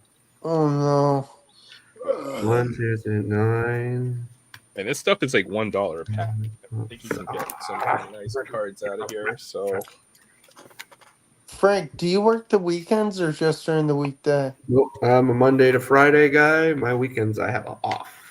I have everybody's working for the weekend. Mm-hmm. Yeah. Hey, you know what's awesome? I don't have to work. Who the was day that? Was that before. Loverboy? I don't remember. Yeah, It is Loverboy. Loverboy. You know what's cool is I don't have to work the day before Thanksgiving or on Thanksgiving. I'm happy. Nice. Oh, I'm gonna have to read the names of all of the clubs. Condogbia. Jeffrey Condo Condogbia. Let's call him Condo. Atletico de Madrid. There we go. Condogbia. Nice. Issa Diop. And what jersey is Diop. that? That's Oh, Diop. look, it's Deshunga Jop's brother. West Ham United. Good call. Yep, it was Loverboy that did it. And, Working for Real the Madrid. Real Madrid. And Thiago Silva. I'll be back. Chelsea? That's Chelsea. Nature's calling. That's Chelsea. A little bit about soccer.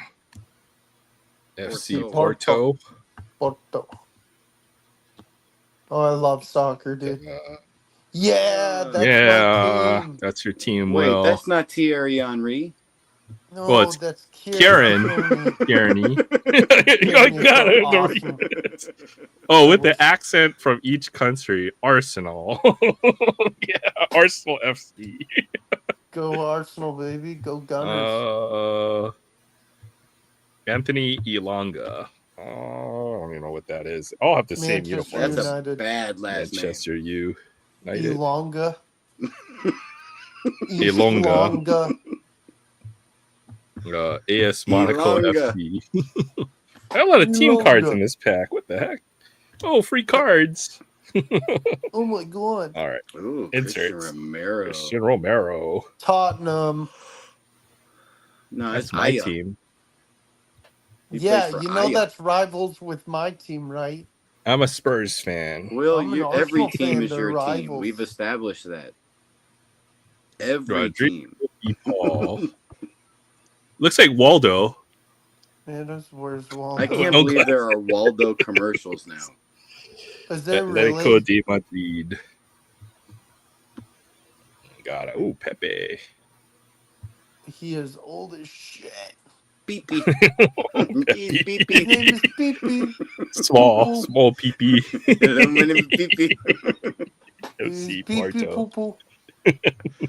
Pee-Pee Poo-Poo. Ooh, Mauro fancy Icardi. schmancy. PSG. Oh, Paris PSG. Saint-Germain. He's got no offense.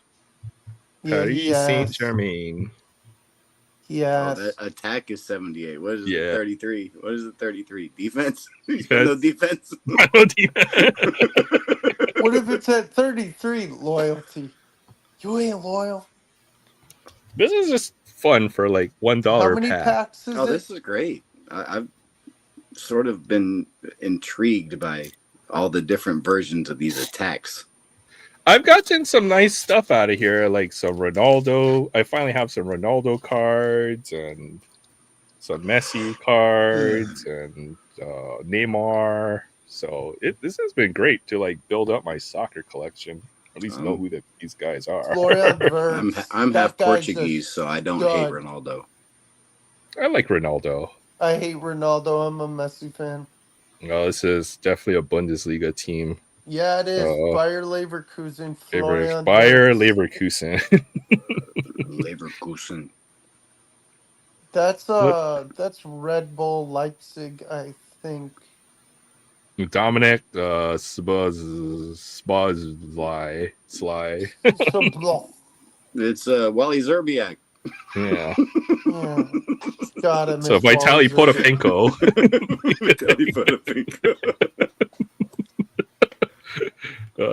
This is a pickle guy, Nikola Vlasic, like the pickles, right? Nikola Pickle. Nikola Pickles. Danny Parejo. Party Joe. He was at Villarreal. Party Joe. Give me a Party break, Joe. Tony. If it's the Spanish team, then they have You the know list. what? They have that list what? that you gotta use it with their name. So Yeah, you have to. You know what? It's the weekend. Don't mess with my cool man. This is the cool man. David Silva. Oh my goodness. With the Real Sociedad de Football. There you go, for football. That sounded super Japanese. Football. The football. Leandro Paredes. Another PSG player. Parades. Oh, Oh, look, it's Aaron Wan Bissaka. is he your brother? No, we don't have the last Obi-Wan name. Bissaka. Obi-Wan Ballsack. Manchester United. Axel Disasi. Disasi. Disasi. Disasi. AS Monaco. Tony, FC. you have to do a pack opening with me one time on stream and just rip. I might have to send you some of these match attacks cards. They have like rows of it. At my freaking Wally. This is the only stuff they have left, so I bought a box. Who's this guy? How many packs are in here? $1 a pack? There's like, I think these are like $13 or $14, and there's 11 packs of cards, plus 5 exclusive red parallel man of the match insert cards. So I guess you get a special pack. So 12 Okay, packs. who's this? Here. This is Gerard Bowen. Sounds American. David that's Bowie. no fun to say. That's no fun to say. That's David Bowie. Bukayo He's Saka. not cool enough to be David Bowie. What about Biyako Saka? Who? I don't know. It sounds like a good drink. Arsenal. Let's go. How have I taken Spanish at school? I took 1 year of Spanish I took 2 in high years. school. I hated it. Nabil Fekir. Nabil Fekir. Fekir. He's Got the little lithograph signature. He's a fecker. He's a fecker. Look, he has 90 attack for the fecker.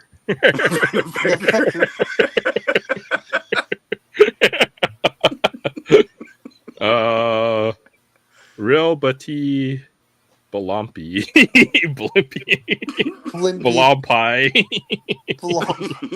Balumpy. Blumpy. Yeah. This is Shiny. Balumpie because there's a little accent. There's a PA. Blimpy. Who's this Sergio guy? Canales. Canal. Oh, it's a Topps Heritage. Yeah, It's Topps Heritage Sergio soccer. Canal. What year is that from? I don't know. The year was 1906. Heritage match attacks, you know, the Yeah, vintage ones that came out like exactly. 2010. I was thinking that. Soccer is pretty popular here in Hawaii. I know a lot of kids play soccer. How It's many a packs big is youth in a sport. box? I think like 12. We got that was only like the second pack, Will. Oh my god. We have a million more. Ah, yes, there's an easy name. Anthony. Anthony. Carmelo Anthony. His son just Carmelo signed with Anthony. Syracuse. No way. What? Is that Carmelo Anthony Jr. or is just No. his No, different that's son? I don't remember he what doesn't. his name He is. doesn't have his father's name, but today he picked Syracuse.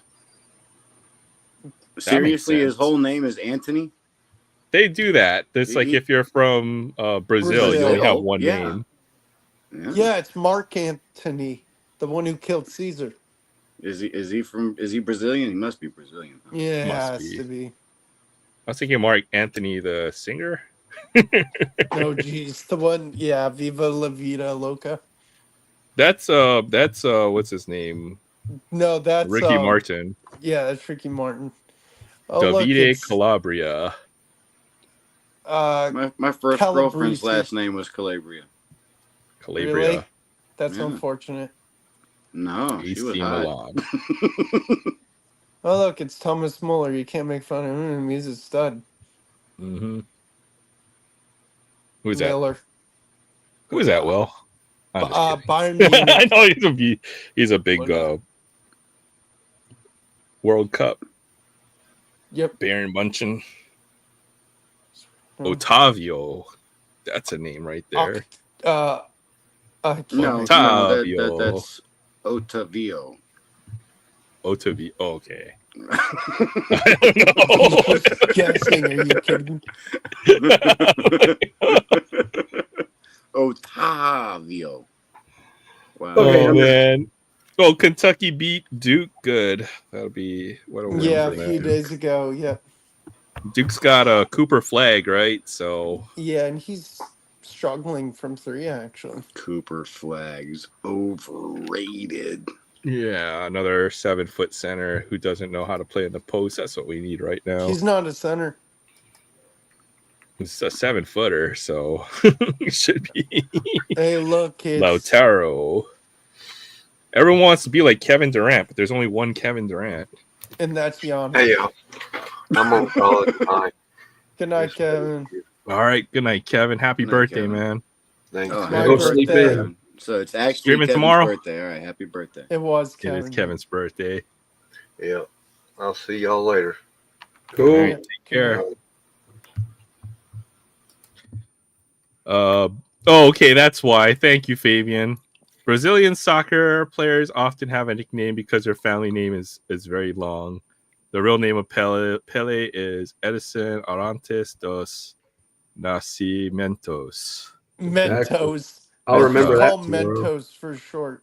I'll remember that. Yeah. Narcotic good to know. Mentos. Mentos. Narcotic Mentos. That's Good on actually you. really interesting. It's like Hawaiian names. You usually have are very long too, because it's almost like you can keep on adding syllables and it'll almost make a Hawaiian word into a sentence in some ways. Hawaiian names, Samoan. When a lot of them, it's like Anuatu, you know. Maybe I just said someone's last name. Not bad. Not bad. Yeah. Yeah. Okay. Shout Yeah. out to them. Sleep chamber. And Frank's name is just Frank. You know, hyphenated names really bugged me for a while. Now I guess I'm used to them. Are you Yeah, there's kidding me? French Kareem ones in the NHL. Abdul-Jabbar's was amazing. But Chamberlain did, he banged like 1,000 women. So maybe this is like one of his children. God no. God no. Okay, we'll put that one on the conspiracy list that probably Seriously, isn't true. if they put the names on the back of those, that would be up one arm and down the other. Yeah. Gabriel Martinelli for Arsenal. Okay. Let's go. Your whole team's in this set, man. But I know they're one of the big Premier League teams. Dayot Upamecano. I can't read that. It's curved. It's not fair. Oh, he's got one of those curved names? It needs to be on a straight line. Hyphenated, now curved. He has a curved last name. Yeah, come on now. I can't read That's why that. it's so hard to read. I give this guy Virgil van Dyke. I call him Virgin Van Dyke. See, we can entertain ourselves even with Yeah. we've never heard of. Hey, look, it's He's Dick a Van warrior. Dyke's- It's Virgil hey, look, van it's Dyke. Dick Van Dyke's nephew. Liverpool. Fabio. Oh, wow. Fabio plays soccer. Fabio Moretti. Fabio got a haircut. Yeah, it's That not is the most blonde emo anymore. haircut I've ever seen ever. That's one of those bowl cuts where they just put a bowl on your head and cut around it. Yeah. They were Dude very probably popular wears- in the 90s for those that don't know. Yep. Just And watch the Flintstones anybody movie. that has That's a really picture got in a Bam Bam's photo hair. album with that bowl cut, they immediately destroy it. Yep. Yeah, you look like you came out of Dragon Ball Z and you're like Krillin. No, Krillin has no hair. You look like Gohan. Yeah. Eduardo Mendy. Chelsea. Is it true? Someone told me Krillin's actually powerful. Krillin is awesome. He is. The most underrated character in Dragon Dude, Ball Z. Destructo Disc, that's an awesome move. I mean, with that last picture with all the foil and stuff, the angle that I was looking at, it looked like he had like a really tiny head. This guy? No, the last card you showed. He looks like he's 7 No, foot tall in this No, picture. not that one. The last card. The foil card. No, The guy with the curved name? no. Curvy name or Those Curvy were name. earlier. Those were earlier, like at the bottom of the stack. oh my goodness. The Oh, the last blue card one. you The Yeah, that no. oh yeah, this guy. Oh, This yeah. guy. Yes. I think he's a goalie. Angle- Okay, well, the angle that I saw because of all the shiny looked like he had a really small. Looks like the He's Now little- that I he can looks like see he's it, 6 it foot looks 8. normal, but the way looks like one of the like the Beetlejuice shadows on his face, it's like he had this really long face. It was like really thin. Okay, I see it now. I mean, look at that. Yeah. Okay, I got you. Yeah. There we go. Like, that The does proper not do him any perspective. justice at all. What is that? Yeah, Wait, what are we looking at? I'm We're confused. looking like at how Bob wide this from guy's head Beetlejuice. is. But he's Dude, at the he's wrong an angle. alien. It's at the wrong angle. Yeah, he does look like the dude that got his head shrunk in Yeah, Beetlejuice. Beetlejuice. Okay. I'm sorry. I was like, what's going on with his head? We're all going to hell. It's okay. But I want to. Looks like a Star Wars card. Oh, wow, I got a Looking die like cut in Bob. there. What that is. Okay, well, looks like they got a hit of some sort. Yeah, I'm must gonna have step been, away like, for half a second asleep so when you I was can watch. putting these cards Y'all in can this watch a binder. normal pack for a second, but I will be back. I know. What was that? Pro Elite? Yeah, I must have been like half asleep when I put these cards in this binder because everything is like one pocket over where it should be. Did you One fix in it? 24 packets. That's what I'm doing right now. Kareem Adeyemi. And that is that's another German club. It looks like a road sign. Dortmund. Oh, Borussia Dortmund. Yes, sir. Uh-huh. It's I'm half awake. You're uh, not gonna have me much longer. Matthias Kuna. That's Atletico Madrid. I can name you probably most of these teams. All right, we'll go a little faster. See if Will does the flashcards well. Chelsea. Chelsea. Mateo Kovacic. That's Chelsea. Oh, Danilo. PSG. PSG. Take the Qatar Airways. Tottenham. Emerson Royal. That guy's royalty. Just kidding. Lorenzo Roma. Pellegrini, the water boy. Yeah, that's Roma. That's AS Roma. Yes, Roma. Roma. All right. I was gonna get Liverpool, so don't worry about it. I saw something shiny. Oh, look at this. Pro Elite. Oh. Ooh, Liverpool. Rangers. I thought that was a PSG logo. So I was like, ooh. Tavernier. That's pretty cool. Tavern Man. Tavern Man. It's like a shield. That's pretty dope. I like that. Pro Elite Chrome card. Well, I didn't know they had. That's pretty cool. That's actually like a real card. I'm kidding. Well, it doesn't go on a card stand because of the odd shape. Dumbass thing. Why? But why? This guy has the lowest attack rating we've seen. Oh God, let me see the initial. Oh God, I don't remember what. Odysseus. Vlachodimos? Vlachodimos. A Greek player. He's a goalie, so probably that's why I don't know what team that is. What about that logo? You gotta put that heavy. No, I want to say I want to say Real Betis, but I'm wrong. So Benfica. Benfica. God damn it! I knew that.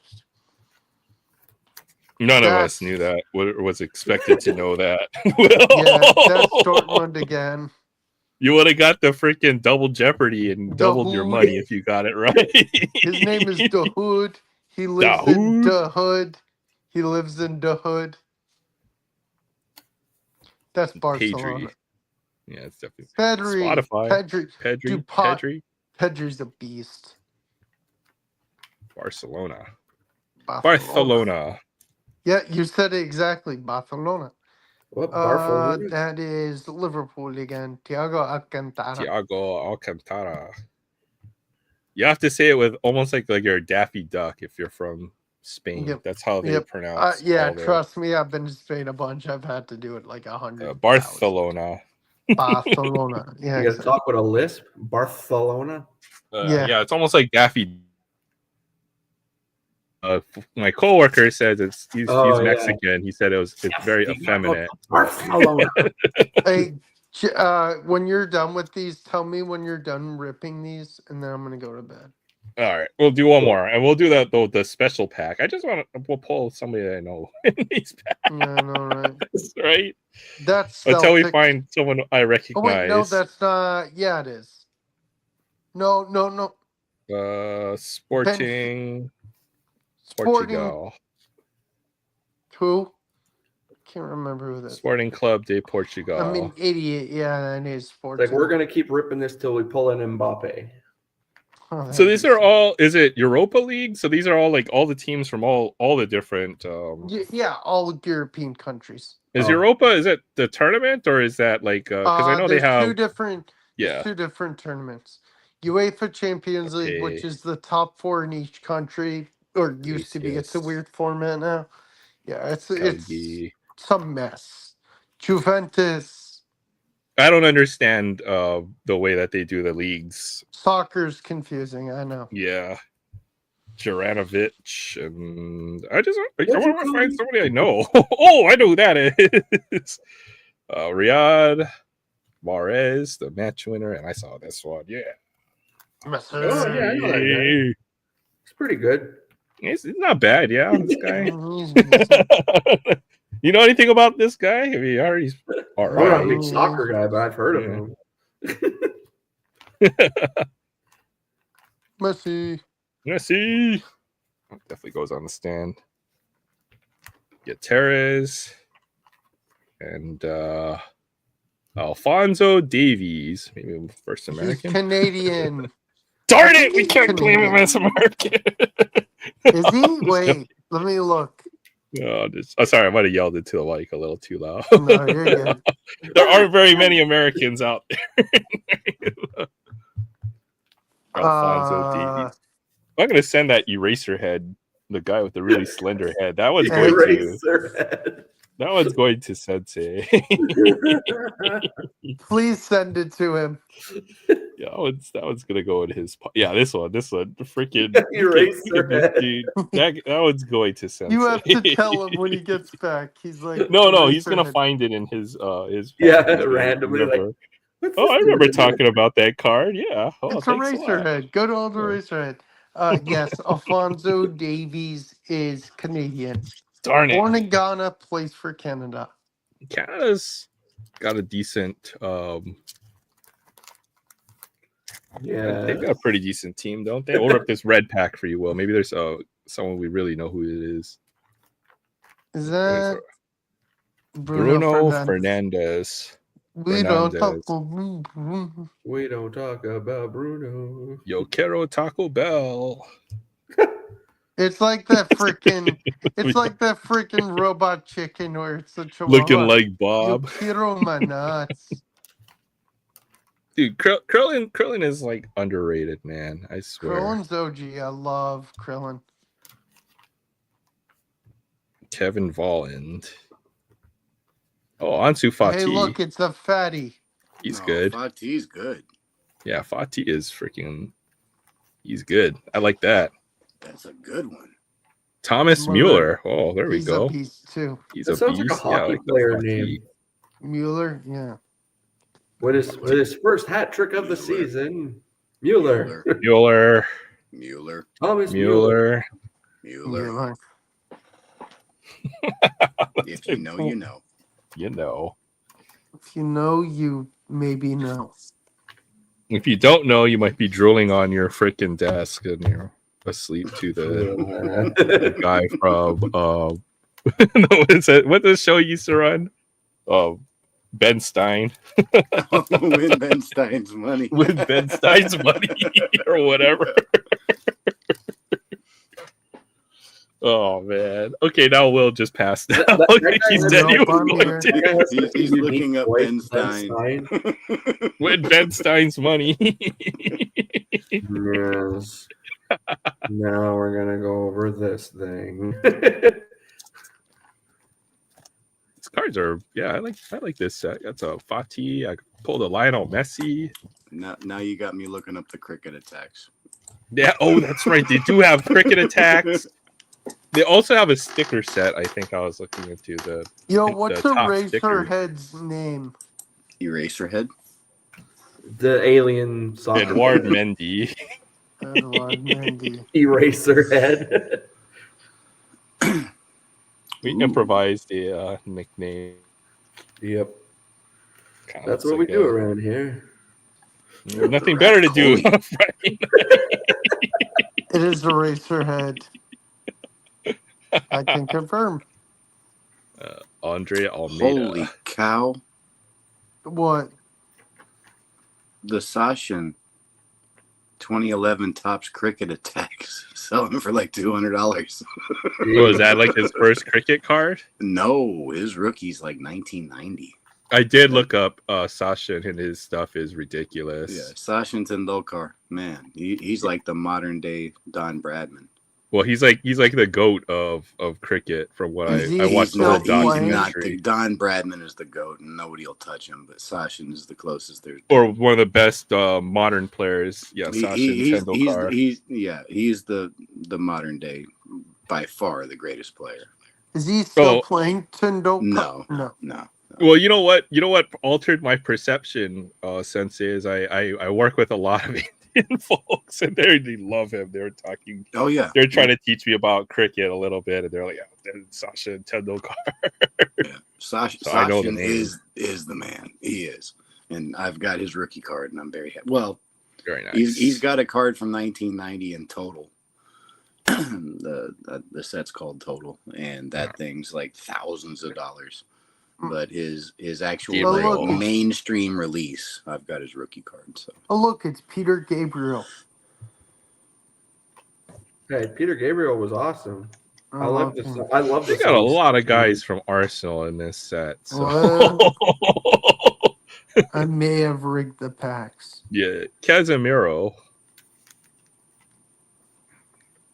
There's a famous Hawaiian band, the Brothers Casimiro. Javi Serrano, like the pepper. Like the pepper, yeah. Like the boxer tonight. Oh wow, 100. That's got to be good, right? I see a 100 down there.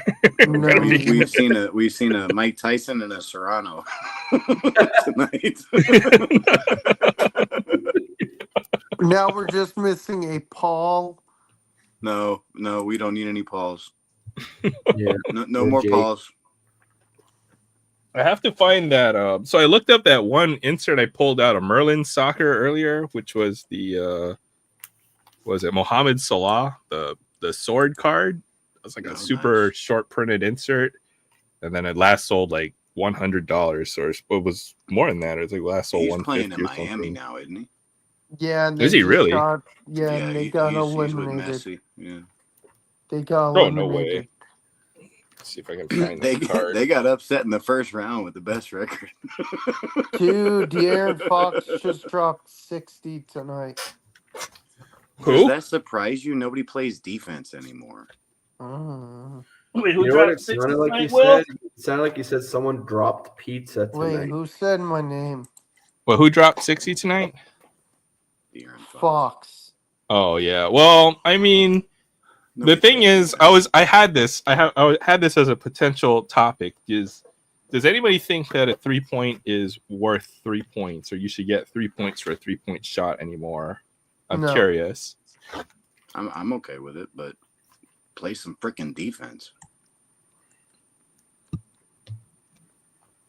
I was thinking at some point. Your ball too. I don't know if you saw the All-Star game chat today. Did any of y'all see that?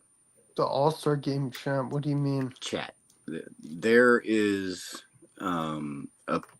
obviously last year the All-Star game was like, I don't know, what was it, 208 or something like that to 189. Oh yeah, it was And ridiculous. so everybody higher was than like, that.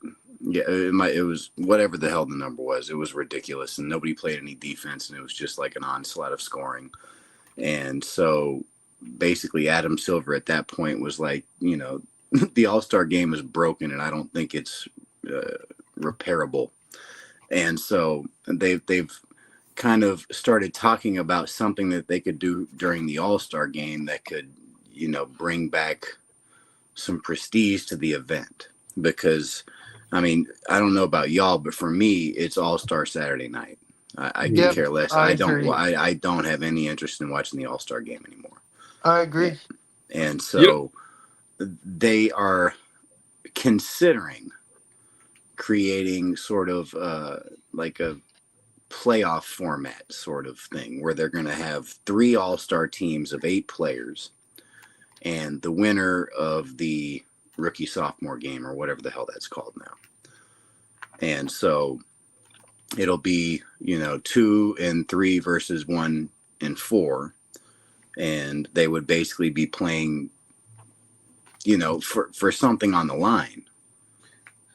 Doesn't hockey do that with their All-Star game where they play basically the a couple All-Star games? game in hockey sucks now.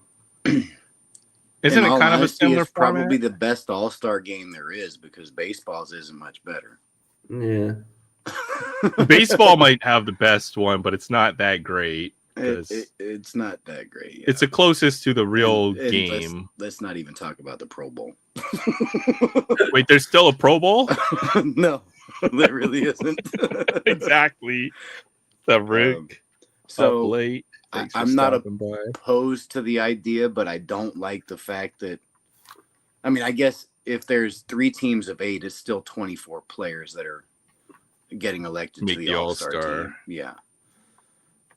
So I guess I'm not opposed to it, but hopefully it brings back some defense. I can't stand what they're doing with the in-game tournament, and I don't want it to feel like that. If it does, then I'm going to lose interest. I'll check it out the first year, see if it appeals to me, but I doubt it does. I'm more of a traditionalist. It's like, take some freaking pride in getting elected to the All-Star team, I I've mean, kind of checked out of basketball right now, to be honest. I want to get back to Pete Rose plowing into Joe Rudy. You know, Yeah. I want you to have some pride about making the freaking All-Star team. And look, you're not going to be taking money away from the players. I mean, that would fix it real quick. You know, Yeah. if the money wasn't as big, you know, if you took contracts money weren't away from guaranteed. them, they wouldn't want to play in the All-Star game. So you would have to offer them a stupid amount of money. Well, you know, I mean, I'm just saying that the reason those players played with pride is they weren't making a whole lot of money to begin with. Most of them had jobs in the off season. And so, you know, they were always fighting for job and increase in pay. And it's a different era. I get that. So you're not going to be able to take the money away from them. But for crying out loud, do something to increase defense, increase pride in how well you play in the All-Star game. For crying out loud, take away the damn 3-point line during Good the night, All-Star guys. game. I'm going to bed. Sorry. Good night, it's Will. a boring Have a great I weekend. know it's a boring conversation, Will. I'm No, sorry. no. I have work tomorrow. Well, they need to do something to make it at least play some basketball. That's what they are. That's what we're watching you for. It's Jeez. jack up a three, jack up a three, jack up a three, jack up a three, jack up a three, slam dunk, jack up a three, slam dunk. No, they're not even playing like at pickup speed. You know, No. like a pickup game is more competitive. Horrible. Than this. It is horrible. You know, pickup game, at least you can, you know, you might get someone might foul you or something, you know, or they might pick it up when it goes to because they have that fourth quarter rule, right? The experimental one. It's like first to 21 or something like that. It might get a little bit competitive, but they don't even play real basketball it's just almost an exhibition. It is. And at that point, don't even play the game itself. It's not basketball. There's that 90s All-Star games, and man, there's like blood being yeah, and that's what I want to get back to. I want to get back to, you know, Kobe on Jordan, and both of them taking pride in, you know, I mean, just wanting to be better than the other. You know. Good night, Jay. And those 90 All-Star games were probably some of the best. Well, I've been watching a lot of older basketball. Like I've been watching all the NCAA Final Fours like pre-86. So I started with Jordan, you know, when they played Georgetown. It was Jordan, Patrick Ewing, James Worthy, lots of NBA players, honestly. Perkins, Sleepy Floyd, yeah. Perkins. I watched that game. That was a great game. It's just a completely different sport now. Was almost. Kenny Smith there by that time? I don't think so. Okay. Maybe a couple years later. And then I watched Georgetown Villanova. Man, that was a game. You know, if you want to, that was about, I think that was either 85 or 86. I think one of those years. And check out some of those Georgetown games with Mourning and Mutombo. Oof. Yeah. I mean, that's crazy. Can you think about the defense on that team? How did that not win a championship? Well, it's insane. It was hard to score 2 points. Or, you know, you're fighting to get anything close to the paint. Now, when you drive in the paint, you know, there's not 4 guys waiting for you down there. It might be one rim protector. Right. And he's usually outnumbered. He's usually got somebody on the baseline. So if the defender commits, there's usually an easy pass. But all those baskets, then like everybody's playing close into the paint. It's just a completely different game. And it was only natural that the shooting ability of these players, like right now, the modern era has the best shooters, I would say, bar none. These guys are lights out from any place on the court, but you have to question if they would be able to play inside. So maybe you do take away that 3-point line. That would be fun. Play the All-Star game without a 3-point line. I think that would be fantastic. Yeah, first to I mean, you can't run away with the game. The problem with the 3-point line is once you start losing at a 3-point contest, you lose really hard. Yeah. So, well, and you know, the other thing would be to, like, you know, put the little circles or something with the 4-pointer. But if you do that, they're just gonna be jacking up 4-pointers, and nobody's gonna be hitting them. oh yeah, that would be shoot shit. from half So, court. yeah, yeah. No. You can't move the 3-point line farther back because then you increase the spacing even more. And if you did that, you're still gonna. I mean, you're still gonna have people that are gonna be jacking up, you know, thinking they're like, you know, Luka, shooting it from dang near a step away from half court. Dame you know, Lillard, and you're gonna have brick after brick after brick, air ball, and it's not gonna be fun. So that's not the answer either. But taking you can't move it back. Taking it away, you know, might be. I like the idea on paper of what they're trying to do with the tournament because it'll give them something to play for. But if all of them have the same mentality that this is an exhibition, it won't make a difference. You're just going to make the whole event longer. Mm-hmm. So that's what I'm afraid of. I mean, maybe they make the MVP, you get an extra game in the standings or something like that. Or I don't know how you do it. They need to do something. If money talks, and find a sponsor that'll pay these guys X amount of dollars if they win. And it's going to be big money. The amount of money, yeah. Well, it has to be big money, you know, because these guys are making $300 million a year. Yeah, it's crazy. It's insane. I'll take some of that. Whatever the hell they're making these days. 60 million. I think it's around 60 is like the league cap right now.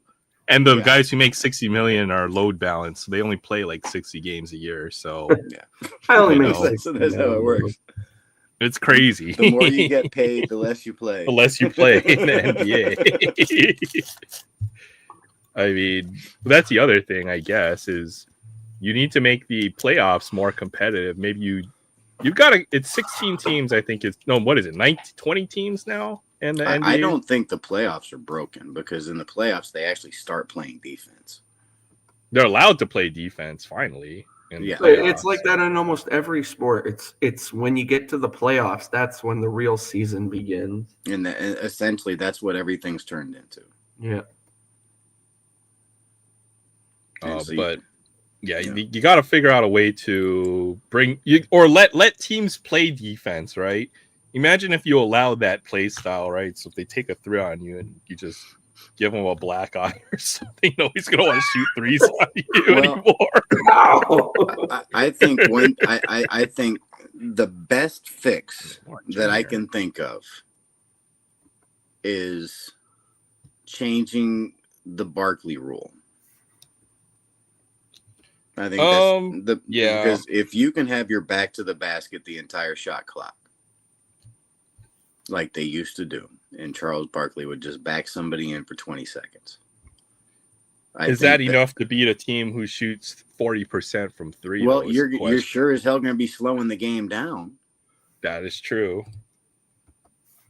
Maybe if you miss 2 consecutive 3s, you get -1 points or something like that too. You just get deducted a point. It doesn't show up on the We're taking a point away from you. If you make the center relevant again, if you make the big man relevant again, you're going to have less people lined up on the 3-point line. You're going to have less bigs practicing 3-pointers.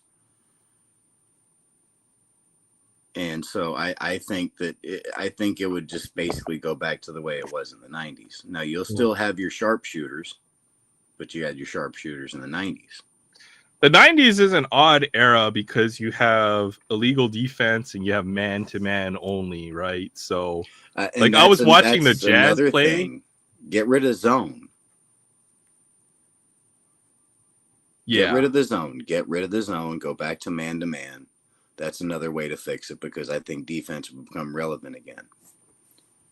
Yeah, zone is probably too good. At least you have guys up against the shooters when they're shooting the ball, right? You won't have easy catch and shoot 3s when something opens up inevitably in the zone after a few passes. That's a good solution. I was watching a documentary on how the Jazz pretty much broke basketball, like that team. Stockton and Malone. Yeah, with the way that they played above in the high post, they basically ran a triangle that basically skirted the rules of illegal defense, or the definition of it. And it was terrible. So that was broken too. I can see why the 90s basketball was kind of broken as well.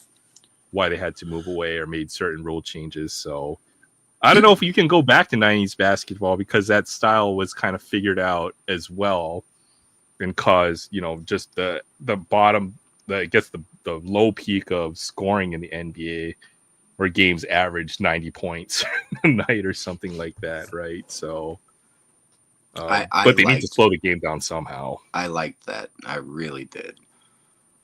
There was something about watching teams, that played strong defense. Yeah. Pistons. Those Pistons teams, or those series. That was even in the 2000s. Yeah, early 2000s. Yeah. They're going into the fourth quarter, and the score's like 58-58 or something in the fourth quarter. You know what? That's okay. That's okay. It's better than seeing these games that are like 130 to 130. Yeah. Or when a team is up by 20 points and, a team just makes up those 20 points in, blink of an eye, 5 or 6 possessions. It's almost like the scoring doesn't matter. If you hit a 3, the other team is just going to bomb a 3 on the other side, and boom, we're back in business here. I think I noticed, it's hard because makes the games really non-competitive all the way up to the fourth quarter, where you can be behind 25 or 30 points, and it looks like a blowout, and teams can actually come back from those types of deficits, where that's pretty much unheard of in previous eras of basketball. Right. Anything over 10 or 15 points is a blowout. The games just need to be closer so that you actually have to pay attention for, the first 3 quarters of the game, or that phase of the game matters, versus we just have to get really hot or whatever. We can come back from a 50-point deficit, which did occur in the playoffs, I think, a couple years ago, where the Clippers came back against, I think, the Warriors. They're down like 50 points in the third quarter, and they came back and won. I mean, it's fun, but I just see the games are, there might, and then on the other hand, teams will blow out other teams by 30 or 40 points. It's like, who wants to watch that? I don't want to watch that. Right. It's funny, for as long as I've known basketball, it always seems the Clippers never do anything. They've never won. No, I know. But they're not the only team. I'd hate to be on that team. Well, basketball is the best the owners in sports. Yeah. I mean, the guy helped co-found Microsoft. Yeah. Basketball is weird because there's always been certain franchises that do very well, right? It's always the Lakers, historically, the Knicks, money. not even the Bulls, the Celtics, Lakers, Knicks, Celtics, and the Bulls only had a small run in the 90s. It's not the Knicks. The Knicks have 2 championships. Yeah, the Knicks have been pretty terrible since like the late 90s too. So they never won in the 90s. They never won in the 90s. But there's a lot of teams out there who have never gotten close. Yep. Timberwolves, Bullets, or Wizards, or whatever. Yeah. Clippers, Kings, T-Wolves, Golden State up until 10 or 15 years ago. Well, they won with Wilt. Yes. So, but they were Philadelphia. Philadelphia Warriors didn't win. The Lake. I mean, I think the only. I mean, hold on. Will Chamberlain basketball, you need dynasties. Chamberlain had 2 championships. One was with the Lakers. Yeah. Where was the other one? Wasn't it late 70s? Well, no, But it's always been the Celtics and the Lakers are the two teams. I guess you would say they probably have like 30 championships between the two of them. Philadelphia? I think he might have won in Philadelphia. He won in 67 and 72. So he won in Philly with they almost went undefeated with their run. He won in 67 with the Philadelphia Warriors.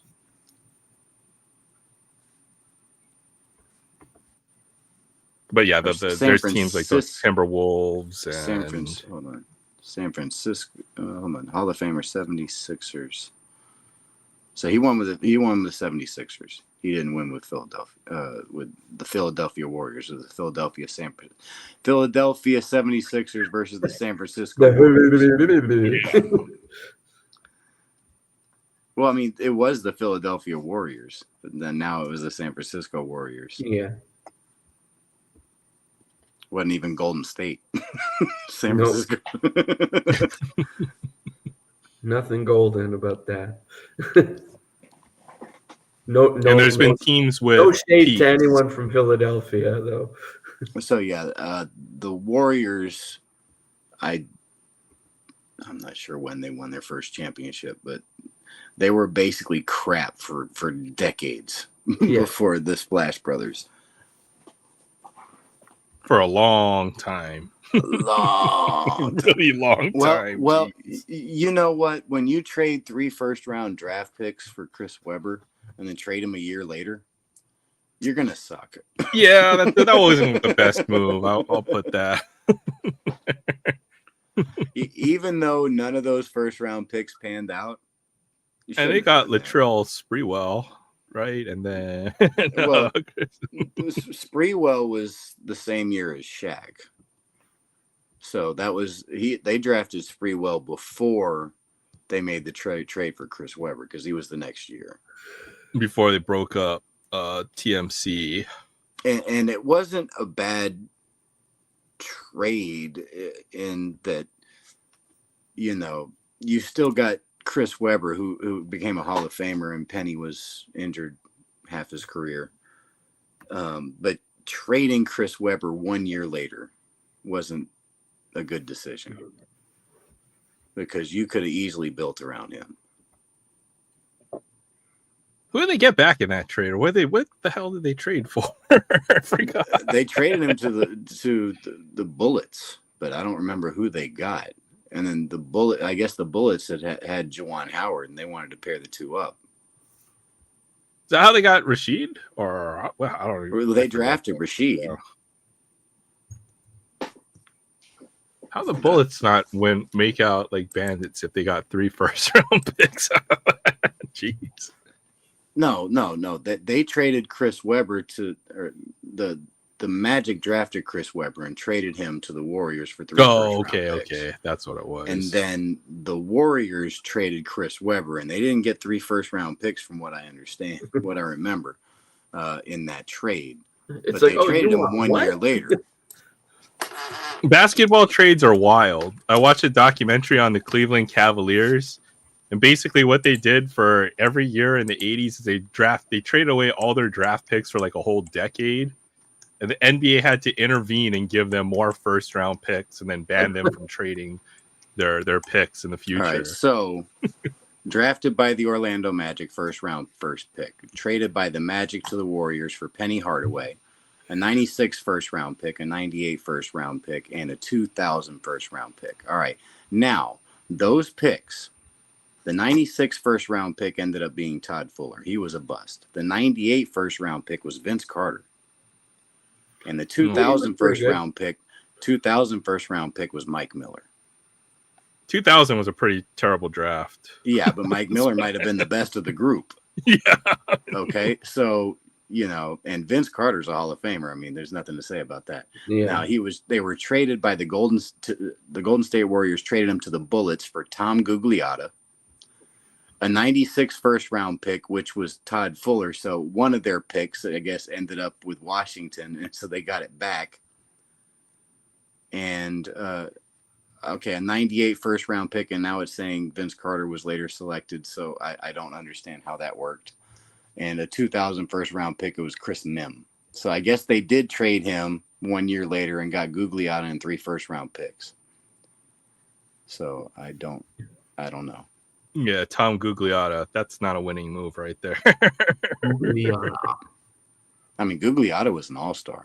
And then in 98, the Wizards traded him to Sacramento for Mitch Richmond and Otis Thorpe. And that's how he. So I guess Mitch Richmond was traded to get him over to Sacramento. But I don't think that's right because, all right, so you trade 3 first-round picks. Unless there was a trade between Washington and Orlando, how did Todd Fuller and Vince Carter's draft picks end up in Washington?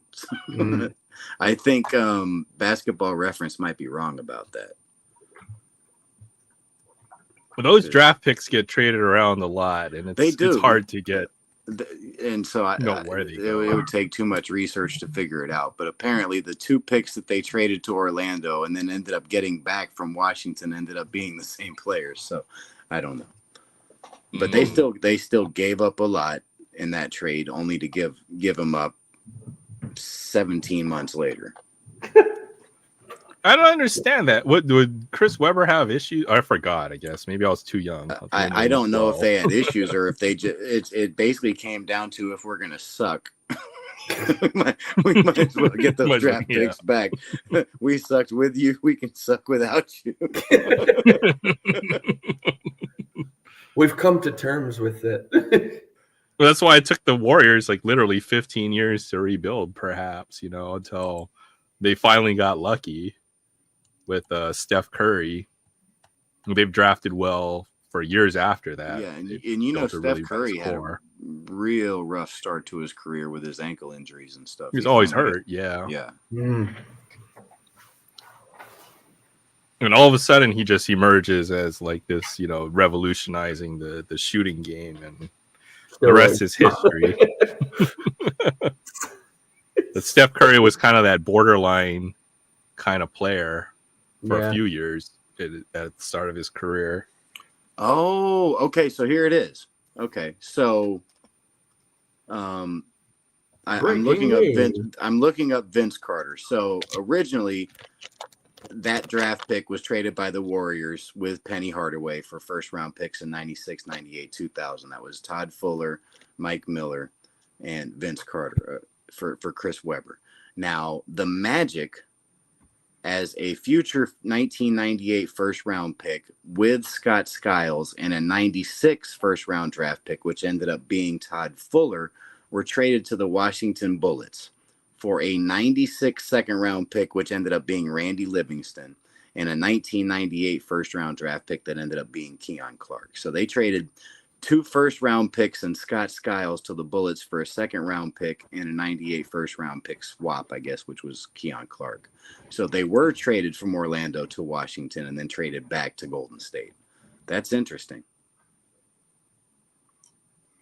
These picks go around a lot. They really do, but it was basically they were dumping Scott Skiles, which they didn't need anymore because they had traded for Penny Hardaway. So that's basically what it was. It was a salary dump, and 2 of the first round picks Orlando picked up, they traded away a year later.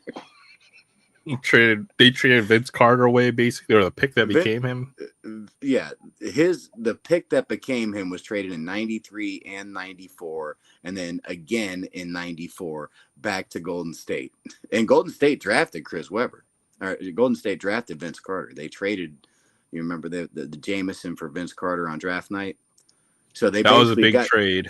That was a huge trade. They were teammates, but yeah, so that's interesting that draft pick was traded 3 different times in basically 18 months and ended up back where it started.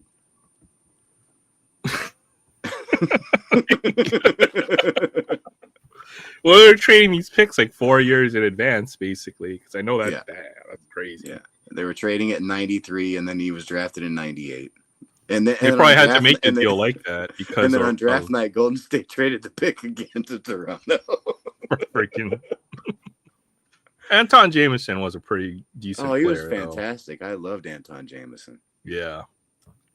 That probably wasn't He the wasn't worst a Hall move. of Famer, but I mean, Turned look into at a his- great player. look at his stats for his career. He averaged 18.5 points a game. I mean, that's not suck. That's good. No, that's good in that era. Yeah. 7.5 rebounds, 45% from the field, 34% from three. Yep.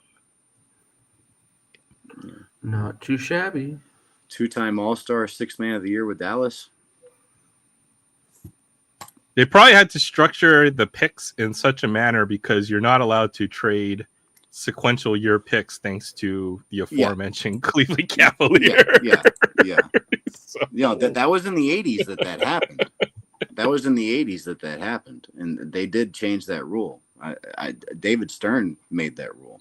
had a ripple effect shortly after he years, became the commissioner.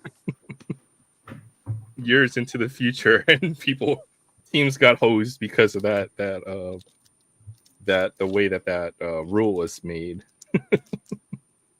Interesting. That's crazy.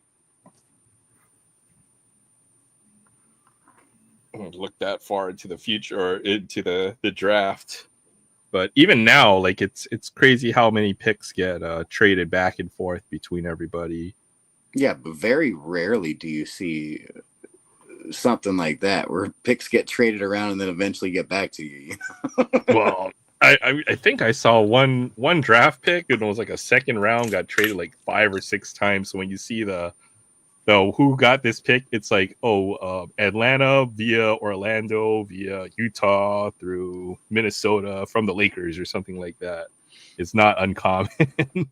Or something to that effect. Speaking of weird trades, I remember reading, it might have been on the back of a baseball card in the 80s, where a player was traded for a player to be named later.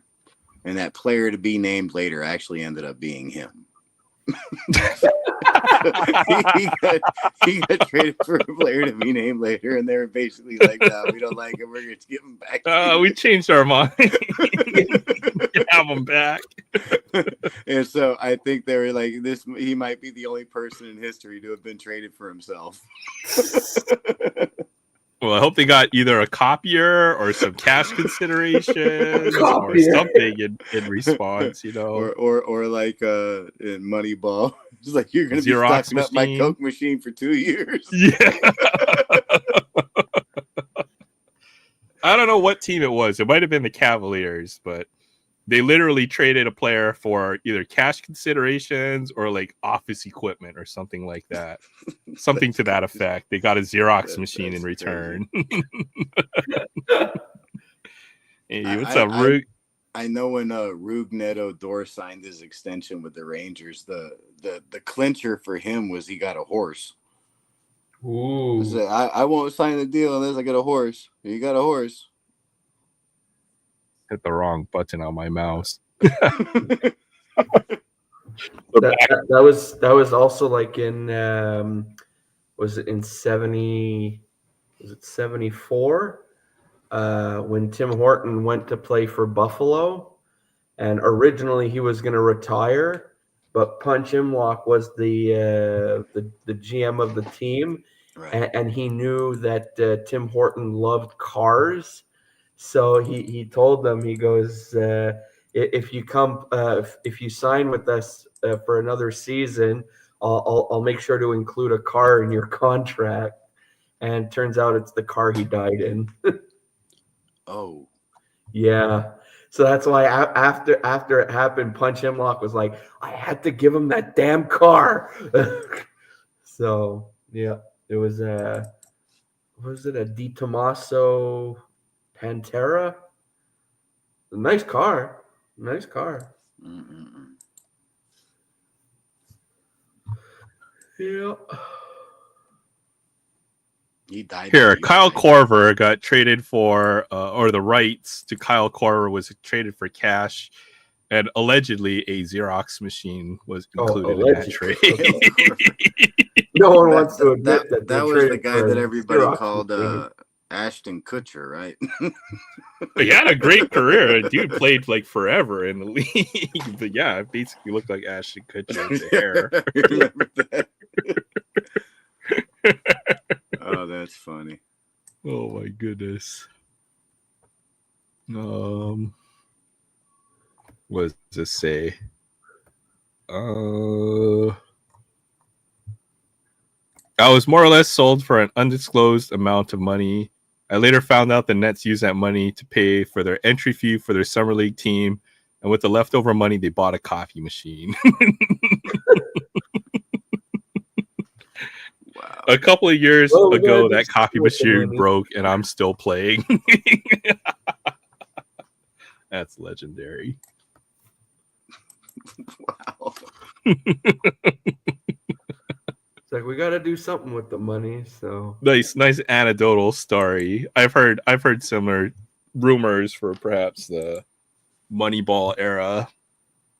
It's in the movie. I know that. So that's funny though. Gonna have to look that up. Oddest sports trades of all time. That's probably a good topic. I'm looking at this thing on Facebook. It's a series of pictures, and it says, "Dad, tell me more about the '90s." And it says part 2, and he's like, "Summers were spent outside, and they're on like a slip and slide. Playgrounds were dangerous. We were constantly getting hurt. We made flimsy ramps from spare wood, and then for some reason there was always dirty magazines in the woods."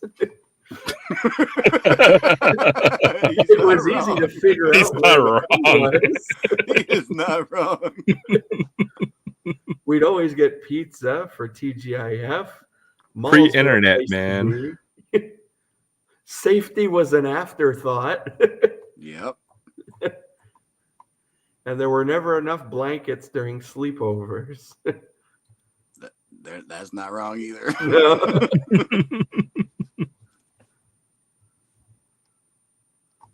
I'm gonna see if I can find that trade for basically get traded for yourself. Yeah, I would like Man. to know who that player was. Well, that's right. Bill Belichick got traded. You trade your head coach for some picks. Yeah, that's Probably happened. That's happened quite a bit.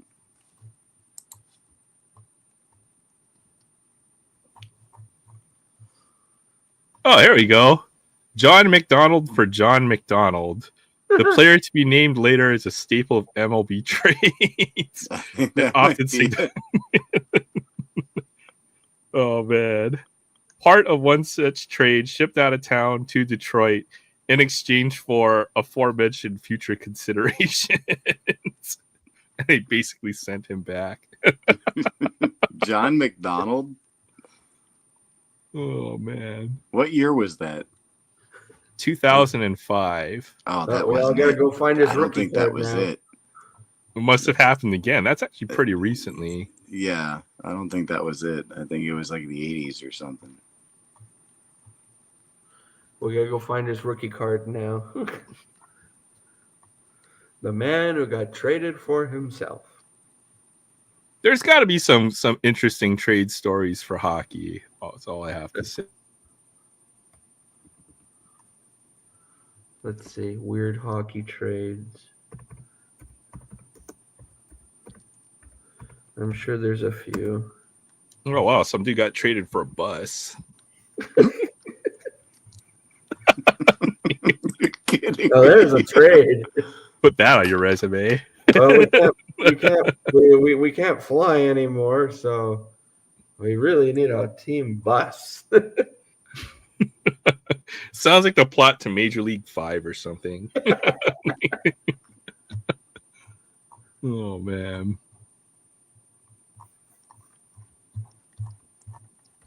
Pretty obscure. I'm looking for ones with major league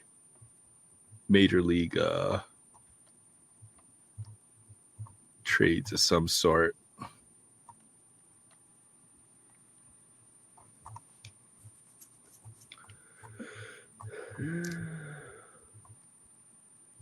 Yeah, John Gruden. Yeah, we know that one. That was a very sad one. Oh, my poor Not Raiders. so much anymore.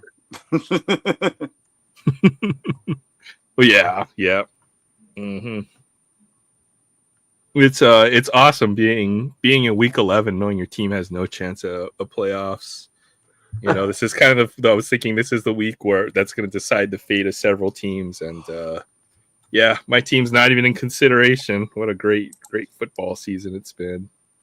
Yeah, but you know what? You're doing really good in fantasy. Yeah, I always got that. Yay! I have a shot this year. I'm happy. It's been probably a decade since I've won a fantasy football league. So as long as I get my chance, that's all I care about.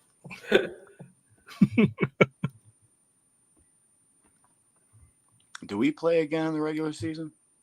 I'll have to check. I think we might. Let's see, because it's a 12-team league, and I know we played early in the season. So Yeah. Let me see. I played Barrett this week. He's got a pretty decent team.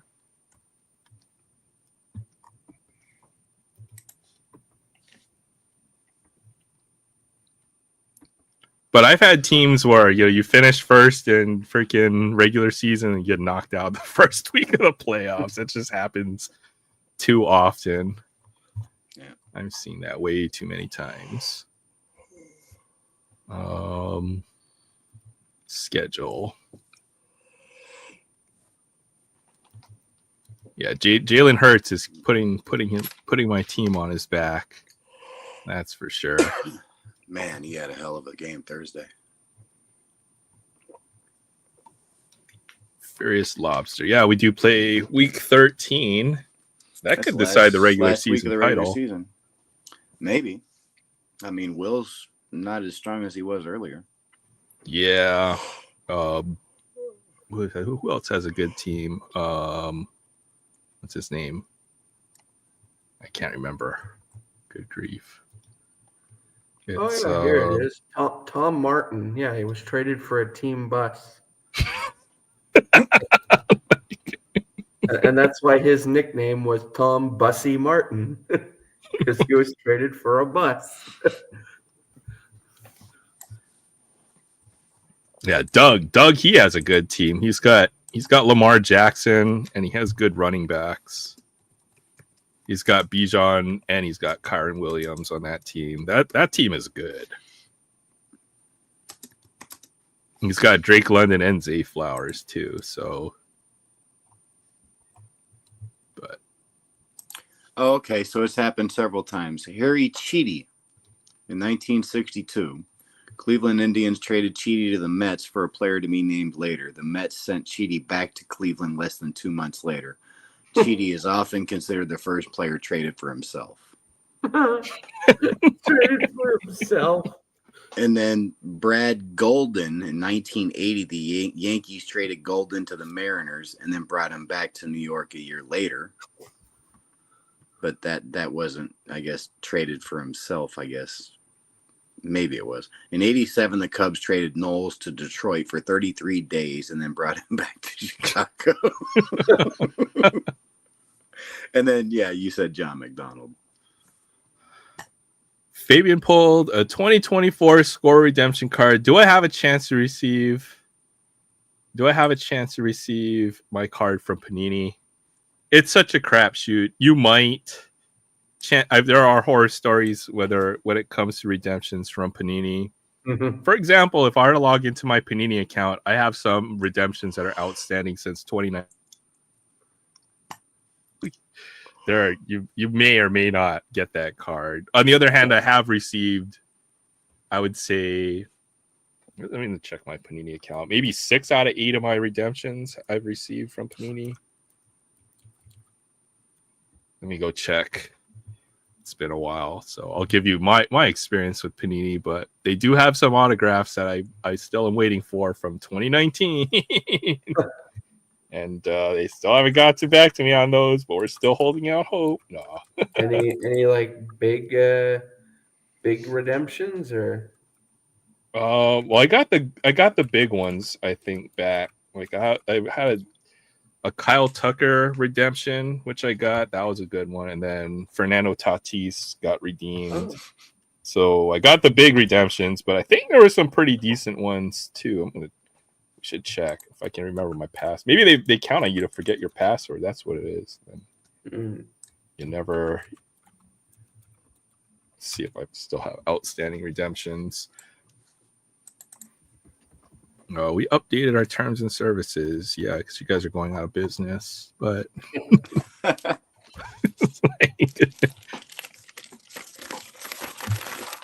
all right. Well, at least it logged me in. Okay, so my account, QC, and redemptions.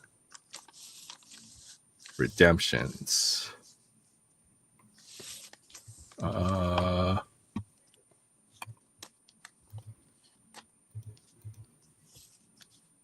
wonder if this is the right. I have 1,000 Panini points.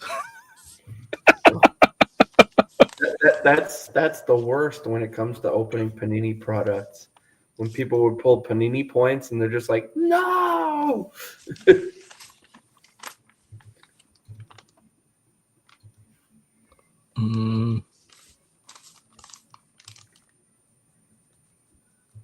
They cancel my redemptions? I saw I still had some. Oh, check ticket status. Okay. I have a redemption created date May 22nd, 2022. So, Wow. Oh, it's for Alex Manoa. Darn it. Oh, He's almost out of the league at this point. Nobody wants Alec Manoa. That's what it's like. Alec Manoa doesn't want Alec Manoa. I know, right? It might have been good for a couple years in between those 5 years I've been waiting for this redemption, but I got I got points for those. I got Keibert Ruiz, Fernando Tatis, Riley Green, Paris Campbell. Oh yeah, I got my Bobo redemption. I really wanted that one. Yay, Bobo. Kyle Tucker. So people like Bobo for his dad. Yeah. He's got a cool autograph too. It looks like a kindergartner signed his card. It's pretty awesome. Well, when your hands are that big, I mean, pencil is like a toothpick. That is true. So I'm not sure now how they are, but I've heard you'll probably have a pretty tough time getting redemptions back from Panini. Which reminds me, I still have to call Topps for my redemption that I have outstanding. Yeah, that's the other thing is they might cancel your redemptions. I've heard good stories, like if you're a like a whale, they'll redeem you or they'll exchange you for one of their white boxes or black boxes, which have their one of ones or whatever. I waited 5 years for 5 redemptions. So I called Panini and they gave me points in place of the cards. Yeah, that's ridiculous. 1,200 points. Stupid for 5 redemptions. That is such a low ball too. So you know what's the worst thing about getting points is when you try to redeem them on the Panini website. Like I tried, and there's some pretty decent cards that you can theoretically get for a decent number of points. But then you have to pay like $22 shipping for your $4 autograph. So it's like you really have no way to spend these points. It's kind of disappointing. So the only way you can make use of your points, I suppose, is if you have a ridiculous number of them and then they do their Sparkle Pack redemption or whatever. Yeah, 5 redemptions. They should have sent you at least like a Sparkle Pack or something like that, which you could have resold for some money.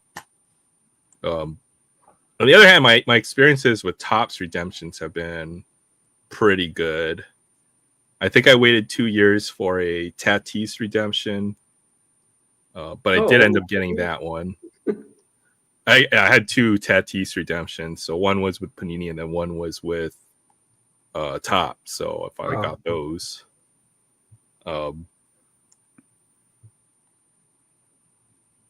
Ship it out within a couple of weeks or whatever. But there's just that one I've been waiting for from Topps. So now will probably be the time to call them about it, since if they have to give me a card of equal or value, they're good about that. Topps is pretty good about that. They usually send you something bigger. Too, apparently, is pretty good with that. I know a buddy of mine. He opened some Series 1 when it came out, and he pulled it was a red outburst, I forget what player it was, and the top was all janked up. It was all like white and everything. So he sent it back to Upper Deck, and in return they sent him an OV, I think, Oh outburst wow, that's nice. and something else. There was 2 cards they sent him. Wait, let me see if I still have it on here. I've got to send a card. Well, I've got to send a couple cards back to Upper Deck. So I've never done that before. Send cards back.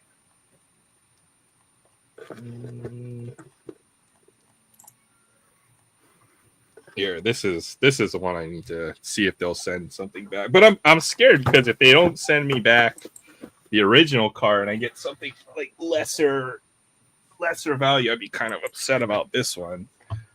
So yeah, five years. I've heard folks like I think it was it Barrett? He had an Adrian Peterson autograph redemption out for like 10 years or something like that. Jeez. But they finally did replace it, so it's always hit or miss with Panini. Tops and Upper Deck are usually pretty good. And then yeah. Here, I've got to probably send this one back. This will get this is a Slavkovsky rainbow foil. But do you see that? Do you see that line that goes right across the card? The print line? Yeah, there's the print line just goes all the way down the card. So gotta get this one. See if they'll replace this one. Oh yeah, I have some mystery redemptions. I need to go check the names on. So I think I need to cash these in by the end of the year. Oh shoot! This card expires December 31st, 2024. So I gotta. I think this is it's either Shane Wright or Matty Beniers. I can't remember which one. Either would be good. Yeah, and then I've got the mystery redemption, which I was waiting to know what player is for this, and now I can check. Red 235.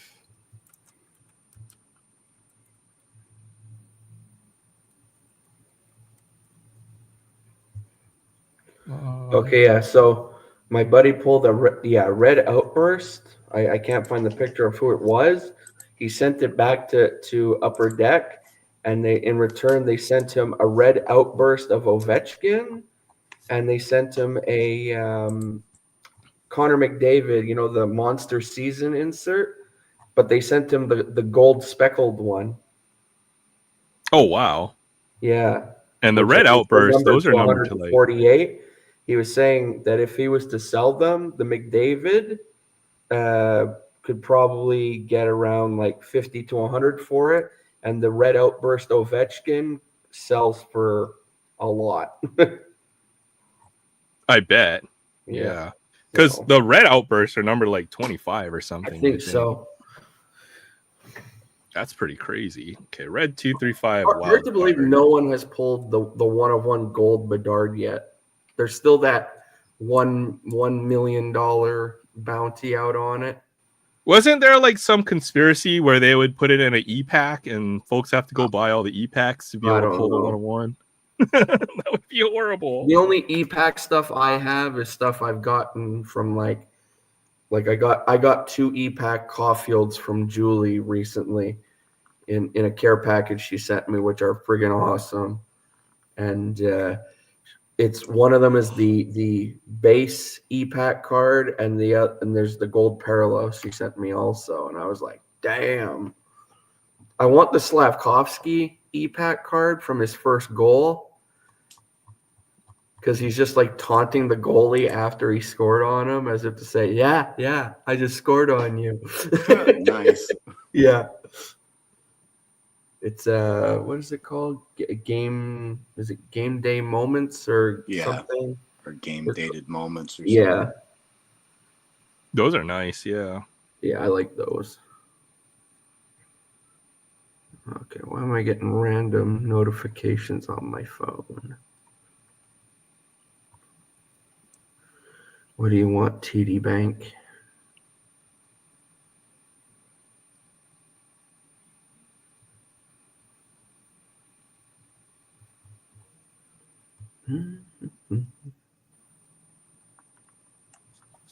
Man, that 61 Yaz is way more expensive than it should be. Yeah, I know. I was looking at some of his earlier stuff, even his what is it, the 61 Fleer? Oh, the 64? Or is it 64? I thought he had another one, an earlier one. Or maybe 62. Yeah, I agree. I think that's what happened when I was looking at the Panini store for what you can actually get for your points in this case. It's 62, yeah. Huh. Yeah, apparently to cash in those points, it's like you got to have a lot to get anything good. No, actually, I think it's not 62, 63. It's 63. Yeah, 63 Fleer, yeah. Yeah, I really like that card too. But yeah, I mean, that's you can find a nice. I'm looking at a nice copy right now, $29. That's not bad. No, That's raw or yeah. Well, here's a near mint one for 50. yeah. EX mint's about 30. Yeah. I mean, that's just a great looking card. I mean, he isn't smiling. No. That's a Carl Yastrzemski trademark, I think. Yeah, it is. It is. I think he's smiling on that card with Mike Yastrzemski, though. Yeah, I like that card. There's a rare one. There's a dual signed one. Oh man, Yeah, I would love I've to seen own that. Man, I just Oh want a my Yaz autograph. God. I don't care what it's on. I need a Yaz autograph. Yeah, I bit the bullet and bought a Yaz auto near the beginning of the year. I need one. I need one. I paid, I think, $100 for it. Yeah, and that's and I was like, yeah, I'm happy with that because I've seen some of his autograph stuff like wow, goes way through the roof. I'm curious now to see what a Yastrzemski autograph goes for. You can find some for about $75, $80. Yeah. But you want a nice one, right? That's always what it comes down to. I mean, I'd take it on an index card. Yeah. I don't care. It's always a tough part. He's getting up there in years too, so it's like that with a lot of players. It's like the older they get, and especially in his case, even autos of his now, like he doesn't have the shaky hand, So no, it's still very clear. Yeah, it's still pretty similar to how he's been signing his entire career. Yeah, I've got some autographs that are starting to look a little shaky just because I know these guys aren't getting any younger. Yeah. He's got a nice autograph, though. He does. 2004 Donruss Timeless Treasures Bronze Auto, number 7/25, $79.99. On card or sticker? I can't tell. The one I got is an on-card auto. Let me see. A lot of Panini stuff is sticker, unfortunately. I mean, it looks like it could be sticker, but I don't know. I'm not familiar with it. It's like he signs a decent amount at least, though. He does. He does. Apparently, years ago he used to TTM, but now it's only through like private signings and stuff. Yeah. And right off the bat, I think through private signings, it's like $100 for his autograph. Yeah, I never saw anything good for baseball, but I saw a few good ones for basketball. Players that I followed, like Nene, Hilario. I was going to trade it in, and then I put that card in the cart, and then it was like, oh, free, plus $23 shipping. I was like, okay, whatever, Panini. Thanks a lot. Oh, that's cool. You have a Yogi Berra autograph. You can Yogi's got a food issue card. Those cards that I showed signed a couple weeks ago. Mm-hmm. Yogi's in that set. I got sniped at the last minute, and somebody won 3 Yogi autographs for $31. Wow. Wow. I was like, you fucker.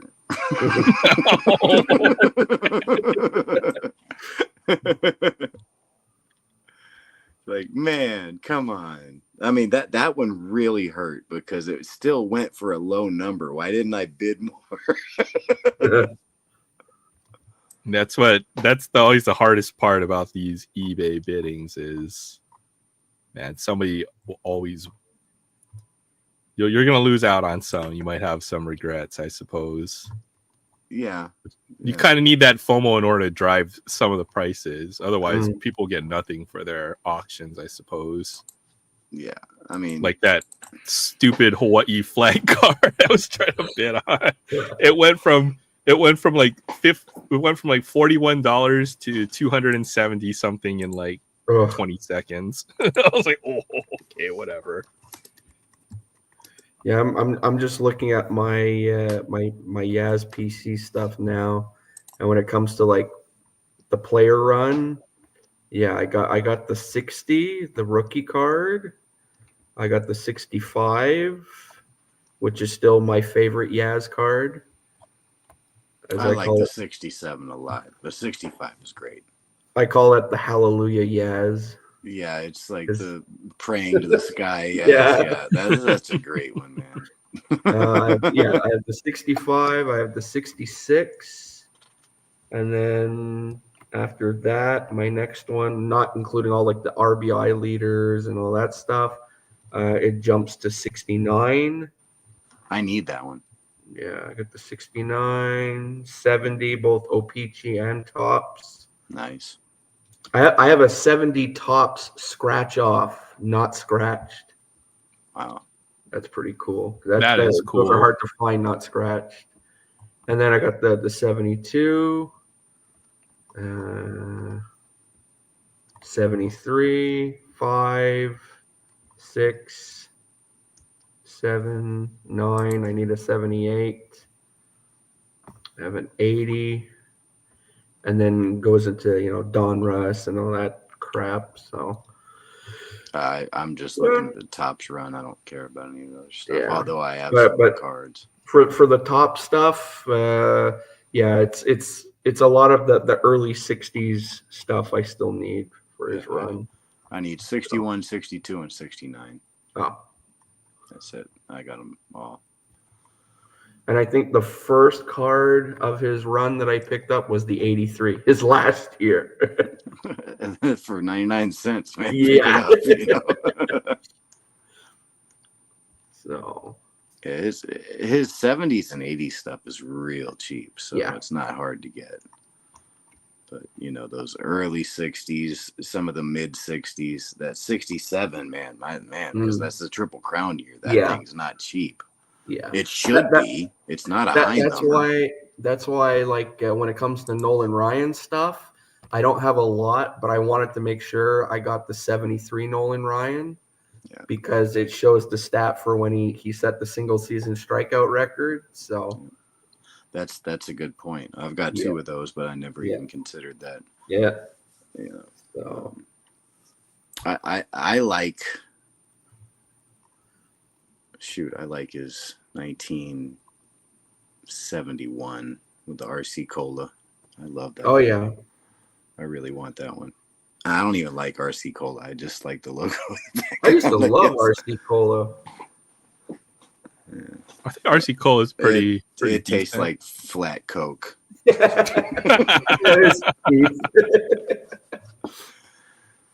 But yeah, I like that. I mean, I've debated whether I want to do the Nolan Ryan player run because I'm such a big fan of his. That's a heck of a run, though. He's got so many cards, though, doesn't he? Yeah. I mean, I've got the 73. I've got the 76. I can take care of the 80s. I've got 81, 82, 83, 84, 85, and 86 already. I still need his 70 for my set. And that's still like a $200 card. 68 through 72 would be tough. Yeah. 74, I was just looking up 74. You can find that for $20. 75, $20. I'm not worried about those. Like non-set stuff. The only two Nolan Ryan cards that I like big cards I'd say I have are the 73 Ryan, and I got recently I paid like $80 for it. It's a four patch Nolan Ryan, and it's basically his total strikeouts. What is it, 5,700 and something or whatever? And they're all like, 5,714. yeah, and they all look like they're like 2 or 3 color patch pieces. It's awesome looking, and they're actually game used. So when the guy told me, he goes, "Yeah, I'm selling it for 80." I'm like, "Yeah, I'll take it." That's pretty cool. Yeah, I gotta find out one touch for it because it's pretty You thick. see, something like that I'm okay with because there's hundreds Yeah. of Nolan Ryan jerseys. So Yeah, I don't feel like I mean, although you are destroying history, I don't think it's as Right, bad yeah. as like Ty Cobb or something. yeah, or like a Babe Ruth or Yeah, something. I mean, that drives me nuts. I mean, there's just so little of that out there. Yeah. I mean, as much as I would love to own one, I mean, it's still like, I mean, you know, like put this it right in, here. put it in a museum or something, you know. Like this right here. This audio talks about Mickey Mantle has, like one glove that he's been using for like 2 years. Mm. And he's got like another glove that he uses like when he's actually like warming up and stuff like that. And so he's talking about he's had this glove for 2 years and it's still not broken in. And so I mean, we're talking about Mickey Mantle. Yeah. I mean, so there's clearly not too many gloves out there of his. No. I can't. I mean, players today, they wear like a different jersey every day, sometimes a couple times a day, a couple of jerseys a day. Back then, they only had a couple jerseys a season. I mean, you're destroying them. So there's a finite amount of them out there. Yeah. So I'm not a big fan of destroying those, but no. I think once you get into the 70s and 80s and stuff, it's not that big of a deal. Yeah. I'm okay with those, but I got so ticked off. Recently, I got, I think it was Phil Niekro, Tier 1, like a jersey card. And then I read on the back, this jersey is not game used or anything. I'm like, oh. Oh, man. Or I got another one. It's I think it's Carl Yastrzemski, Stan Musial, and Mickey Mantle. It's two jersey pieces and a bat piece, and on the back it says none of the items on this card were game used. So well, a lot of this game used stuff is shot up in value. Like, for top tier names, they reach the 6 or 7 figures in a lot of cases. But in my head, I'm like, well, I still own a piece of Mickey Mantle's bat, so I'm happy. Well, I've got a tiny sliver of a Michael Jordan jersey, so that's my one singular, big. Well, not big money. It's a big Michael Jordan card, but it's just got a little shred of his jersey, and it's actually looks like the top, like the actual jersey, not like the shorts or anything. So I've got that. It's definitely a Bulls jersey. It's that black jersey. So nice. Just a tiny little square on there.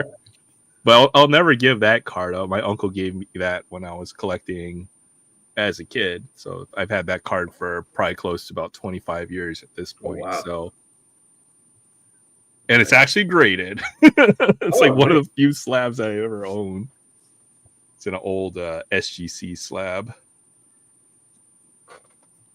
So I know John Mangini, the hobby president. Oh yeah. Has a contest going on. I'm not going to enter it or anything, but I think it's something along the lines of what would you do to make the hobby great again? Oh, okay. One of the things that I would do is get rid of all these crappy jersey cards that don't come from any particular game, event, or blah, blah, blah. Yeah. Get rid of that crap. Yeah. That'd be the first thing and it's not even that big of a deal because I don't open a whole lot of product, but I can't stand seeing people pull this stuff when I'm watching videos and it's like, oh, we got a jersey, and they look at it. It's not from any game, event, or anything like that. It's not or player worn.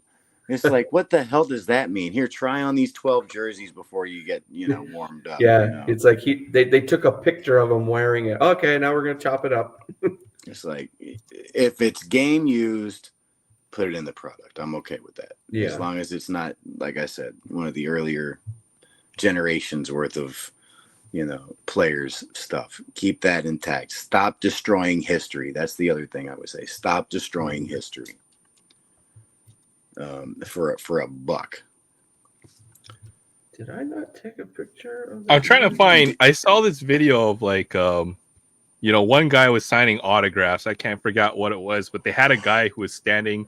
It literally had a pile of jerseys, like 200 jerseys stacked up, and the guy go, shh, and the other guy would just like pull the jersey away real quick, and it's crazy. So, what would y'all do to change the hobby? Other than lower the price of product. Yeah, that's my thing. The price. Yeah, I was just thinking about that. Yeah, I mean, it's hard because you can be, it's hard to. It's hard to suggest behavior changes, right? Because people, the modern collector likes what they like, right? Yeah. Whether it is numbered parallels or sticker autographs or a lot of things that we have. I don't think they like that. I don't think anybody likes that.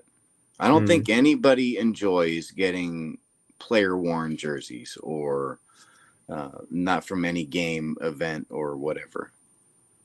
But in a way, it keeps it attainable for somebody to get autographs of some of these players. Or I'm not talking about autographs. I'm not talking about autographs. You can have the scrubs in the product. I don't care about that. Mm-hmm. I'm just talking about a jersey card that is. Yeah, I mean, what's the point of having a jersey card when you pulled the jersey off the rack in the team store? Yeah.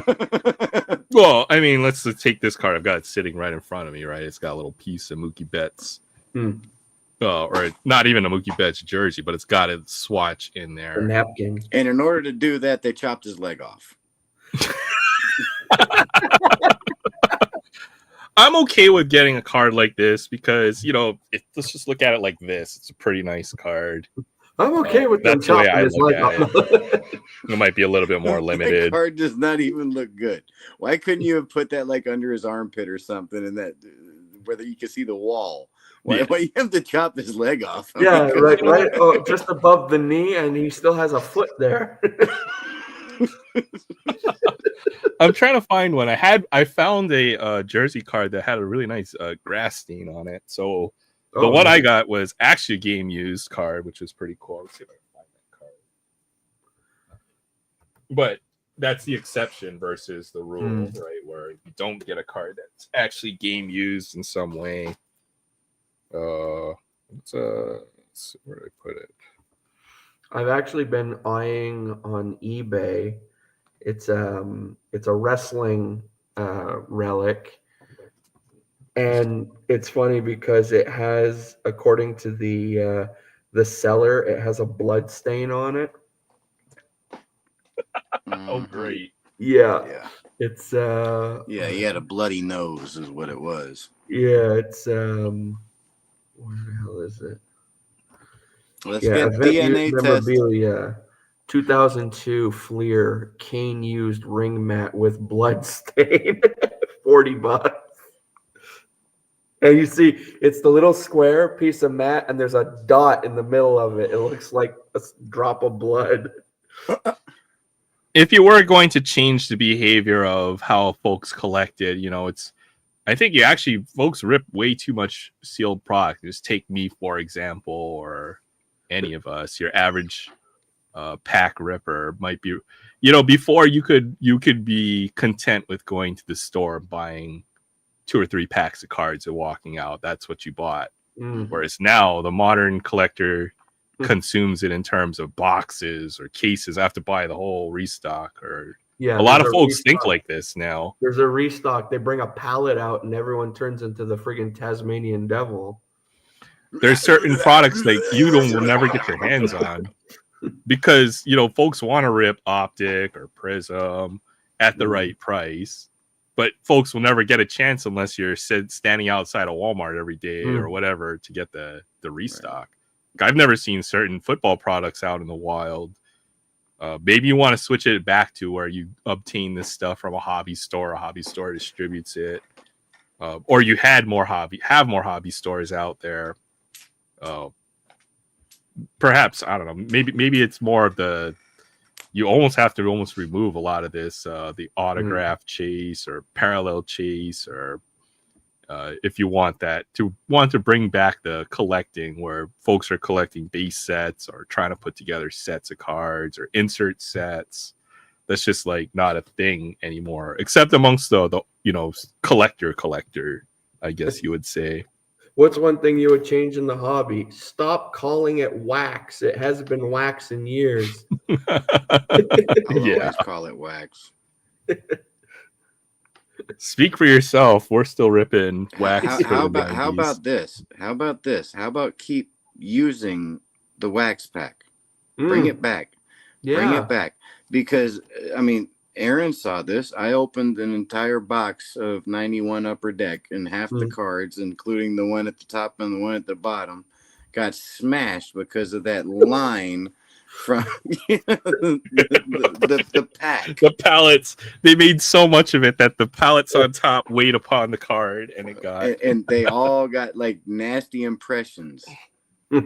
And it drove me nuts because it's like every good card that I got out of the packs had this impression in it. And it made basically the entire product worthless. Yeah. Wax packs wouldn't have done that. They would have had a wax stain, but they wouldn't have had a gigantic fat impression on them. I'm not sure. Well, you probably can't fix the price of sealed wax. Sorry. Hey, Titus. Hey, what's up, Titus? Good to see you. Yeah, the cards, the packs are just Yeah, I don't even rip hobby boxes anymore. You know, a lot of the stuff that I did rip previous years, I've just found that finally I'm priced out of the hobby. It took 4 or 5 years, but I'm not ripping a $200 hobby box or anything like that. I would rip them if they're $100 and get 2 autographs, but I think Topps has finally hit that inflection point. But as long as breakers and folks who buy into the breaks fuel that demand, there's nothing you can do about the price of sealed wax. Yeah. The only thing that keeps me buying sealed wax, I guess, is because Topps is pretty fair about it, where you can get some pretty nice cards from the retail side still. And oftentimes retail will be the superior format to hobby. So I don't buy hobby boxes anymore.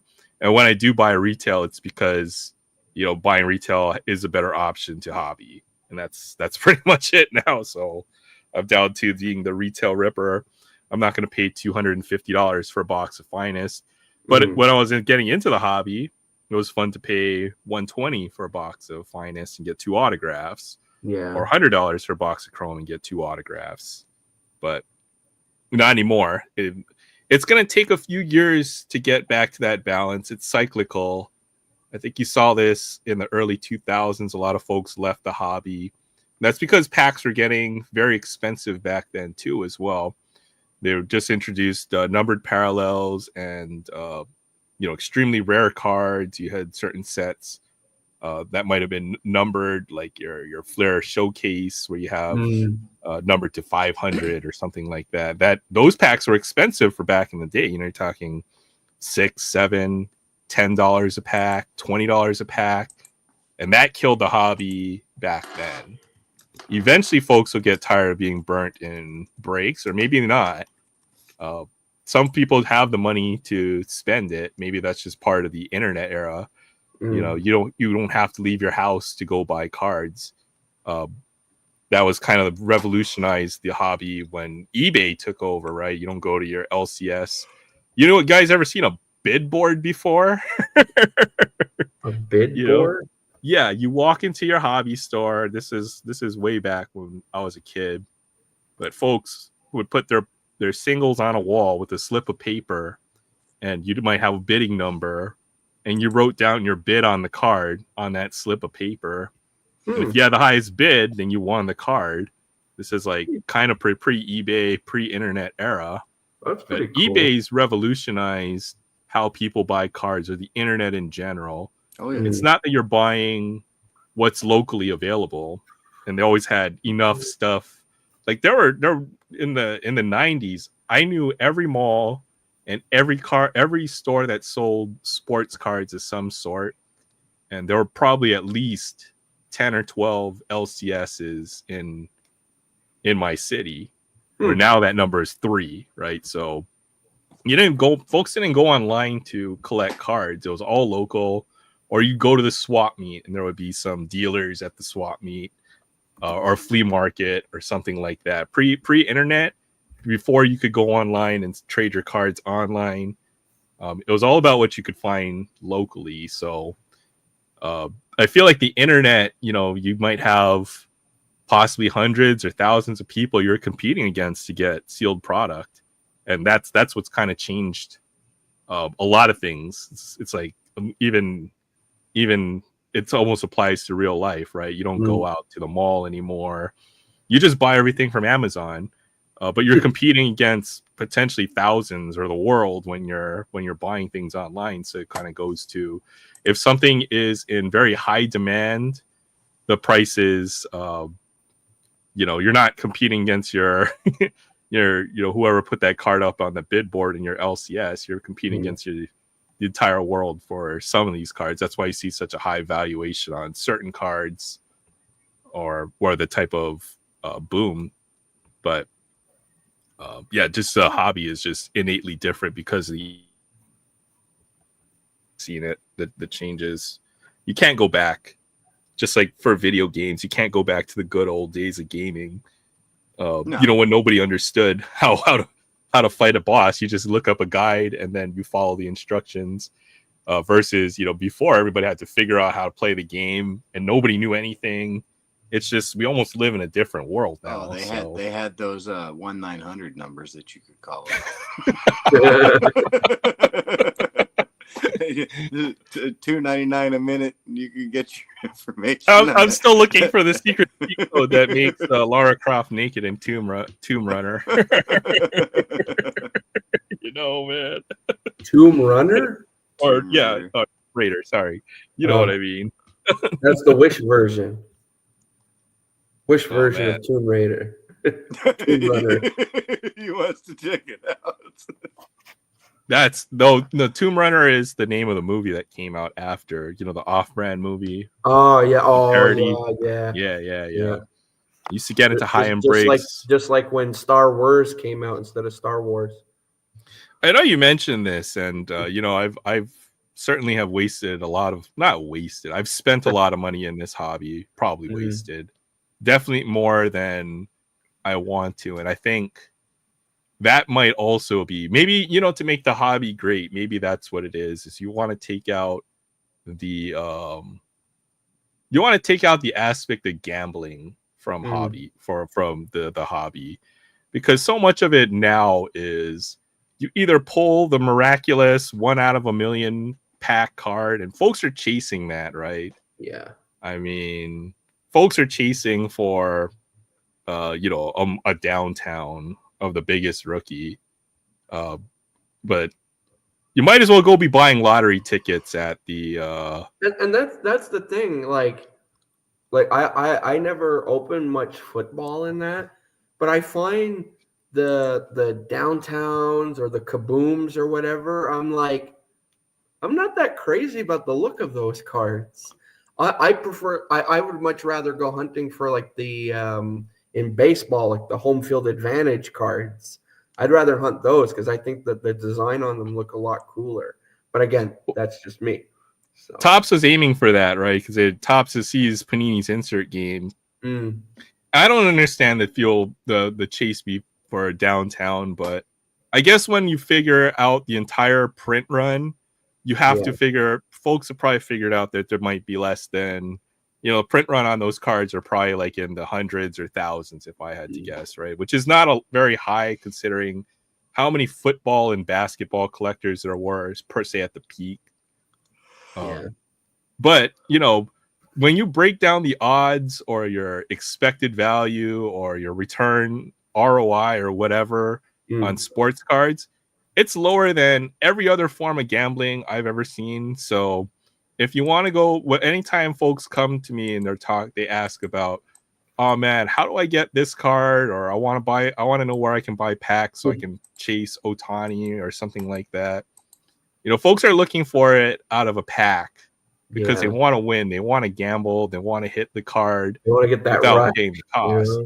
You're much better off buying the single, like literally 98% of the time, because you might hit 1% out of the time. Yeah, I learned that. Now I'm just like, I'm not gonna open packs trying to chase a certain young gun or something. I'll just, especially for me, because I like to get them for my set.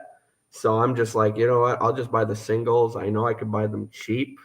You just wait a little bit after the set comes out, and so. You'll be able to obtain the card that you want. But you know what? On the other hand, I mean, if you're still trying to hunt like a Cale Makar young gun or something, well, you're still going to be paying like $200-$300 for one. Only the most disciplined pack rippers will ever come out ahead, and they still need to get lucky, right? Because there are success stories where somebody walks in, they buy a blaster, and they hit a $10,000 downtown. But how many pack rippers have the discipline not to go and either sell the cards, the big hits from their breaks, so that they go buy into more breaks, or immediately go and trade those cards in, or sell those cards so that they can go buy more packs. And that's where you will eventually lose in the long run, right? It's just not too many. And the same thing with gambling, any kind of gambling. I had a pretty big gambling addiction a few years ago, right? And I would be terrible as a breaker because I would just want to keep everything. Oh, you're gonna be that guy, huh? You're gonna be the not in that case of I'm gonna keep everyone's cards. I mean like opening stuff or whatever.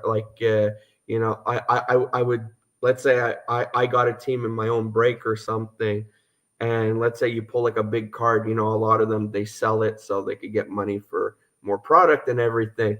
Whereas me, I would pull, let's say, a big card or something, and I couldn't part with it or something because I'd want to keep it in my collection. That's like my buddy Andrew.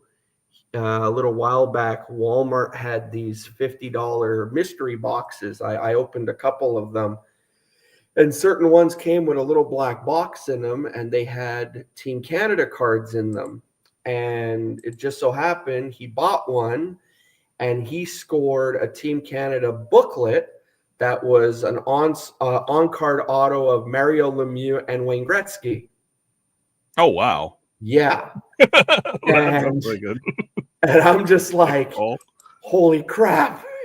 And when we went to the card show in October here in Montreal, he brought it with him because he said as much as he likes to have it, he'd want to see how much he could get for it.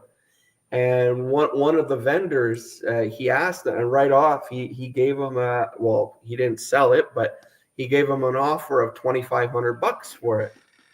And I'm like, okay. And I'm like, I'm hearing all the offers he's getting, and just deep down in the back of my head, I'm just like, nope. I still wouldn't sell it. Wouldn't sell it, right? What is the price? What is that value of that card? I mean, I think he said probably around there, if I had to guess. I think he said he saw one going for around, I think, 3.5. And so I'm like, I'd still keep it.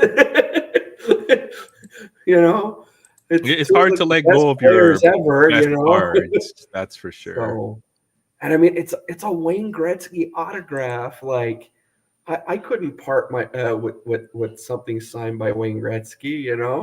So even if it's a dual autograph, you might get the two individual autographs. And for that price to have Mario Lemieux with it, like, man. So, right. Yeah. That's probably what I would do. Is you need to reduce the gambling aspect of the hobby to make it good again, or to make it great, to make it for the collectors. Yeah, you can have some really nice cards or really nice pulls, but it can't be like a gamble. Being made now. Make the hobby great again. Oh, jeez.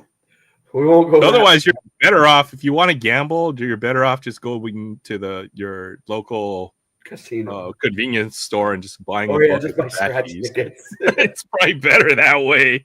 You'll get more of your money back in return from what I've calculated. But I do enjoy opening packs of cards, and me too. Sometimes I find a lot of great stuff for my collection. So, but I guess it's all about keeping it in moderation, right, within your means, which is hard because addictive behavior. A lot of folks don't have that, that stop to them, especially gamblers. I've seen, I've gone to card games, in the past, and I'll play all night with these guys, and I might break even or win money, and then I'll be talking to somebody, I'll have a cigarette outside or what I was smoking, and guys like, oh, I need $50 so I can go home and buy groceries or something for the week. And it's just like, man, well, what the hell were you doing here then? well, they're that some people don't have that switch to turn it off, and that's what's really hard about it.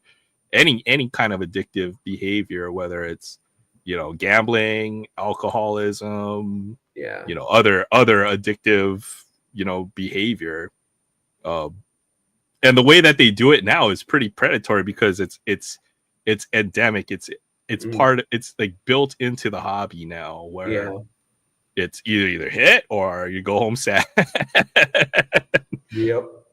There's a few products, I guess, like Topps base, the flagship set, and maybe 2 or 3 releases that Topps does, and hockey's pretty decent, where it's not all about big hits or go home.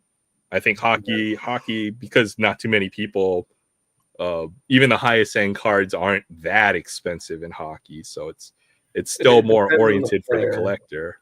Like I don't enter breaks as often as a lot of people do. And the odd time that I do get into a break, I think the last one I was in was like in 2019. And I just got lucky because 2019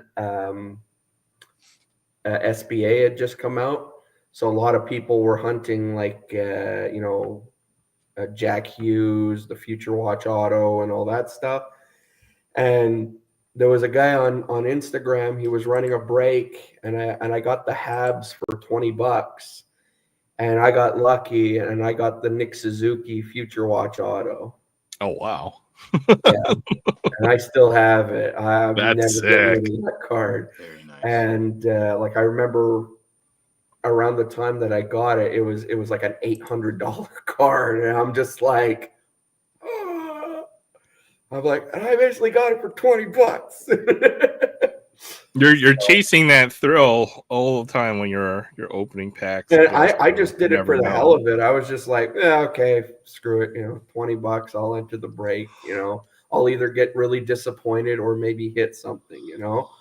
And I'm kind of bummed because if I would have dropped an extra like $15, I could have gotten the Rangers, and if I did, I would have hit the Shesterkin Future Watch Auto as well. But I wasn't that lucky. But I'm like, okay, at least I got the Suzuki, so that's cool. I've seen some folks buy into breaks, or they buy repeatedly.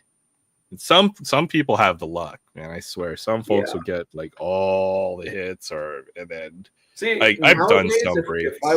If I was to be like the type who gets into breaks like very often, I'd want to make sure it's stuff that has like past players, and I'd probably just be hunting for Brodeur stuff. So I think breaks can be, it's not the worst thing in the hobby as long as you're not paying the premium for the biggest names in that product necessarily, right? So yeah, if you're not paying to get into like, especially for hockey, like the Cup or Ultimate or the really high end stuff, so you can make it so that you can participate in breaks and not do as bad. But the guys who pay the premium for like the biggest name in the product or the hottest team, those are usually the guys who will not do too well in breaks. But if you're buying filler spots and then oh look, the filler spot gets the best auto out of the box or Yeah. whatever, then you're probably doing okay. But it's just tough because you don't want a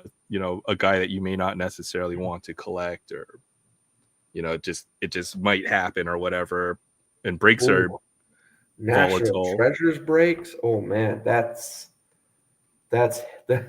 really heavy duty stuff. hmm Oof. Yeah, I'm certainly more of a collector. It's not just sports cards. I think it's just ingrained in my mind where I need to obsessively collect everything out there. I don't know what's wrong with me. Yep. That's why, like, almost that's like me with subsets and stuff. Almost every other video I post on Mondays or Fridays, be like, "Yeah, I got a couple of these. I'd like to put the set together. I'd like to put the set together." Trying to, yeah. Yeah, National Treasure breaks are always tough because, if there's only 8 cards in the products, and if you're buying a team or even a player, most of the time you may not even see a player on that team. There might only be like 3 or 4 cards in the checklist from certain teams. National Treasures. I would just love to own one of the little suitcases the cards come in. The little box. the little box. Because the box alone looks awesome. And then you crack it open and it's just one little box in the middle of it. I want the big box. Yeah, it's tough because the hobby's moving more towards breaking, which means there's less supply for, folks who will buy the packs or boxes themselves and rip. But on the other hand, it's rough now too with when you hear all that controversy about people scanning the boxes and everything to find all the hits and shit. Like, yeah, maybe at some point that's going to reduce the sealed price of this. And yeah, that's exactly what it is. So you buy a team break, and even some of the sets that's going to be very weighted towards certain teams are going to have all the names in the checklist, right?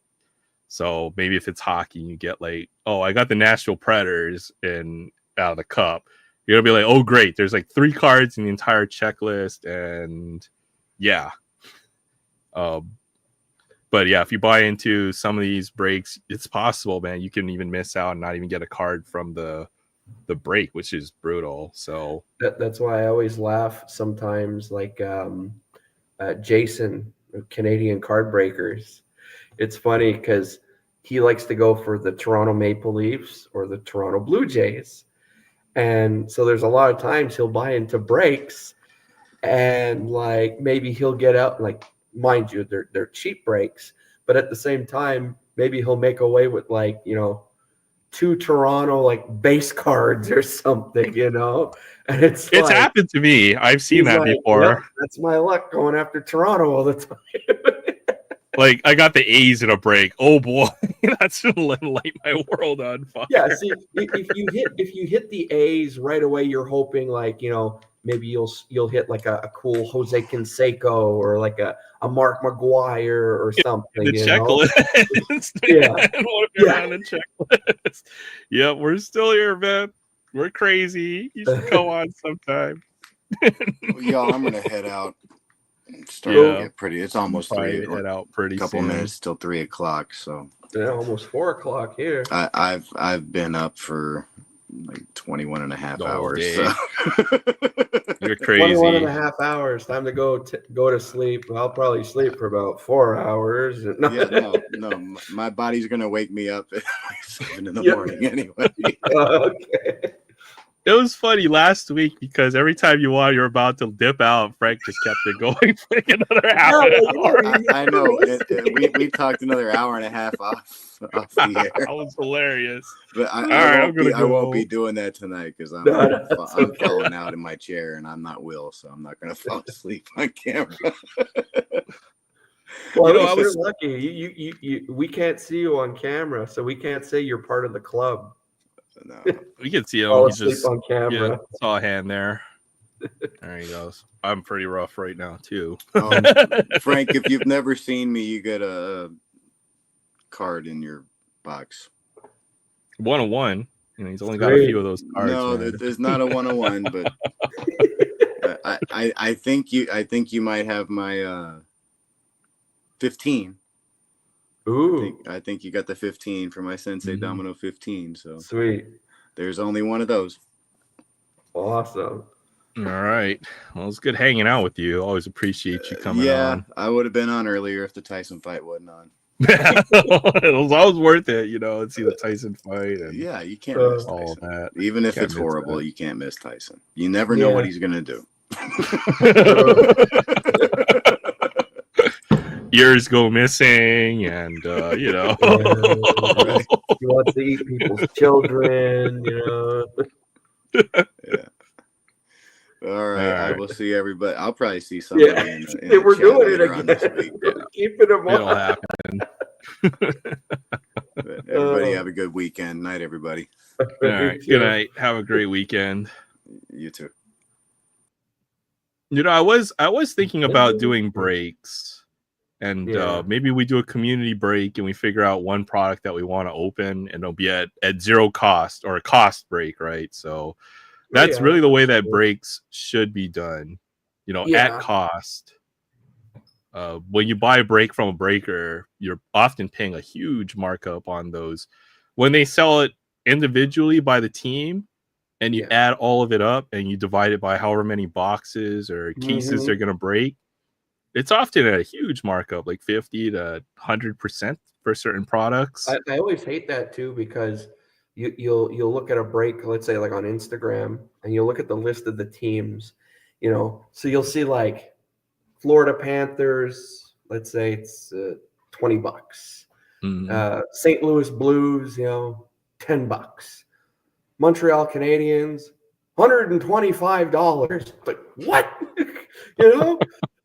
Like, what the hell, Or Chicago, there's another one that's like $100 and something because Connor Bedard. Or Edmonton will be high because let's say there's some cool like McDavid card, or Drysdale, or yeah. But what the hard part with that is, it could be cheaper to buy through a break than to individually hunt all those cards down too. So it's actually a convenience fee if you're a team collector. Myself personally, I like it where the spot is all the same price. You don't know what team you're getting. The random breaks, random teams, and a random team. You pay your amount. If you get lucky with a team, cool. If not, well, you get into a break where it's not that expensive, and you're not like, oh man, that $150 could have gone toward groceries, not hoping to get a cool autograph, so. Like, I don't begrudge the breakers for making money, because it is a business and they need to eat too, right? Yeah. But if I have the choice between going out and buying the cards myself, out my packs, I kind of know I'm gonna make the decision and probably just do it myself, which is what ends up happening. And I may not get access to the highest end products, but maybe I'll get lucky. I don't know. So I was thinking perhaps if there's a product at some point this year that's worth breaking, or if I ever get like another Black Friday hockey deal, like I should have took some of those boxes and then did a break with those or something, right? So if I get another opportunity like that, maybe I'll offer it up as a break at below cost, right? Or whatever the cost to me plus my shipping, whatever it costs to ship or whatever. And that's the way breaks should be, because you're trying to get a group of folks to buy a whole case or multiple cases and then rip it to shreds, right? Hold on a second, okay? I just gotta run to the washroom really quick. For sure, no problem. It's always tough. If I have anything else. Yeah, I've been...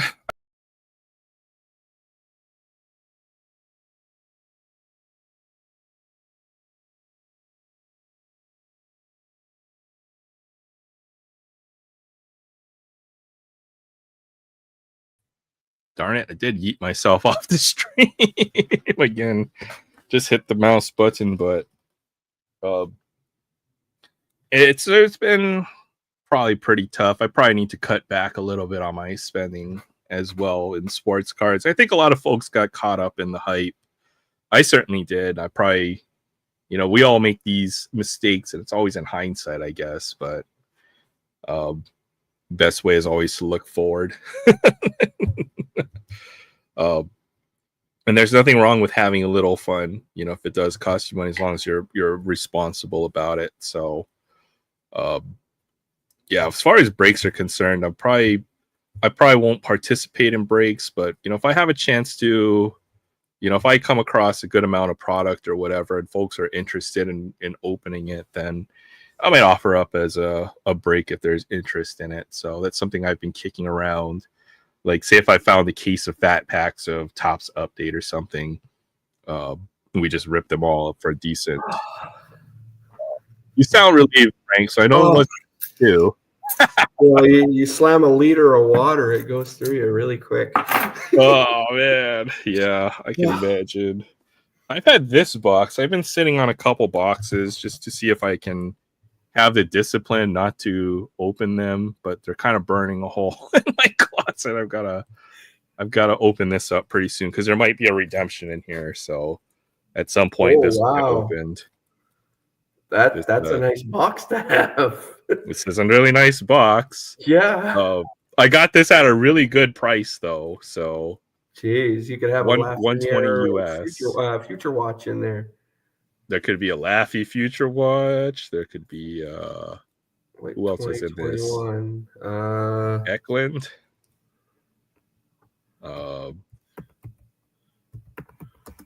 Kirill. Yeah. Yeah. So that's got to get open pretty soon. I'm not sure if there's a redemption in there. So that's probably going to happen in the next couple of weeks or so. Nice. Yeah, just don't ruin it with the way you cut boxes open. Who else is in there?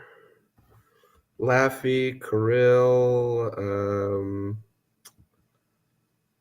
There's some lower names also, but I had three of these boxes. I ripped two of them. I did get one really cool one, which was oh no, it wasn't that. I got Inscribed Future Watch, which was pretty cool, but that came out of like a year after or something like that. It was weird. Stutzla's Future Watch is in there.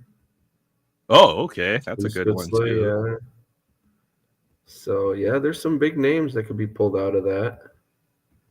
Plus always the unobtainium SP authentic stuff, right? Like the dual or triple signatures, or there's some crazy stuff in there. So hopefully.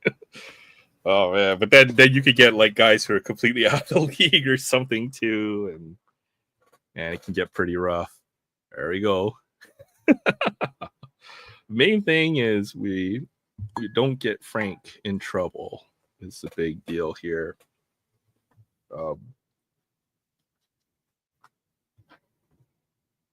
Could be the last time we open a hobby box like that, though. I don't think we'll have another chance or anything. We'll rip some retail stuff. I think the last time I ever opened a hobby box on my channel was 2019 SPA. Well, one of my LCSs just has like wall to hockey of stuff that they haven't sold in the last couple of years. Wow. Last year they sold everything at 50% off on Black Friday. So I went crazy in there. And that's why I have like some pretty good stuff now. So they had boxes of 22, 23 OPG, which were $60, which became $30 US. Wow. So I walked out with almost a whole case of it. That's ridiculous. It's like I bought like 12 boxes of OPG. Well, I got lucky when I opened that box of 2019 SPA. The box was still like $140. Yeah. And that stuff now is really expensive. Really expensive, right? So I paid $120 for that box of SPA. Wow, you'll probably will never get a better price than that. No. So yeah, we're gonna have to open that up pretty soon. But even their hobby boxes were like $30 or $40 for certain boxes. I went pretty crazy on the. I've got pretty much every Young Gun from the last 2 or 3 years. I think that. So, yeah. Hoping that they're doing that again this year. That's why we haven't ripped a whole lot of my channel in recent months. Like the amount of videos went from like 3 or 4 a week to like 1 a week for like the last couple of months or a few months. But well, I usually try to keep it up to like 2 videos a week, Monday and Friday. So, and then every now and then, if I feel like it, I'll just throw something up in like the middle of the week. So it's like, hey, you're getting 3 this week. yeah, I've got to get back on the video making schedule, to be honest. Haven't had a lot of time to edit all this stuff. It's so time consuming. Maybe I shouldn't do too much of the editing anymore going forward, but I don't know, man. I like to do the editing and stuff. That's why I like mine. When I do my videos, it's very bare bones, just intro, video. But you said there was a Young Gun you were looking from this year. What was his? You know who you're? 22. Oh, I 21. got him. I bought mine. There's the Slavkovsky. I've got the canvas too. I think of the Slavkovsky. Nice.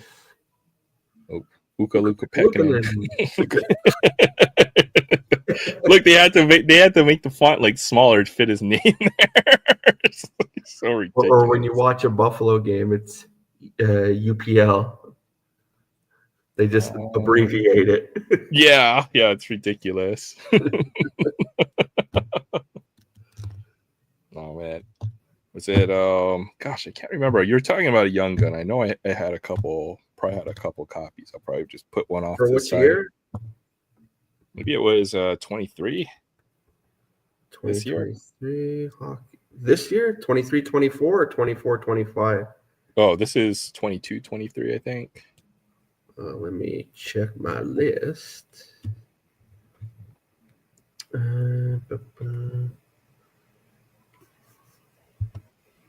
Oh, when I was opening this, because maybe it was when you're opening that up. Hold on a second. Hold on. I'm hoping this will be one of the best single pickups I've had recently.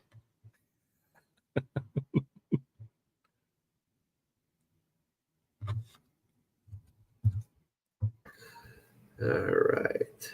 23-24. Oh, I know I mentioned Luke Hughes, Matthew Nyes from Toronto, or some of the other ones for Series 1. Look at this, Leo Carlson, Young Gun. Oh, that's I grabbed nice. this for $5. $5? Yeah. I mean, next to Bedard, that's the one you want to pull. Yeah, I got 2 of them at my LCS. Yeah, I need one of those. I'm looking here at the list, and let's see which big ones do I still need. I still need Dustin Wolf, Brock Faber, Owen Beck. Nope, don't have Brock Faber. That last year of hockey was tough to collect. I'll put it that way. No. Oh yeah, Luke Hughes. So basically, in my case, for Series 1, the big ones I still need are Luke Hughes, Dustin Wolf,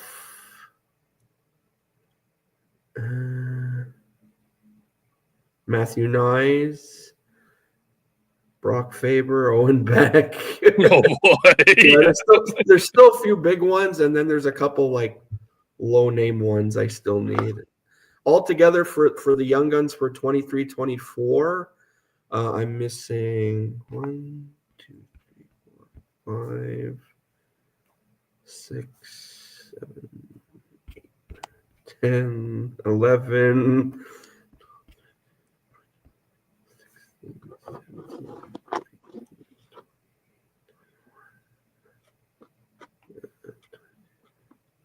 24. No. Well, Yeah. those. It was so hard to collect. I hope it kind of gets back to being a little bit more normal. Hmm. Man, even I couldn't afford any kind of sealed for Series 1 or Series 2. It was just Oh, last year's, yeah, because Good everyone was grief. going gaga for Bedard. I mean, I'm just lucky I got this because of that promotion Walmart has going on right now till the 20th. Everything 2023 and down upper deck is 25% off. So no, that's not bad. That's Yeah. not bad at all.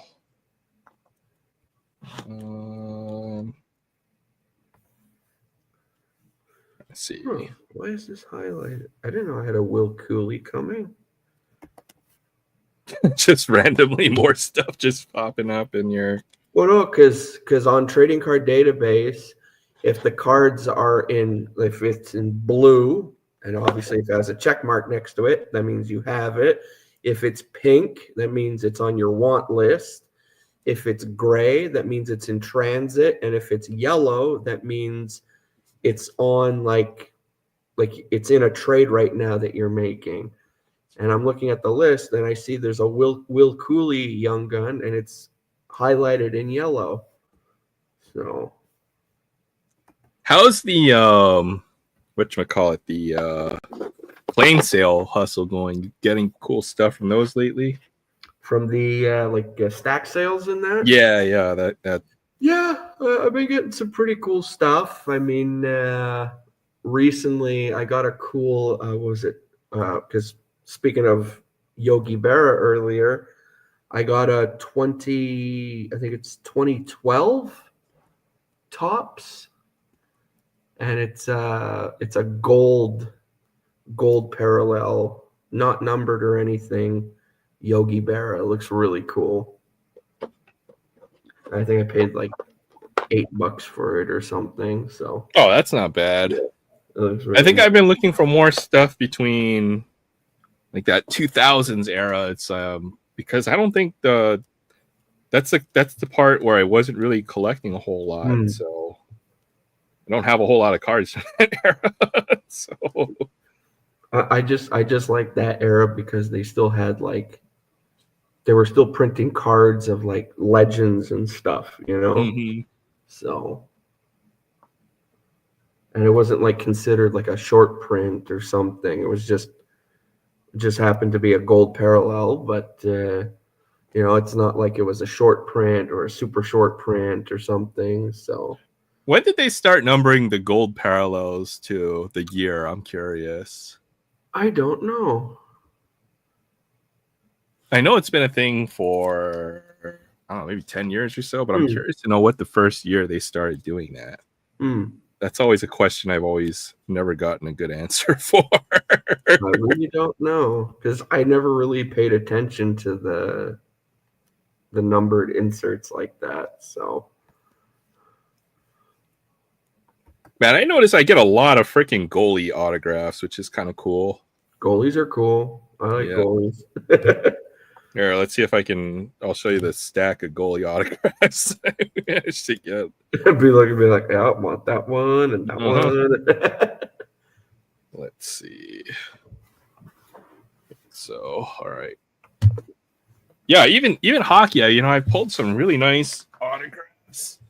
Like baseball. You can pull some cool stuff from hockey, So Baseball, you can get absolutely, you might be 10 or 15 autographs before you get a name that you recognize nowadays, which is just like, it's misleading, I guess you would say, for the it's like, oh, one guaranteed autograph, and it's gonna be like, oh yeah, this guy's already in the NPB or playing overseas already. So yeah. All right, here's my goalie stack. I've got a few Oh, goalie Sign of the autographs. Times. Those are cool.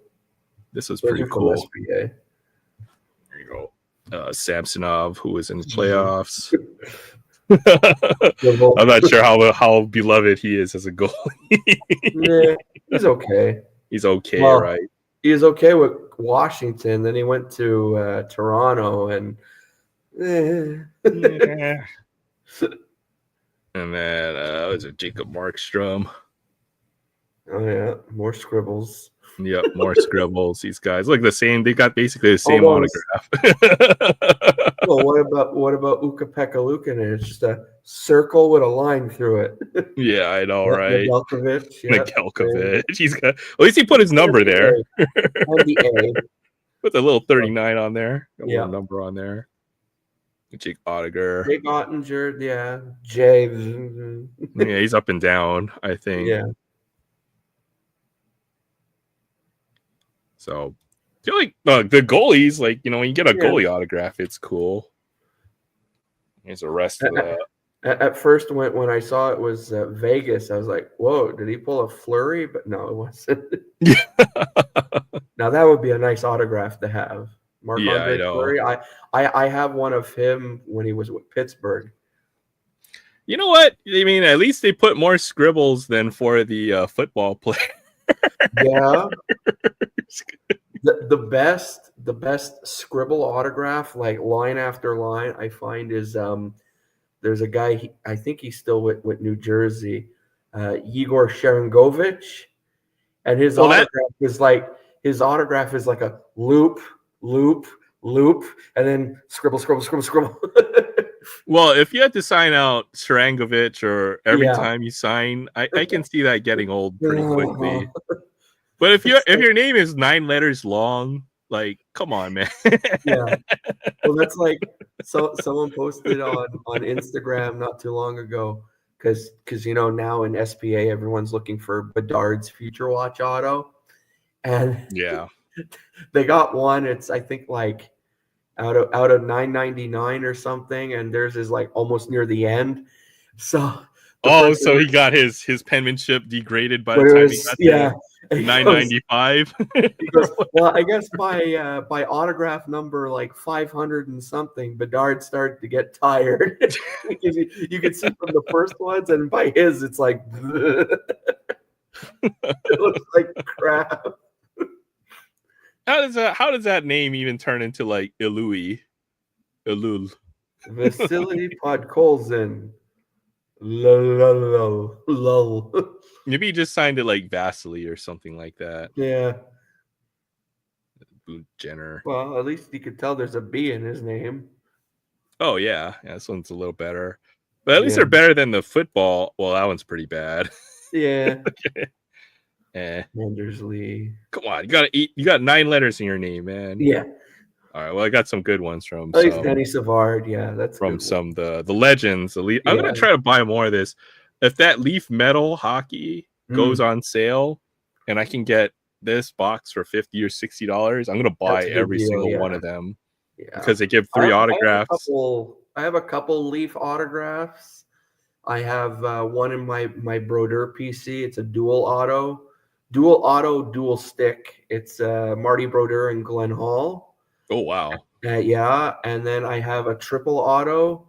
It's basically all 3 members of the Triple Crown line. It's Marcel Dion, Charlie Simmer, and was it David? I always forget the third player, but anyway, the big score is having the Marcel Dion autograph. So, ooh, Ron Greschner with New York. Looks like he signed it, New York. Yeah, right, New York. Even though the logo is not on his jersey, you can tell it's New Yorker. He signed it, New Yorker. Oh man, I got Doug Gilmour. I like this one. Nice. That's a nice auto. That's when he was with St. Louis. Yeah, he's got the number in there on his jersey there. So yeah, I'm gonna try to find more of this Leaf Metal. That'd be cool. That stuff is really nice. Yeah. A couple more. I just never buy it because anytime I see it, the boxes are like $200, and I'm like, I can't really spend that right now. Like I was fighting with myself yesterday when I bought this.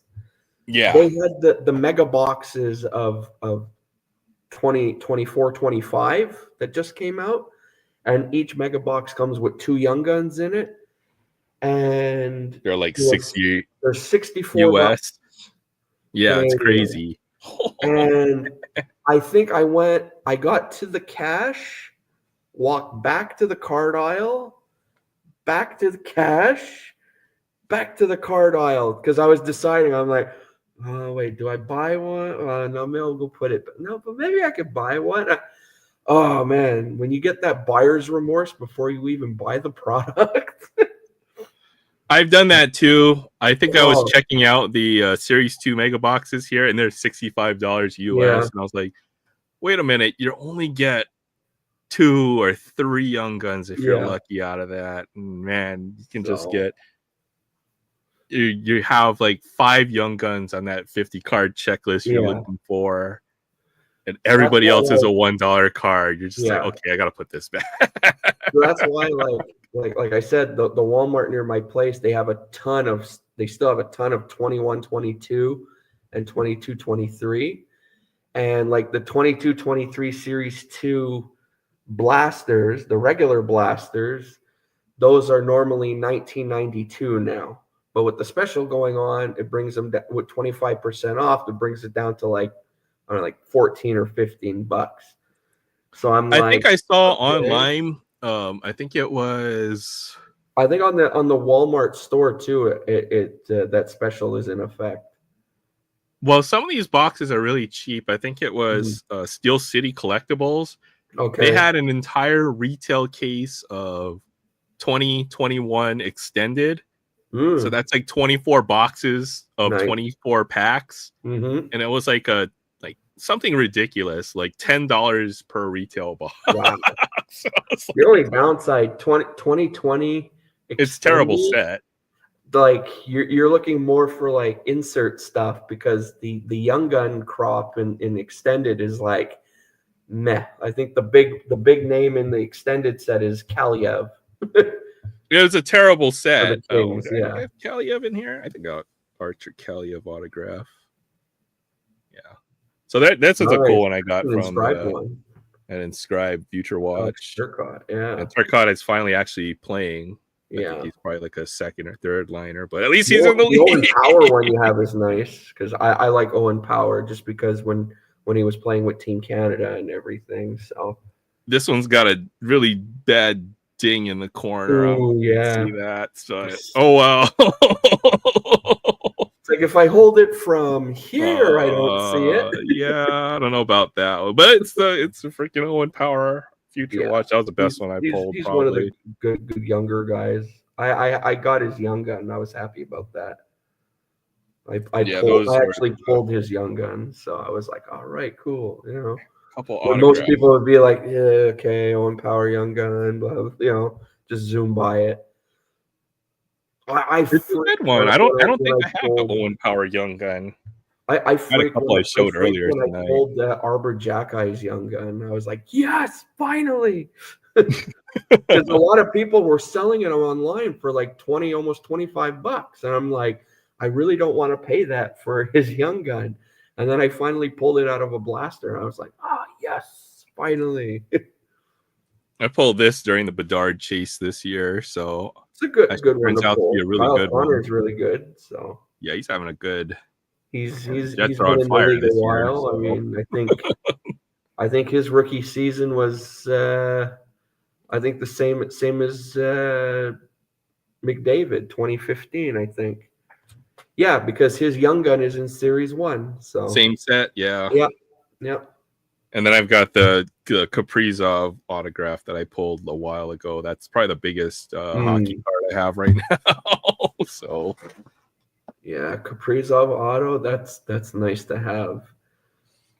I have a couple Kaprizov cards. I'm lucky I have the Young Gun, and it's the second one I pulled. Never got his canvas Young Gun though, and his canvas Young Gun's actually more expensive than the regular Young Gun. no, I mean it's hard to pull. So Same as the Caulfield Young Gun canvas is way more expensive than the regular Young Gun. those Young Guns are really hard to pull, but Yeah. Some decent look out of some other sets. So there's a nice Laffy debut ticket access. But I also have I have the Kaprizov retro Young Gun. I was happy about that. That's from Extended. The 05 design. So I like those retro Young Guns, because oftentimes Yeah. those might be the best way to get, I guess, a quote unquote. It's not the quote unquote true Young Gun, but hey, it is a rookie card. yeah. It's from That's that why year. every year when Extended comes out, I always like to see what the retro design is. And for 2020, the retro design was the 2005 design, like with the Crosby and Ovechkin year, and it's a 100 card set, and I'm still trying to complete it.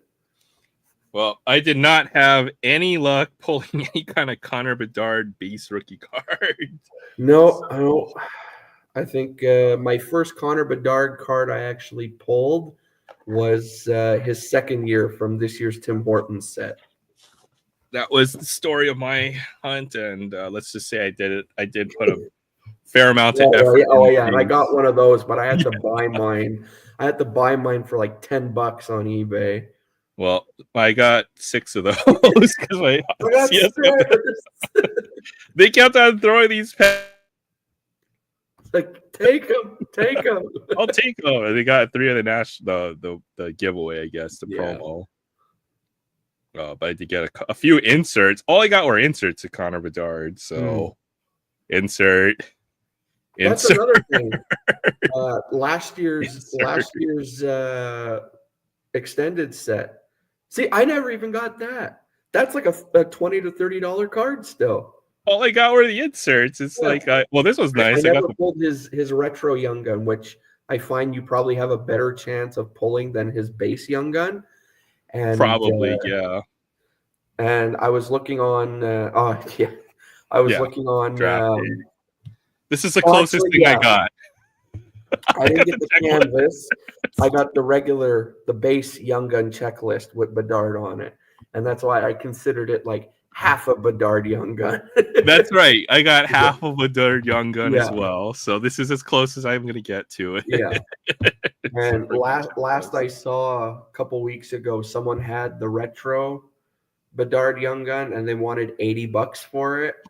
And I was asking a buddy of mine who does a lot of he buys a lot of really high end stuff, like $300-$400 cards and that.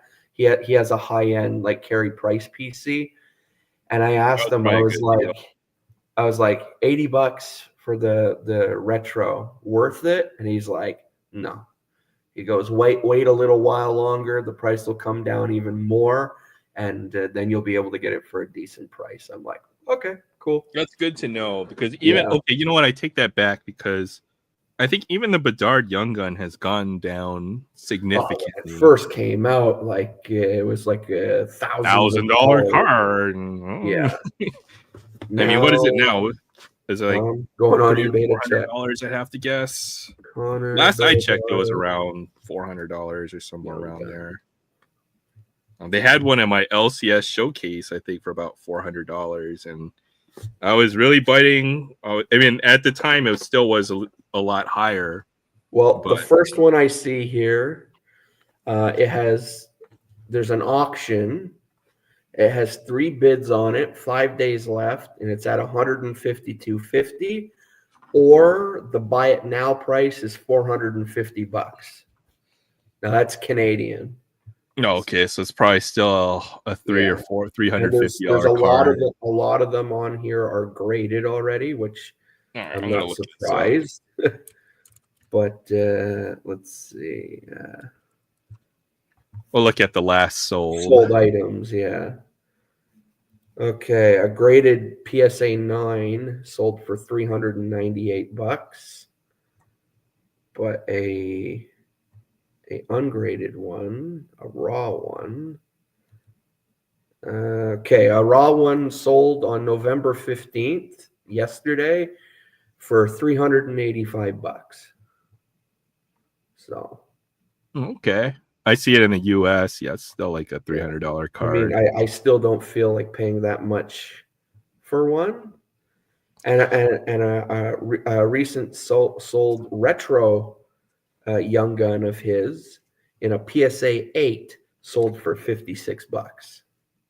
Oh yeah, you'll get a good opportunity to get like So the cards for a price is reasonable already price. coming way down on his retro Young Gun. So Oh yeah, PSA 8 $40 and PSA 8 sold today. now I have that slight OCD when it comes to collecting, and like certain players, it's like I got to get two cards, one to have on its own and one to put in the set.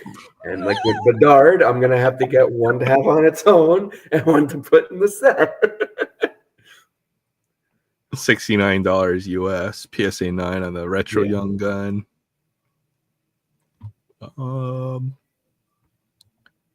Yeah. I think I don't think he's had all that great of a start, to be honest, this year, right? Like he's not. Well, he had an injury, and then he came back, and that was last year. That was last This year. Let's see, what's old Mr. Bedard's stats at so far this year? I looked. Didn't look like he was lighting the world on fire. I mean, he's so young though. He's like, Yeah, you give the guy a chance, You know, you won't know for a few years. Yeah, so far this season, he's played all 17 games. He has 3 goals, but he has 10 assists already, so he has 13 points.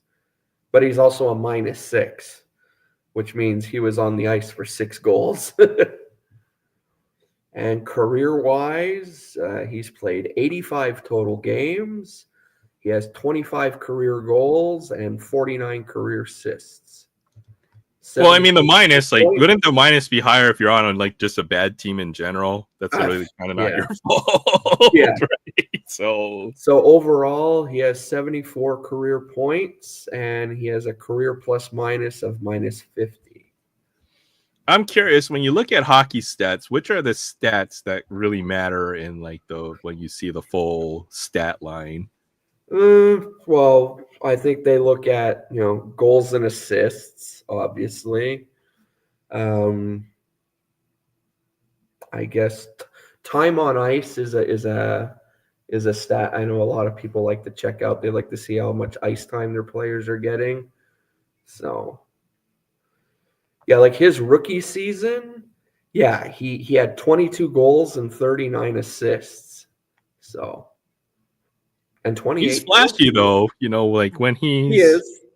So he's fun to watch. I'm not going to deny that. I've seen him play. I don't think he's going to be as quick as I don't think he's going to be, like I know what was it last year? No, 2 years ago when it was Zegris's rookie season.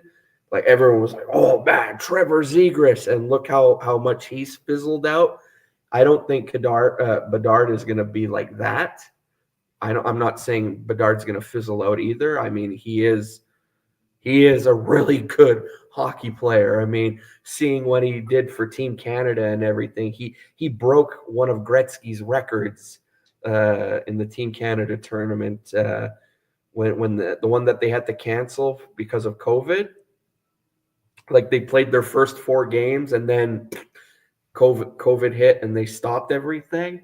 Like he scored, I think, 4 goals in a game, and even Gretzky didn't do that. So he is really good, but again, he's young, so got to give him time. How old was Zegras when he played his rookie year? I guess is a good question. He's 23 Zegras now. was so he must have been like 18. So okay, he's kind of stagnated in his development in some ways, it seems. Yeah, is the assessment, right?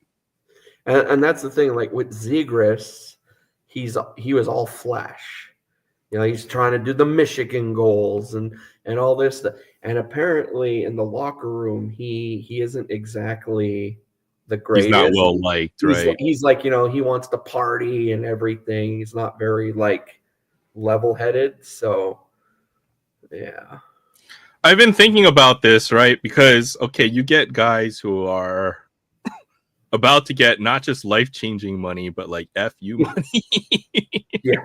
And you wonder if they get FU money and they get it all guaranteed, You know what? Do they have the motivation to continue to be a player where folks are looking to be, perennial all-stars? And I have serious doubts, especially when it comes to basketball, football, and even now possibly hockey. Now that the folks are getting big money in hockey now, it's not big money compared to other sports, but it's getting there.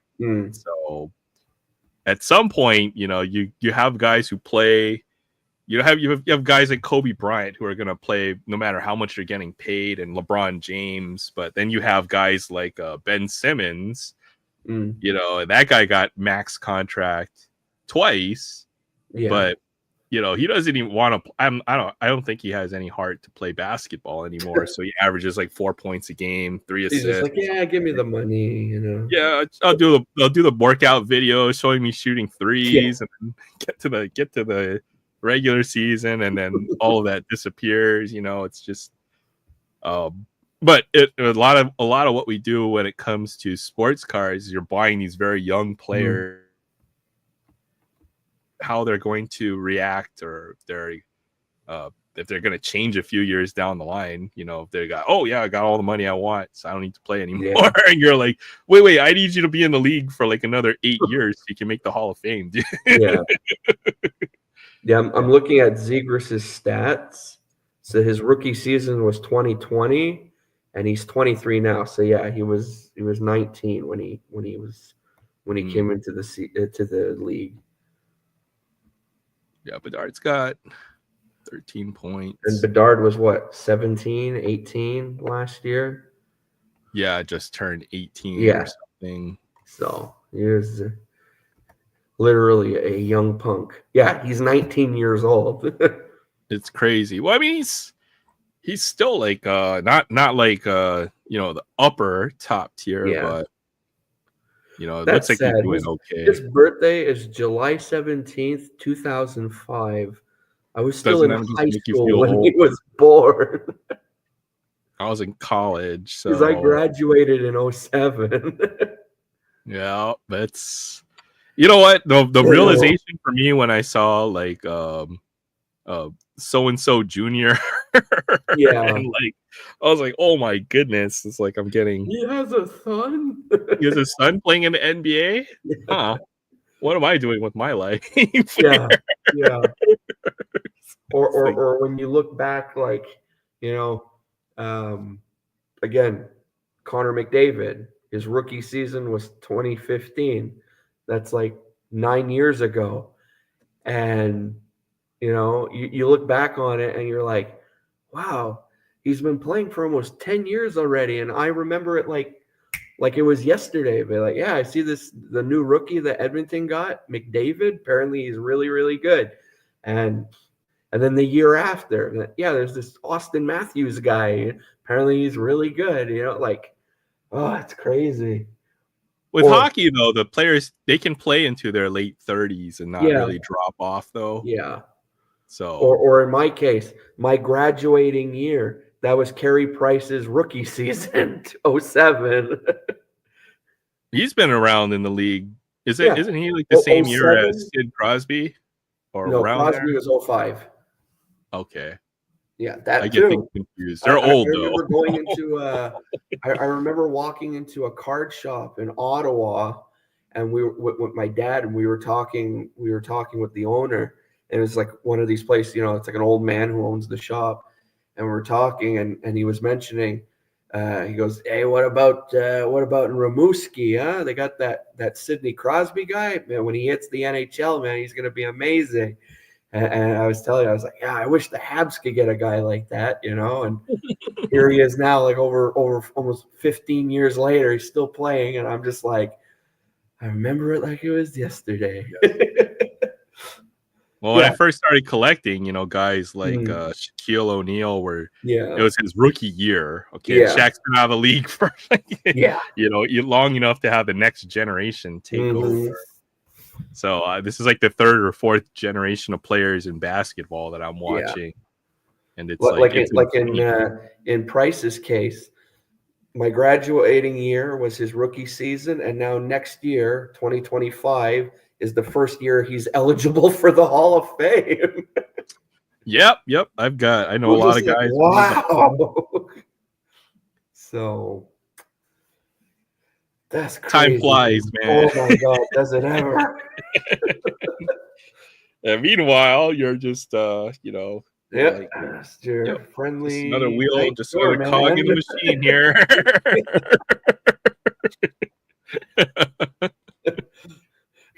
Gonna turn into one of those guys, sits out on his front porch as the kids walk by. Threw 4 touchdowns, remember- mine. I remember when Carey Price was a rookie. Okay, old man, that's nice. He's in the Hall of Fame now. I know. I remember the first year he was eligible. Well, even the guys we thought of, at that time, those guys, like, they're retired. They've been retired for like 30 or 40 years, right? Yeah. Like 80 cards from the 80s are approaching 40 years old, or in some cases. It's just, you think of a lot of these players, and they're guys you grew up kind of watching. They're players you grew up watching. So in your head, they're always going to be that young guy in the league. Let's say, they're still like 3-4 years into their career, and here it is now. It's like, well, he's already eligible for the Hall of Fame. Like, what? No. Yep, like a lot of these guys. It's crazy. I think like this year, like I understand Jeremy Roenick. He's been retired for a while now, so he's part of the 2024 class.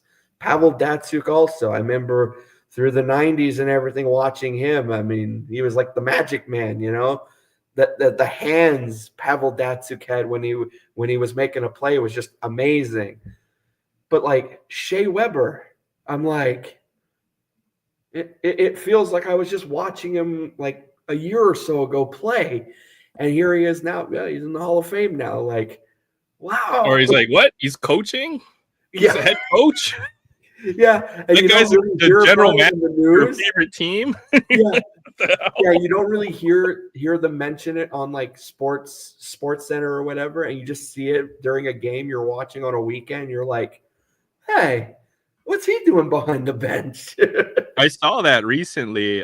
It's actually an NFL team, the Jets, right? So they fired their coach midway through the season, right? They have Jeff Ulbrich as their new head coach, right? But I was like, wait a minute. I watched him play in college as a kid, right? I'm like, wait, you're a head coach of the Jets now? I have his rookie card. I thought you just got out of the league, right? I remember you were playing for the Niners, and then I kind of lost touch. And you're a head coach now, huh? Okay, I got it. Like, that's what I mean. It's like there's certain players. It's like you're in your head. You're so used to them as a player, and then when you see them coaching, or so and so is going into the Hall of Fame, or he's the new coach of the OHL affiliate or whatever, and you're just like, huh.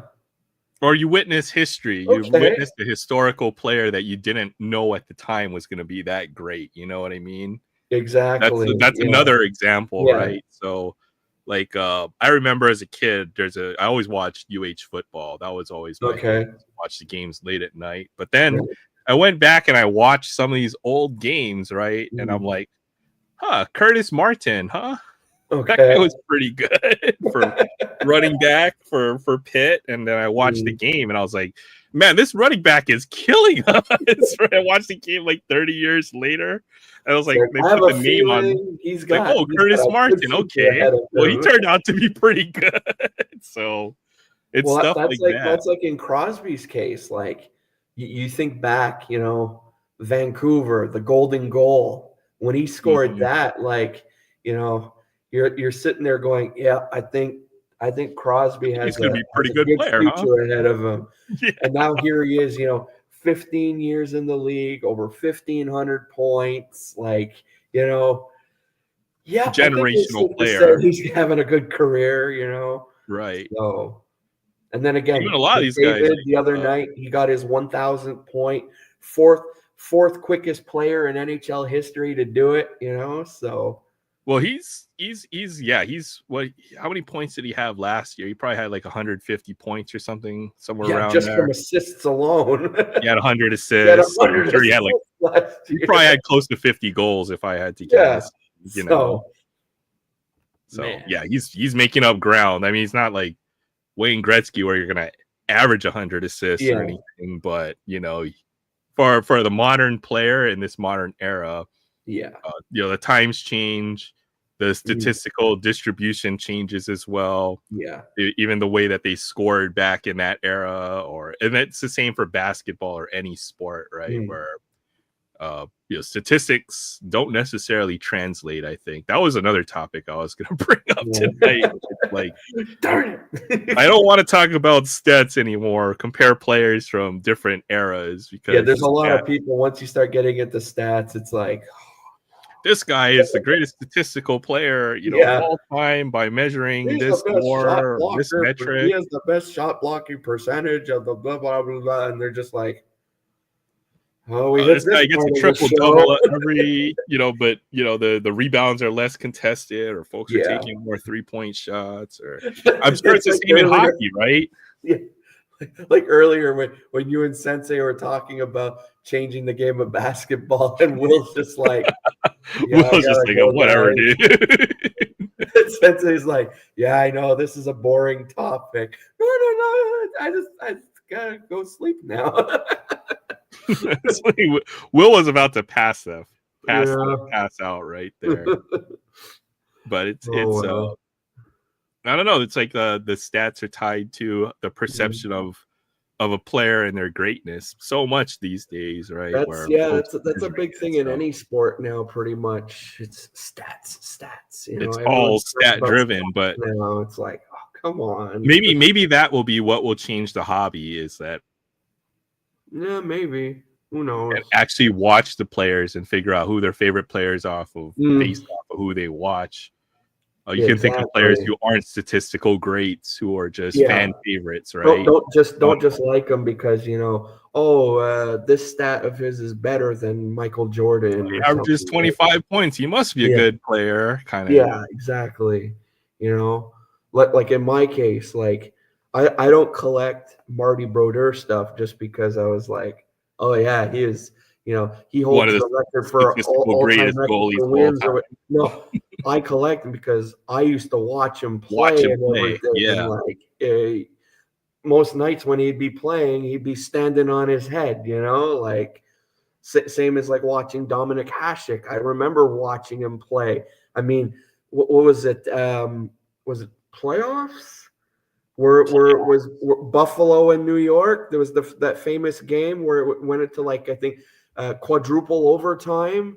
It was Brodeur and Dominic Hasek, and finally Buffalo scored, and Hasek had like a 70 save night. It was nuts. It went to like 4 a.m. the game. Holy and cow. I'm like, I remember that, you know. So those playoff games, because it's like there's no sudden death or penalty. You just keep on playing until somebody scores another goal, right? I remember watching Edmonton go to like triple overtime when Ryan Smith was their Captain Canada, and you're sitting there and you're like, oh my God, is this the goal that's gonna do it? And the goalies start pulling off saves like crazy. You're like, oh my God, you know, like what it's all about, right? That's what it's nerve-wracking, but at the same high time, stakes games. It's fun to talk about. Like I'm getting goosebumps talking about it, and it's like that's what really makes it fun to watch, you know. So, but I've always even the players that I collect for basketball, it's always been the eye test. It's guys that I like watching growing up. So, whether it's Kobe Bryant or was it only downside Williams. With basketball, a lot of the good players, a lot of the basketball stuff is expensive. Allen Iverson. If I had the money, sure, I'd probably super collect Patrick Michael Jordan, or something, you know, or it can and it can't be, right? Whatever, you know, so if you're collecting like Upper Deck authentic autographs of LeBron James, okay, it gets expensive.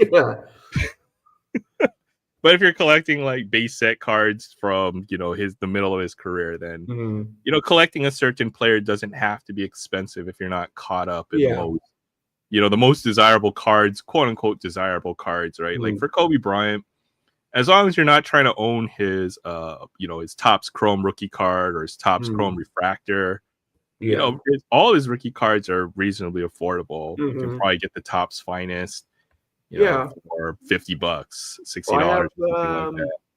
I have a PSA 6, I think. Kobe Bryant. It's the 96, right? His rookie year. 96, 97. Yeah. Yeah. Oh no. The Fleer Ultra. 96, 97, I think. Where he's dunking backwards.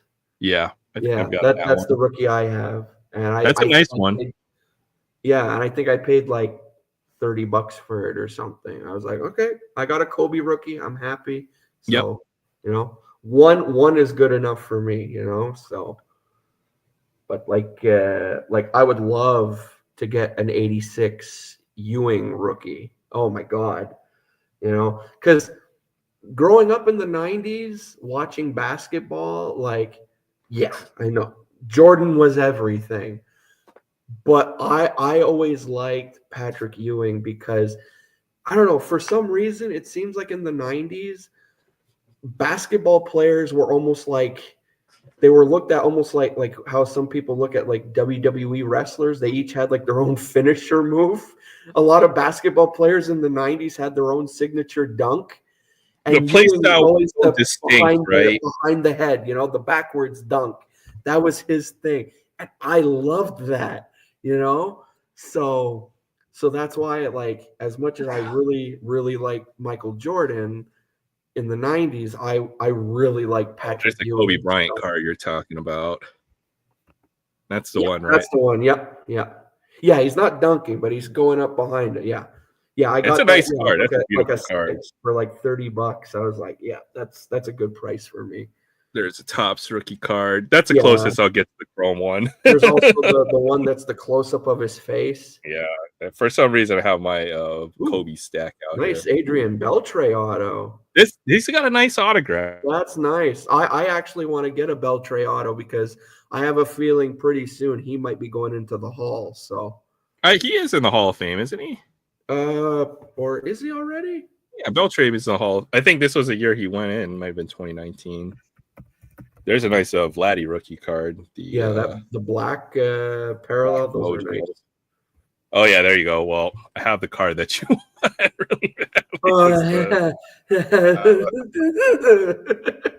I bought this right before everything spiked. It's got some.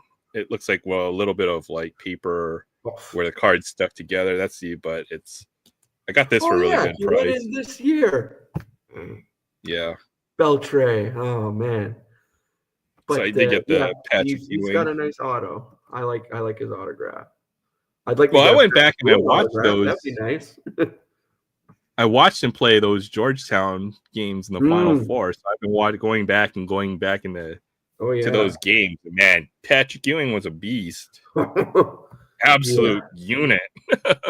The only downside is he was always with the Knicks, they never really went anywhere. Yeah, well, it was hard to beat Michael Jordan, so that was you couldn't win a championship unless you beat either freaking the bad boy Pistons, freaking Magic Johnson Lakers, or Michael Jordan era Bulls, right? Yeah, and then they had a couple of years where Hakeem Olajuwon squeezed in a couple and got one, and then Michael Jordan unretired and decided to win a few more, and close everybody's windows. So a little unfortunate, but I do collect Allen Iverson. It's definitely Iverson rookie cards are dirt cheap. You can get these for like $3. So, but my favorite player from the era. The last really cheap rookie card, basketball wise, I got. I was looking through a dollar box and I got a Grant Hill rookie card. Oh yeah. Grant Hill. Shaquille O'Neal is very cheap as well. Every Shaq rookie you can have. My Shaq rookie I got, it's a slabbed one. It's it's the, I think, Members Choice one. Stadium Club one, I'm I believe guessing. so. Yeah. And for some reason, around the time I got it, there was a recent spike in Shaquille O'Neal stuff, and I ended up paying like $60 for it. But Yeah. I hope it's PSA 10 or something. No, I think it's a 8 or a 9, I think. Maybe if it's a But, like, Members Choice, is that the harder to get one? Because I know I there's a think it couple is that because there's two. There's the Members Choice, and then there's the regular one. This is the Members Choice one. But for some reason, around the time I got it, there was a surge in Shaquille O'Neal stuff, and I got it just as his stuff was spiking.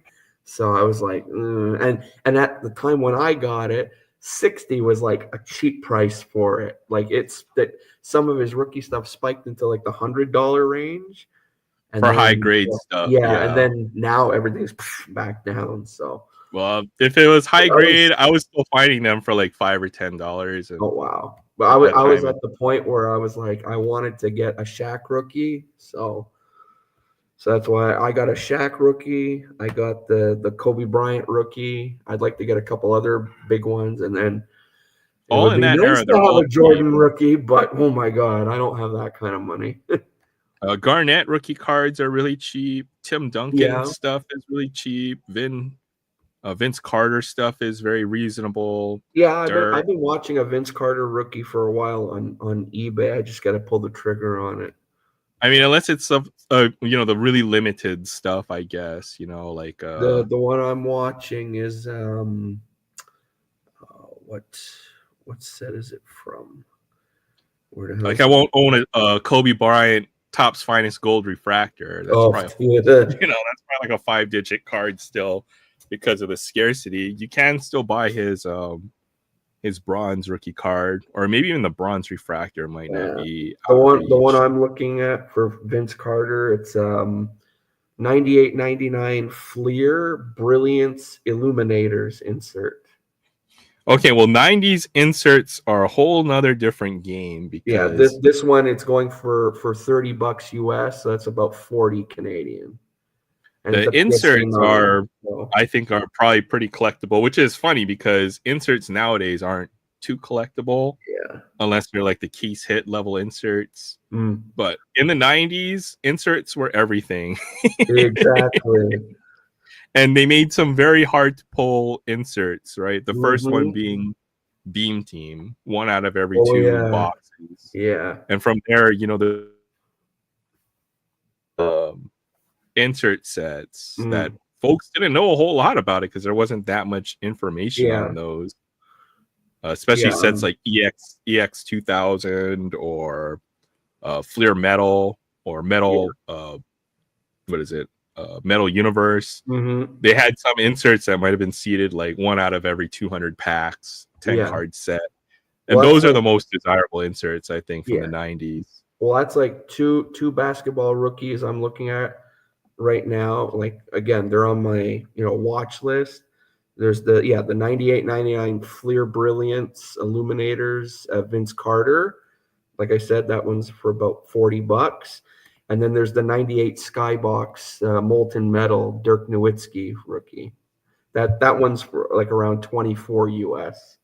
And that's a PSA 8, and that's low pop. So Molten Metal, I've got one Molten Metal insert. Yeah, there's the Molten Metal one, and then Chris Webber. I saw another one. I don't know if it's still on my watch list. It's the one Sensei was showing off not too long ago, the Molten Metal Explosion. Chris Webber is very cheap as well. There's a lot of Chris Webber cards. I know a guy who had like 8,000 Chris Webber cards. Jeez. So, being a 90s super collector meant you had like, 50 to 100 copies of certain cards. Yeah. Well, that was like when I finally got into the whole super collecting thing for Brodeur. I didn't realize it, and then once I went on Trading Card Database and a lot of players, it tells you how many current cards they have, and I see his and I see 10,000. I'm like, oh yeah, with the parallels.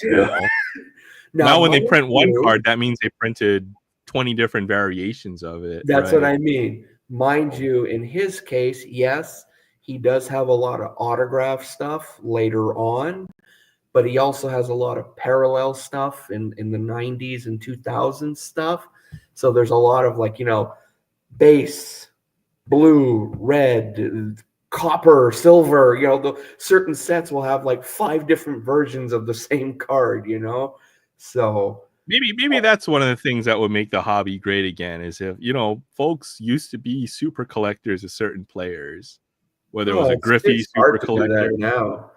You can When- be a super collector, but you will never be a completionist Or because you'll you can never be a own super all. collector, but you can never put a master set together. You can't put a master set of Like anything a lot of together. people used to be into that, they build a master set, so they get all the little inserts, the base set, and we're not talking autographs or anything. But nowadays, it's like there's your base set, there's your autographs to the base set, there's your autographs to every parallel set. Then for You need your a actual 101. parallel cards, You need there's the printing like plates. 25 different parallels, Gold, Some people have orange, the devotion blue. though, and they will but you need to be very lucky to get the 101s, the printing Yeah. plates, the 105. Yeah, your 101 superfractor, your printing plates, your blue laser, blue cubes, orange, The rainbow collector, green. right?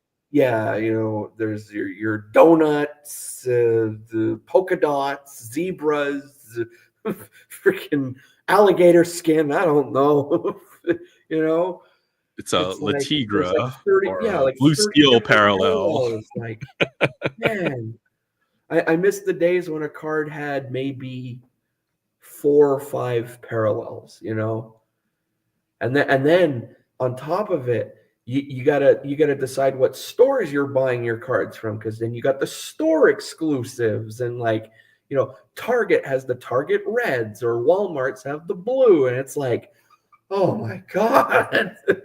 I think it can work without having this many parallels, right? A good example is how Yeah. Pokemon can do it, right? There's Yeah. no numbered parallels in Pokemon.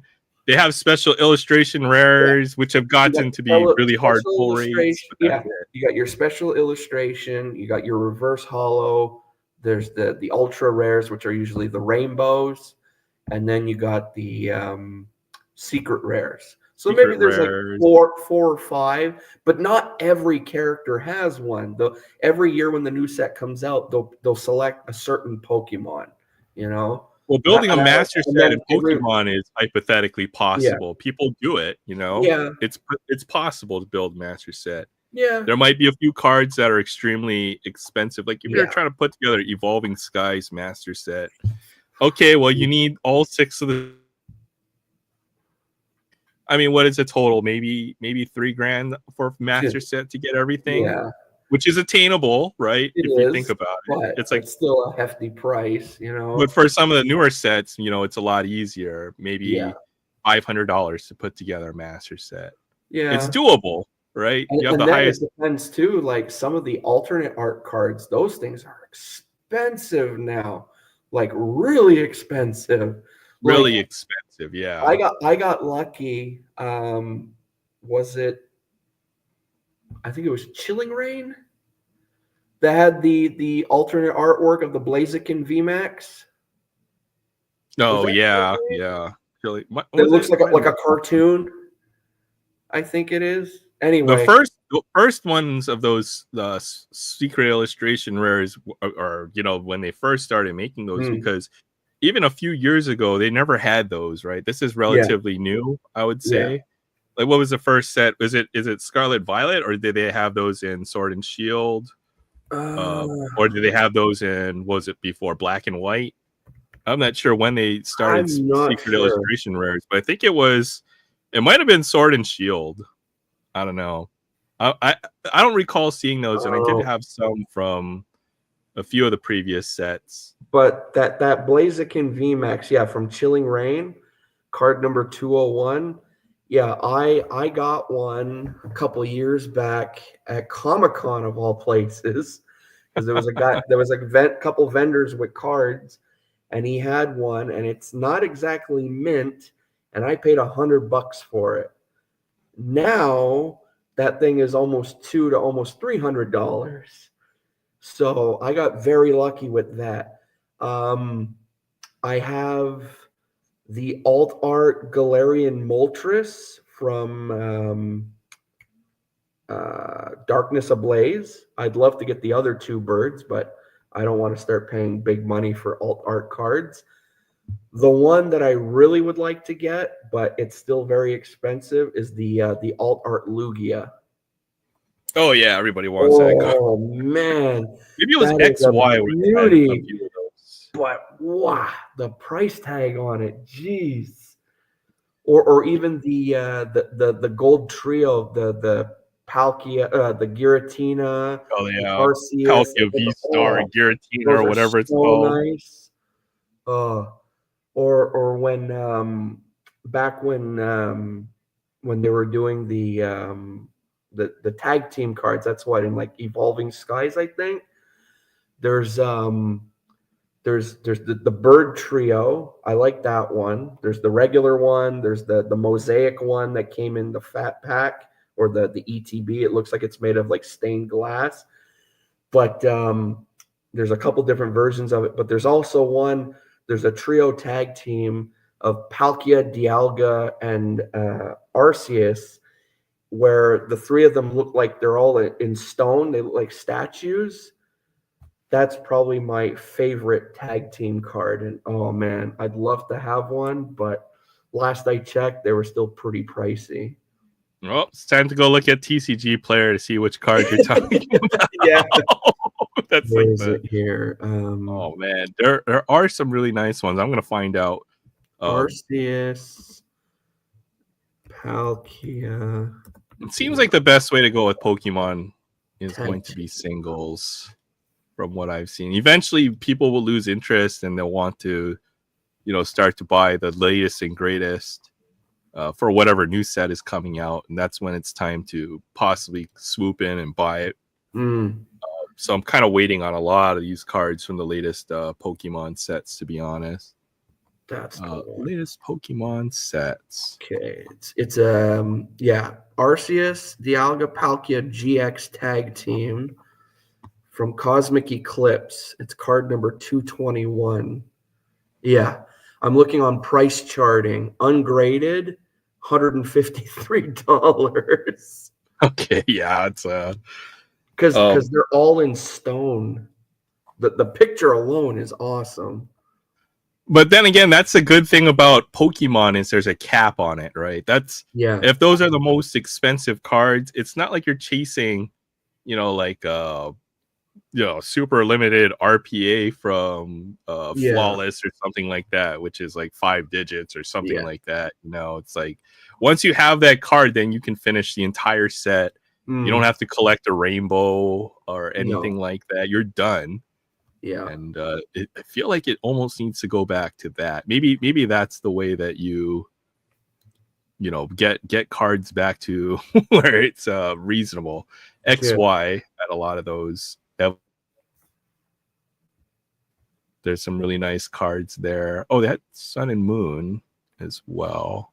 Okay, the cheapest one of the that card I'm talking about, there's on eBay, there's one going for 65 US. That's like 90 Canadian. It gets exotic real quick. Yeah. Let's look at these price guides here. Why not? Where was it? I was looking at TCG Player for the Evolving Cries. And you know what? Pokemon right now is pretty hot again. So yeah, it looks like you could finish all of the Evolving Cries.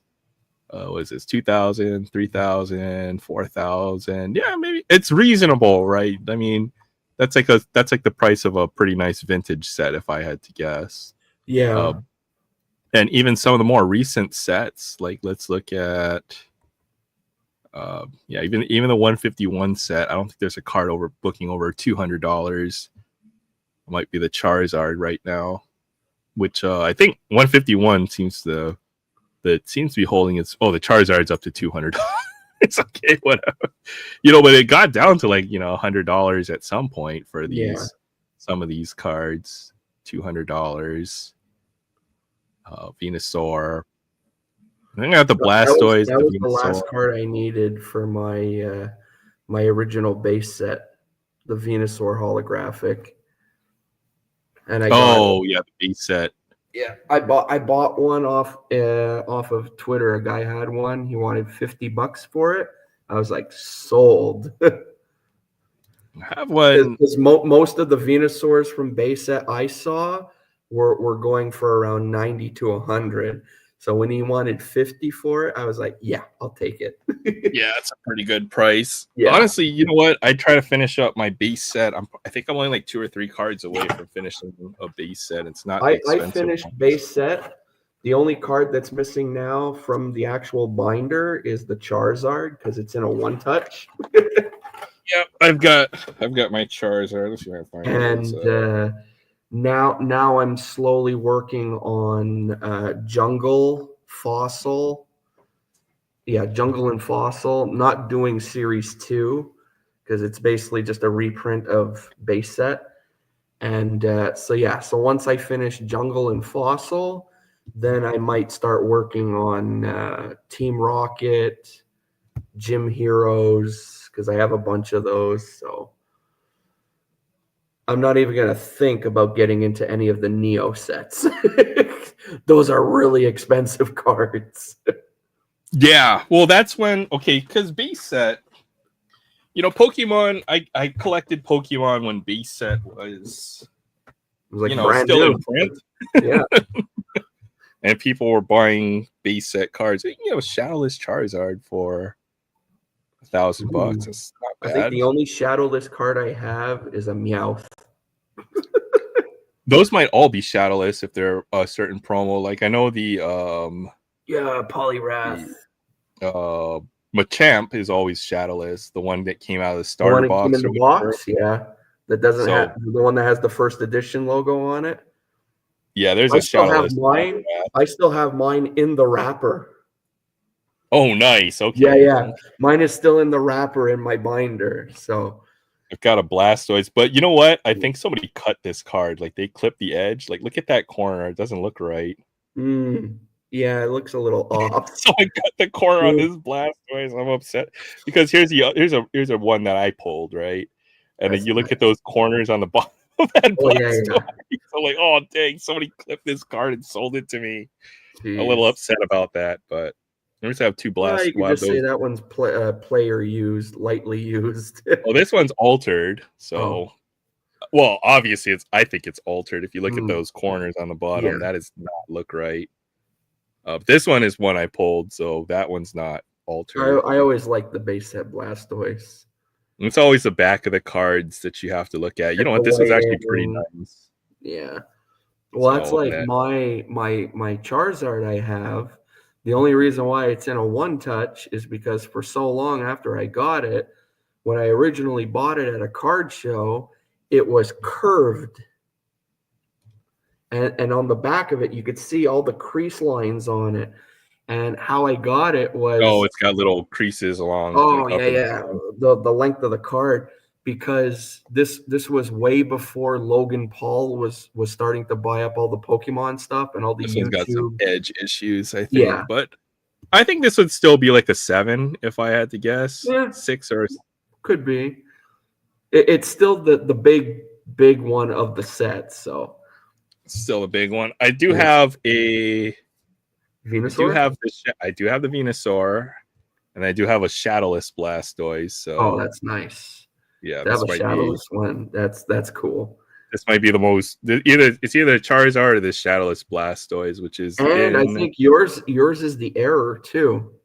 How can you tell? Isn't it? Isn't there an error Blastoise? Because didn't all the Shadowless ones come with a first edition logo? No. Or did they? Because I know there's a Blastoise there's an error first edition Shadowless.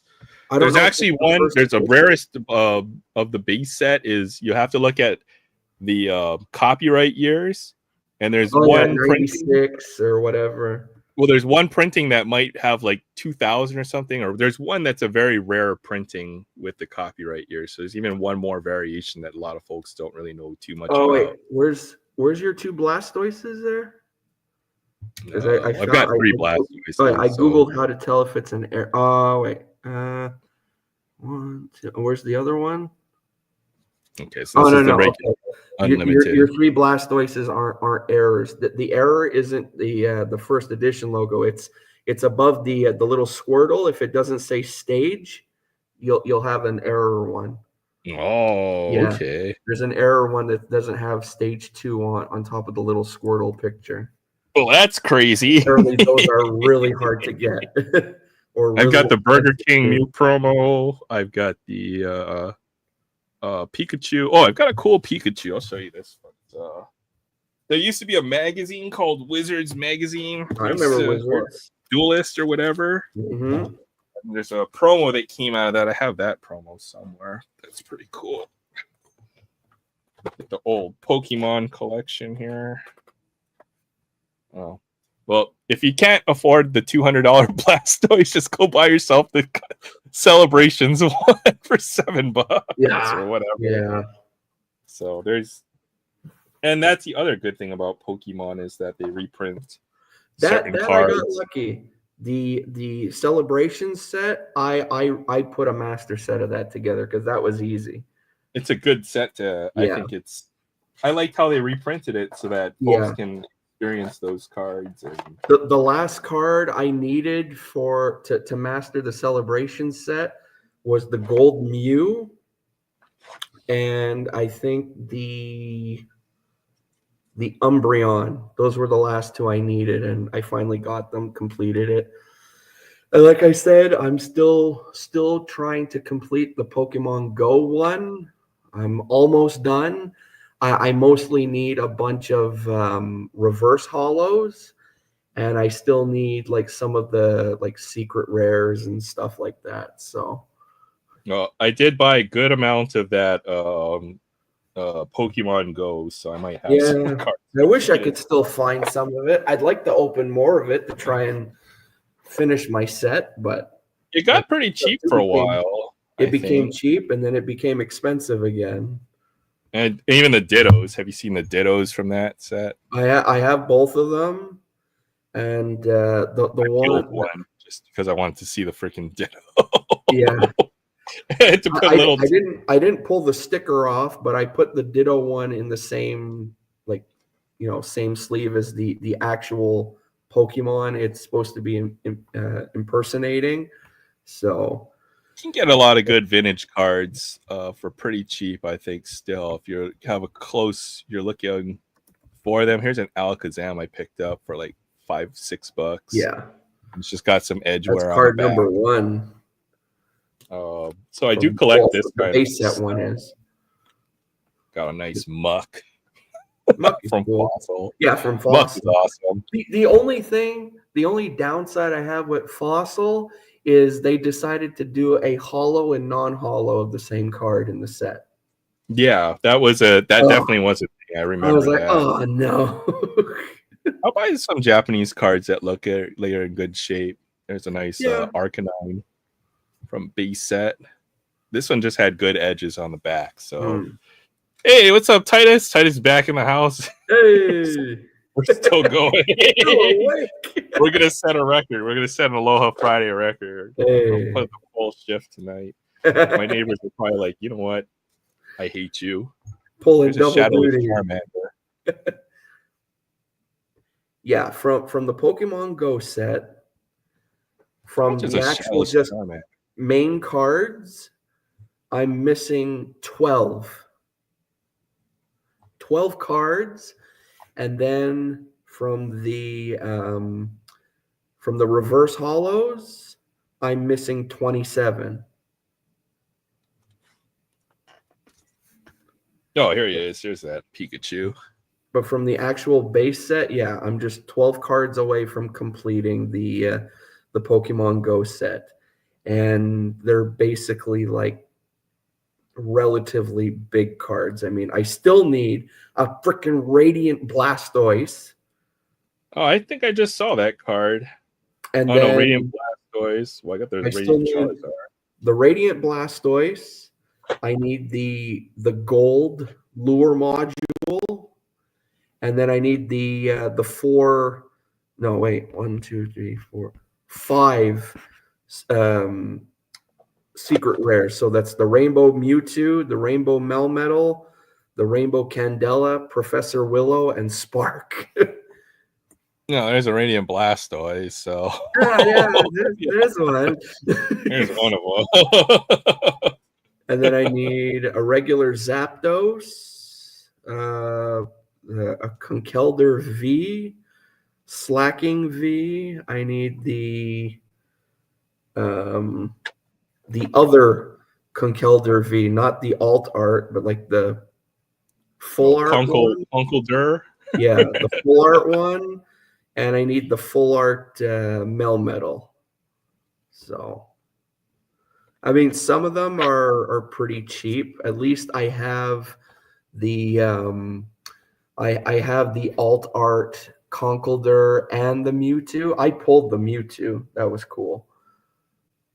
And then just this past year at Comic-Con, I got the gold Mewtwo, which was like the biggest card of the set, and I paid like $30 for it. And I was like, okay, I'm good with that. Yeah, there we go. Got the Psyduck. I remember collecting that set. Oh man.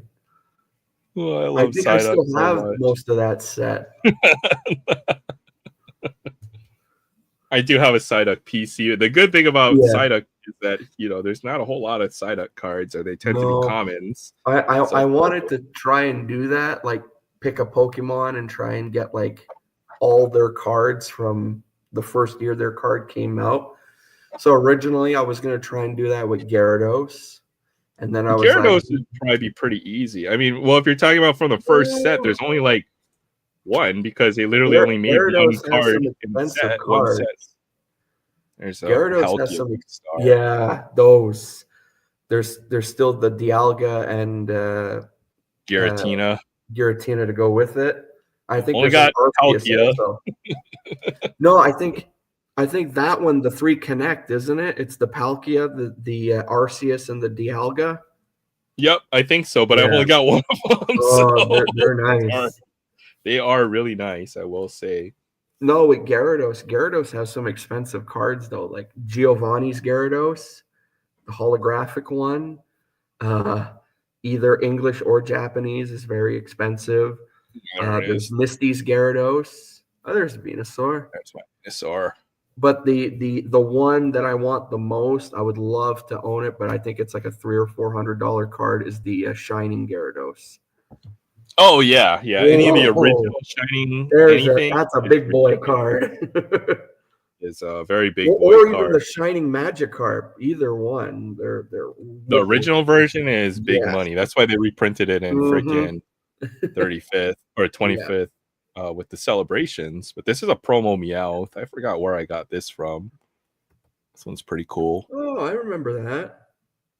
Yeah, It's got there's the the promo Meowth. I remember when they did for the movie, the promo Dragonite. Well, there was the Mew you just showed off before. There was the promo Electabuzz. And then they did the promos for the 3 dogs, like Entei and all them. There you go. Silly PCs. One of them will be Miltank. Miltank. You got to get the trainer card that goes with it, the Moo Moo Milk. Oh yeah. You gotta have the Moo Moo Milk. You got to have the Moo Moo Milk. Moo Moo Milk. I love it. There you go. There's Miltank again. Oh, yeah. Probably one of the first Miltanks. Yeah, that's like in the OG artwork. Such a stupid Pokemon. Eh. Oh, another one is Empoleon. I'm trying to look for more Empoleon cards. Oh, okay. Empoleon. Gotta have that penguin PC. Yep, gotta PC that penguin. Some nice Dragonites. Dragonite's cool. I always Dragonite would be a harder one to PC. Dragonite's always been a beast in the games and that. So Oh yeah, no it's so doubt. derpy looking. Oh yeah, I'm looking on eBay. Original Shining Gyarados prices are stupendous. Yeah. yeah, $400, $500, $600.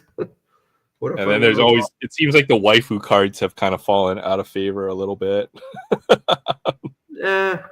Oh, you mean actual people? I thought you meant waifu Pokemon. Yeah. I mean, you gotta have Gardevoir. Oh, I meant the waifu trainers, right? Oh, okay. Folks are collecting all of the, and then I got this really nice Ludicolo. There you go. And this is from one of those sets, like in that middle era of Pokemon when nobody collected it. Yeah. So, well, that's why, like, after Gyarados, I was like, my other favorite Pokemon is Metagross. So I was like, okay, maybe I could put a Metagross PC together. And he also has a lot of cards. Really? I did not know that. Metagross? Okay, I guess so. Yeah, I guess I can see Google, that. Not Google. Go on trading card database. Metagross. Okay, he has 76 cards. That's still Metagross. quite a few. Then if you go Metagross VMAX, well, I think they all count under the same. Yeah, they all count under the same thing. So, in its entirety, there are 76 different Metagross cards. And the first one was in 2004 from Pokemon EX Hidden Legends. Chansey's cool. I got this one. This was a good deal. I paid like $10 for this card. Oh, that's original stuff. The back is just absolutely beautiful on this Chansey. Yeah, that's cool. It's a Japanese version, but this one was a really nice one. Well, that's like the original Pokemon, Chansey. Yeah. Pocket Monsters. Love Chansey. Chansey's awesome. Eevee, Psyduck, of course. Yeah, there's a lot of people who are really big into the evolutions. Well, now they're making the latest set. I forgot what is it called? The newest set that's coming out. That's just Shimmering Stars or whatever. Yeah. It's like the next big thing is. That's going to be Evolutions again, I think, right? If I'm not mistaken. I don't know. The Evolutions are okay, but I'm like, There's only a couple that I like. You know what I mean? Yeah. Like the if it's Flareon or Jolteon, then sure. But like. From like the OG first three, I was always a Vaporeon guy. No, I'm just joking. No one likes Vaporeon. Nobody likes Vaporeon. I found the first one. and then when Umbreon and Espeon came out, I was always Umbreon, even though Espeon looks really cool. And then after them, it was Leafeon and Glaceon. I like Glaceon. And Sylveon is it's okay, the fairy type one. I wish Eevee would get some new evolutions, like give it a steel type or give it a dragon type. That would be awesome. You know? What about like EVV? And they just kept on repeating it. So you could spell it backwards and forward still, but it would just be like 20 letters long. There you go. I bought this promo. Ooh. It's a Portuguese world champion promo. Okay. But it's got Psyduck in it, so all the way in the back there. So I had to buy it because it's not technically a Psyduck card. Yeah, technically. But I think it's in Portuguese. I think. I hope they had. Well, it's either Portuguese, Thai, or Spanish. The English one obviously is like unobtainium. But the Portuguese one was like a fraction of the price. So it was either Thai, Portuguese, or I forgot one other language that I couldn't read. So this is the closest. There was an Italian version too. German version of cards are always fun as well. Yeah. I like the French version of Charizard, Dracofi. or the French version of Psyduck is Psycho Quack. Psycho Quack or Psycho Kodak in Japanese. Kodak. Yeah, see, I'm looking on trading card database. So Metagross, 76 cards. Gyarados, 170 cards. That's still not that bad, right? Because my next favorite, how many cards does Snorlax have? If there's a set with one player, modern set, right? They could potentially have, hundreds of cards of that player between all the different variations. So still doable. Yeah. And plus, you need to collect for the 20 releases they have per year. Yeah. So, like one that I think I would probably go after because he was introduced during the Neo block is Steelix. I like Steelix is cool. Yeah. And I have a Japanese Steelix. Onyx, Steelix. Yeah. Yeah. So Steelix in total right now has 85 cards. But I mean, some of them are pricey. Like I know Shining Steelix is still very expensive. It's always going to be a Shining or a freaking what is that? Shadow or a trainer version, or it's always going to be the hard ones to get. All right, I think we're done. You're probably going to get off work pretty soon, part of the show. Oh, we're almost at 7:50. We're almost at 7:50. Oh man, we almost got to 8 hours today. Good grief! So close, so close. All right, 10 more minutes, gentlemen. We'll get off. 8-hour record stream. Well, just for you, Frank. We'll get to 8 hours. All right, cool. We'll find a way to waste another 10 minutes. Well, let's see here. Let's reach into the bag and let's open some soccer cards. Some soccer cards. I don't know any of these guys. David De Gea. I soccer me nope. Like I said, I only know Messi, Mbappe, and who's that Swedish guy? Is he Swedish? Ibrahimovic. Yeah, that guy Ibrahimovic. Yeah. I know David Beckham. Neymar. Yeah, Neymar. Yeah. LA. That's about it too. I'm on the same level here. Yeah. So that's why soccer to me is over my head. Beckham.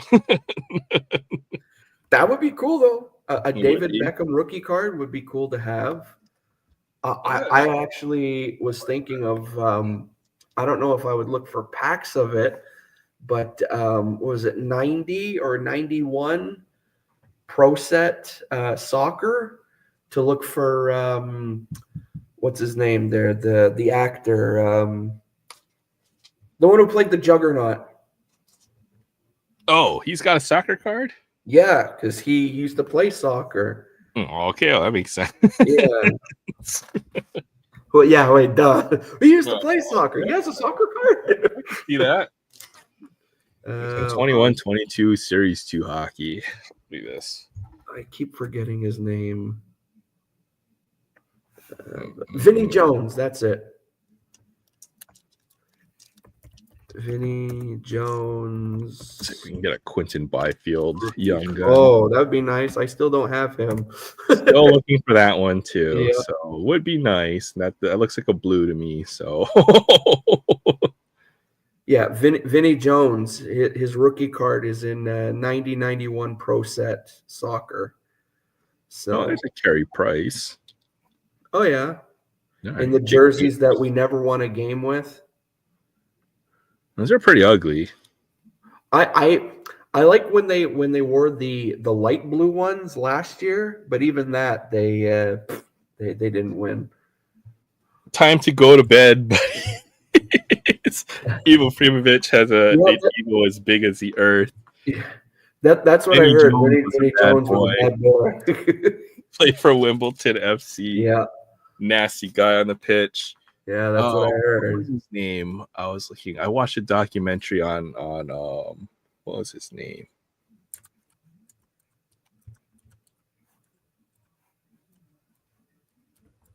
I don't know that guy. I know, right? I'm trying to remember the dude's name. Mystery. Yeah. Oh, I watched a documentary on this Canadian, or not Canadian, this Colombian goalie named Rene Higuita. It's Okay. absolutely legendary. So if you want to waste a good 30 minutes and learn about like I don't know, that guy had just a crazy story. It was a great documentary, but I enjoyed it. Rene Higuita. And when it comes to those illustration rares, recently there's a Steelix one in Paradox Rift. I'd love to get it. Steelix. Yeah, because he looks like scaffolding on a building. Oh, okay. You know what? I know which one you're talking about. Yeah. I never pulled that one. That's a cool card. It is a cool card. Oh my goodness, Collector Holic was with you, sir, for like 7 hours. He's still here. He went quiet oh for a goodness. while. I thought he left. Good night, Collector Holic. Thanks for hanging out with us, man. Yeah, Rene Higuita was a crazy Colombian goalkeeper. He did the Scorpion play. I watched a documentary. I was mesmerized because I never knew who that guy was before I watched that. Oh, Patty Kane. Okay. Cousins. Letang. Oh, Hey, there we go. You got a Dazzler. Got a Dazzler in there. Martin, you just pull so much of Anze Kopitar. Yeah. He does have a nice autograph, though. I will admit. Yeah, I'll have to go and look that one up. I've seen his Future Watch auto, and yeah, it's pretty nice. That's one of the pricier ones to get to. I am the only collector of hockey cards in Hawaii, apparently. There's got to be at least 2 of us out here. It's like a guy walks into like a card shop. Does anyone collect hockey around here? I mean, they sell the boxes, so I guess somebody go down out there the road. You go down the road. There's a house at the end. Legend says there's one guy on the whole island who collects hockey cards. Tell him I sent you. Match Attacks cards are pretty cool, though. I just have to learn all the names. Yeah, the super shiny ones are cool. It's very, very 90s-esque. It does have that European aesthetic. 90s, reminds you of like the old Panini stickers, you know. Let's see if we can peel one apart. Get your right in between the card. Who is our sacrifice? It doesn't come off. You get that one person watching this back on the rewind. They're like, no, what's he doing to the card? Only for you, Frank, am I going to make this an 8-hour stream. Hey, we got 4 minutes to go. We have 4 minutes to go. Yeah. This might be an Aloha Friday record here right now because it's Aloha Saturday. Wasn't there one you did not like a while back? You hit like 8 or 9 hours. No way. Okay, no? maybe I don't know. We'll have to go back and see. I remember a while back. I think you did it. You hit 8 hours. I think. All right, let's go. Let's go see if I can sort my videos by time, the duration. Every hour I spend on YouTube, I cost them $20 or something. I don't know how much it costs. Think of the electricity we're burning making this 8-hour stream. Oh my goodness. Okay, let's see. Oh, there's that Steelix illustration rare. There's an auction on eBay right now. Mind you, it has 10 bids, but it's at $15.50, so and ends in 17 hours. Oh, I'm gonna watch it. Maybe I'll get lucky. Maybe I could actually snag it. I doubt it, because that happened a couple days ago. I was watching a Brodeur. It was a Brodeur, I think like a mega patch or something. And it had 2 bids on it, and it was at like $5 or something. And I'm like, yeah, okay, I'm gonna watch it. I'm not gonna put a bid right now because I know someone's gonna automatically outbid me. Mm-hmm. So I'm like, I just added it to my watch list because it said ending in like 3 days. Well, right before the auction ended, like the price was already up to like $160. I'm like, Well, okay, we're just gonna unclick the heart here. We're gonna stop watching it. I was trying to buy that stupid Hawaii or the Allen and Ginter Flags of the World of Hawaii, and it was like $39 with like 20 seconds to go, and I was ready. I was like, man, I'm gonna jack this up, and I'm gonna win this bid. I think I had like a bid for $70 ready, so it hit like 4 seconds. I punched in my bid. Like, gone. the number kept on jumping up. I was like, huh, well, I kind of undershot that by a bit, because I think the bid ended at like $189 or something like that. So okay, damn. well, guess I didn't win that one. We'll just have to wait. That was fun while it lasted. I thought that would have been good, but I was way off on the mark on that one. Because I found the longest stream was 7 hours and 42 minutes. So we're definitely breaking that record. Well, we already broke that record. Yeah. It's Nice. 7 hours. We haven't done a 7-hour stream in a while. Usually I've been cutting them short, like around the 4-hour mark. Yeah, I noticed that. There are some times I'll be here, I'll see you're on, and then like I'll have to go do something. I come back and I'm like, hey, you're all power ready, huh? Yeah, I see. Where you go? That's what we say in his stream's over already. All pow. All done. 7 hours and 59 minutes. Wait, do I have that Rocket? Oh, I do have the Rocket Snorlax. Okay. Team Rocket Snorlax. Yeah, from 2000. Yeah, I'm looking at the Snorlax cards on trading card data. He has 154 total cards. Snorlax might be harder to finish a match. And one Snorlax card that's been on my list for quite some time now was also released a couple years ago in not Team Up. I think it was also Chilling Reign. The gold rare, the gold shiny Snorlax. Yeah, Chilling Reign. It's the secret rare. I love how Snorlax just has the same pose every time. You know, it's just like just sleeping. Yeah. Doesn't really have like a animated. It's just like, no. Oh, that's what Snorlax does. Chilling Reign. I'll look at this card and then we're gonna call it. Yeah, the Chilling Reign Snorlax, the gold shiny one, and I've been after that one for a while. But again, prices on it have always been really, really expensive. And I remember a little while back, there's a guy, Spidey from the Arena Boys. He pulled one. And I remember him messaging me. He goes, yeah, I got that Snorlax. I'm like, really? He goes, yeah, anytime you want to look at it, you can look at it. Oh, okay. That's a nice card, but dang, it's a $70 card. Good. I know.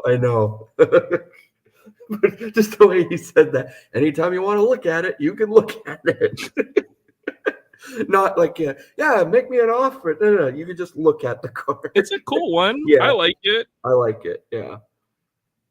And it looks like one of those Russian dolls. Rare, you know, not only is it a gold rare, keep on the putting shiny Snorlax too. So the little dolls that you keep on like putting the smaller ones inside. That's what it kind of looks like. Oh yeah, the Russian nesting dolls.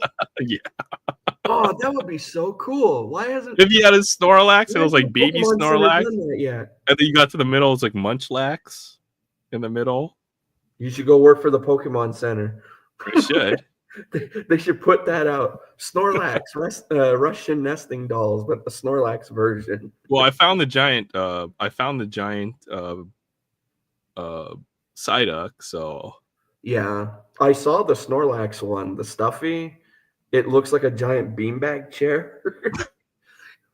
Yeah, it's huge. And I'm just like, I'd like to have one of those, but I have nowhere to put it. Or I don't want to pay like $500 for freaking That too. beanbags. There's also a Lapras one, and I'm like, there's no space in the house for that damn I wish thing. I was 8 years old and I had rich parents. Mom, I want this.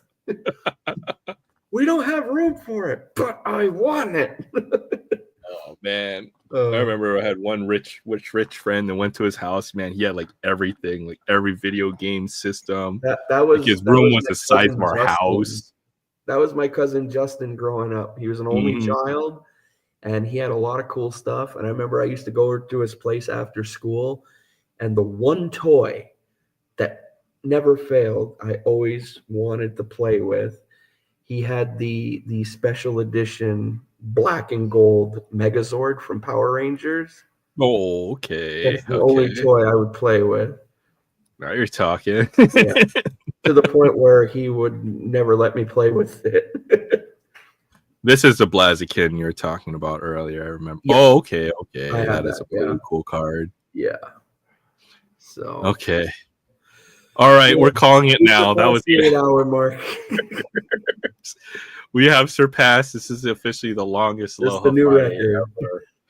It is 11:45 here. I'm going to lunch. Thank you, Fabian. I hope you have a great weekend. I can't believe you guys stayed with us for this long. Collectorholic, Fabian, everybody who dropped by tonight. All right, man. Everybody have a great weekend. Thank you, guys. If anybody makes it to the end of the video, hit me up on Instagram, and I'm going to give you something really nice. Easter egg. All right, good night, everyone. You just got to watch it right to the end. Yeah. Tell me what happened at 4 hours and 43 minutes and 22